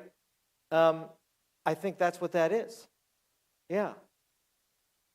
It sort of begs the question of what level of truth we expect from memoir, though, because in the kind of writing you must do, you must read a lot of your subjects' memoirs and have to parse through. Yes, what and you I read find a lot accurate of and what you don't. actors' memoirs, which are useless. Why is that? Because all they see is themselves, and they don't really go deep at that. So at the very best, they're just telling you, what they did today, with no sense of reflection or a view of the outside. No, Hollywood. There are all kinds of people in Hollywood. It's not just actors. But unfortunately, actors tell a lot of the Hollywood history because those are books that publishers think are going to sell. And of course, the other people who write memoirs of Hollywood are writers. And writers' version of Hollywood history is very angry and myopic. So between actors and writers, you need someone like me. Yes.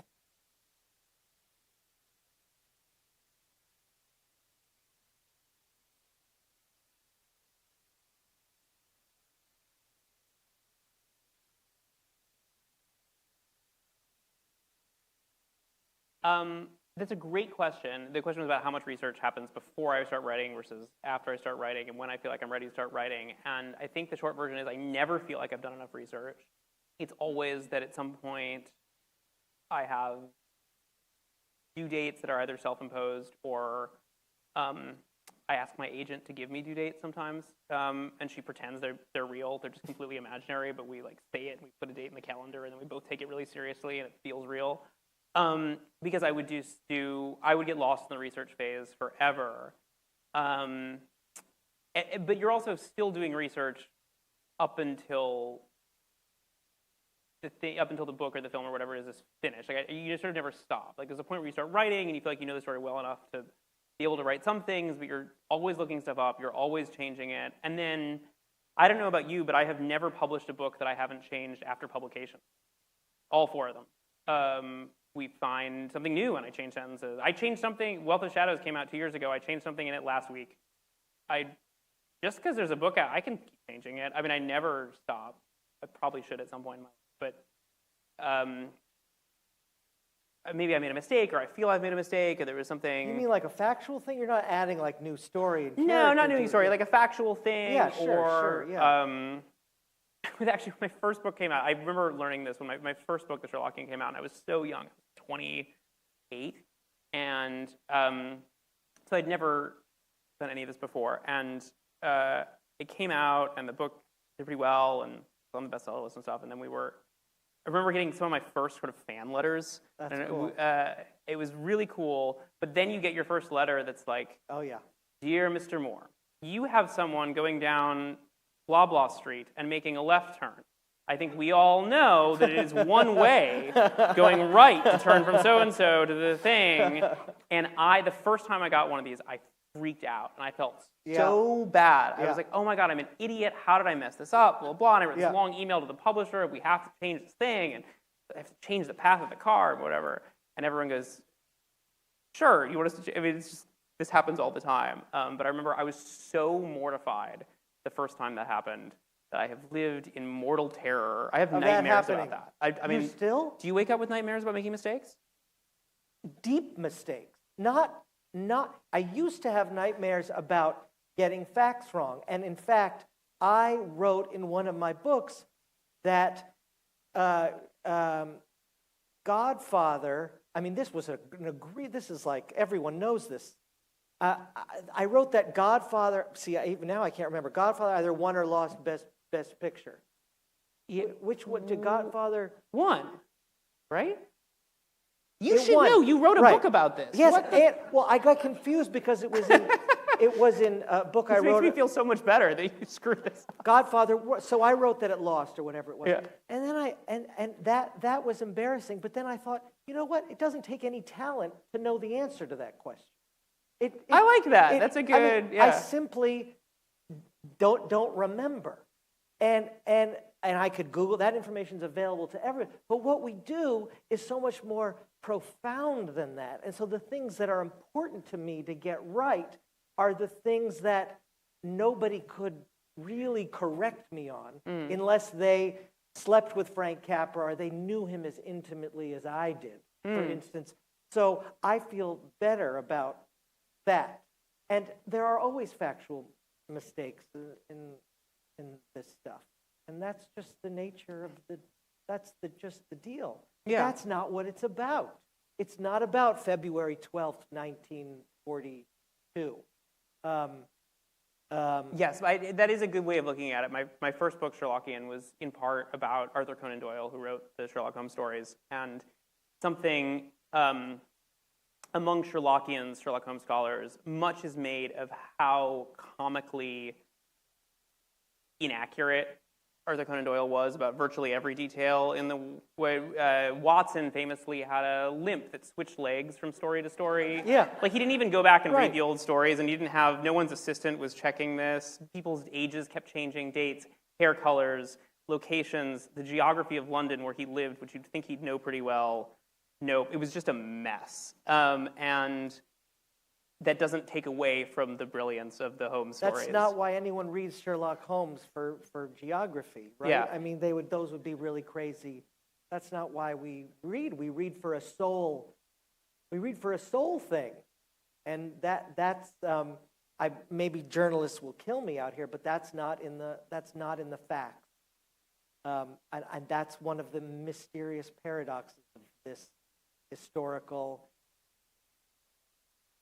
task that I think that we do. Yeah, that you devote yourself to over here. There's a couple questions. Oh yeah, great. Yes, it's you.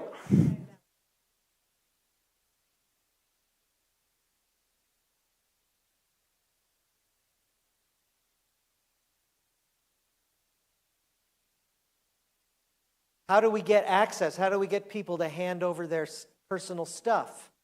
It's hard sometimes. I've been pretty lucky in that, or maybe you've experienced this too. I've tended to write about, when I've been writing about historical characters, they've been people who died a while ago, so that helps a little bit. There's also, if you just start calling and emailing and just approaching kind of openly, it helps a little bit. And being able to sort of prove, so strangely, my first book was the hardest when I did the Sherlockian. A lot of unreturned emails, because it was like, I'm this kid who's never written a book before. And then you have, after the first one, people would start writing you back more. When we joke about this, I had won an Oscar 10 years ago, and everyone asked me, like, oh, that must have been nice. And you're like, yes, people have to respond to my emails now. Yeah. Like, everyone's like, oh, you have an That's a Oscar? Okay, good I'll thing, respond to your though. email. It's that's the primary advantage. That people are like, oh, you're a person. Okay, I'll answer your phone call. And there have been funny, the first book was really, really hard. There have been funny challenges. I've been just working on this thing about Sam Bankman-Fried. That was the first time I'm working on something where it's happening as I'm shooting it. And I mean, but I got everyone involved to talk to me. I was talking to Sam in prison. I was talking to everyone involved in that story. And it was so strained. And that was a process of like talking to them and sort of saying, look, I'm not here to treat this fairly. And that doesn't mean you're going to tell me your version of the story. And that doesn't mean that that's the version of the story that I'm going to be writing. But I'm willing to listen to your version of the story. And I'm open-minded about it. Like, please convince me that your version is the true one.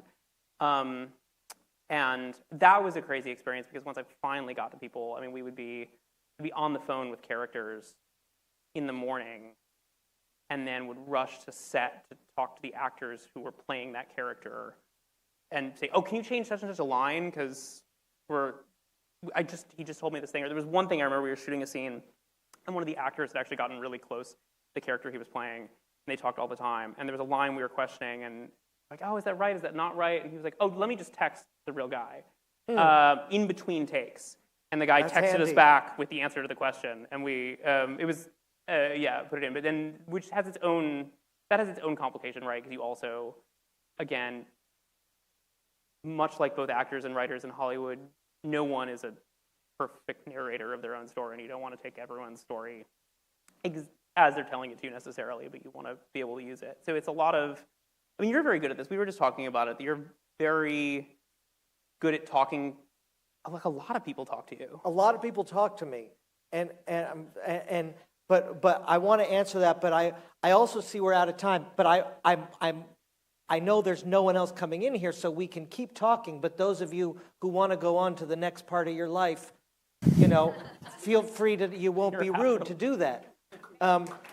Thank you. But anyone else who has questions, yes. Oh, at the signing desk. All right, we'll take him at the signing desk. But anyhow, that's it, guys. Great. Thank you all so much. Thank you.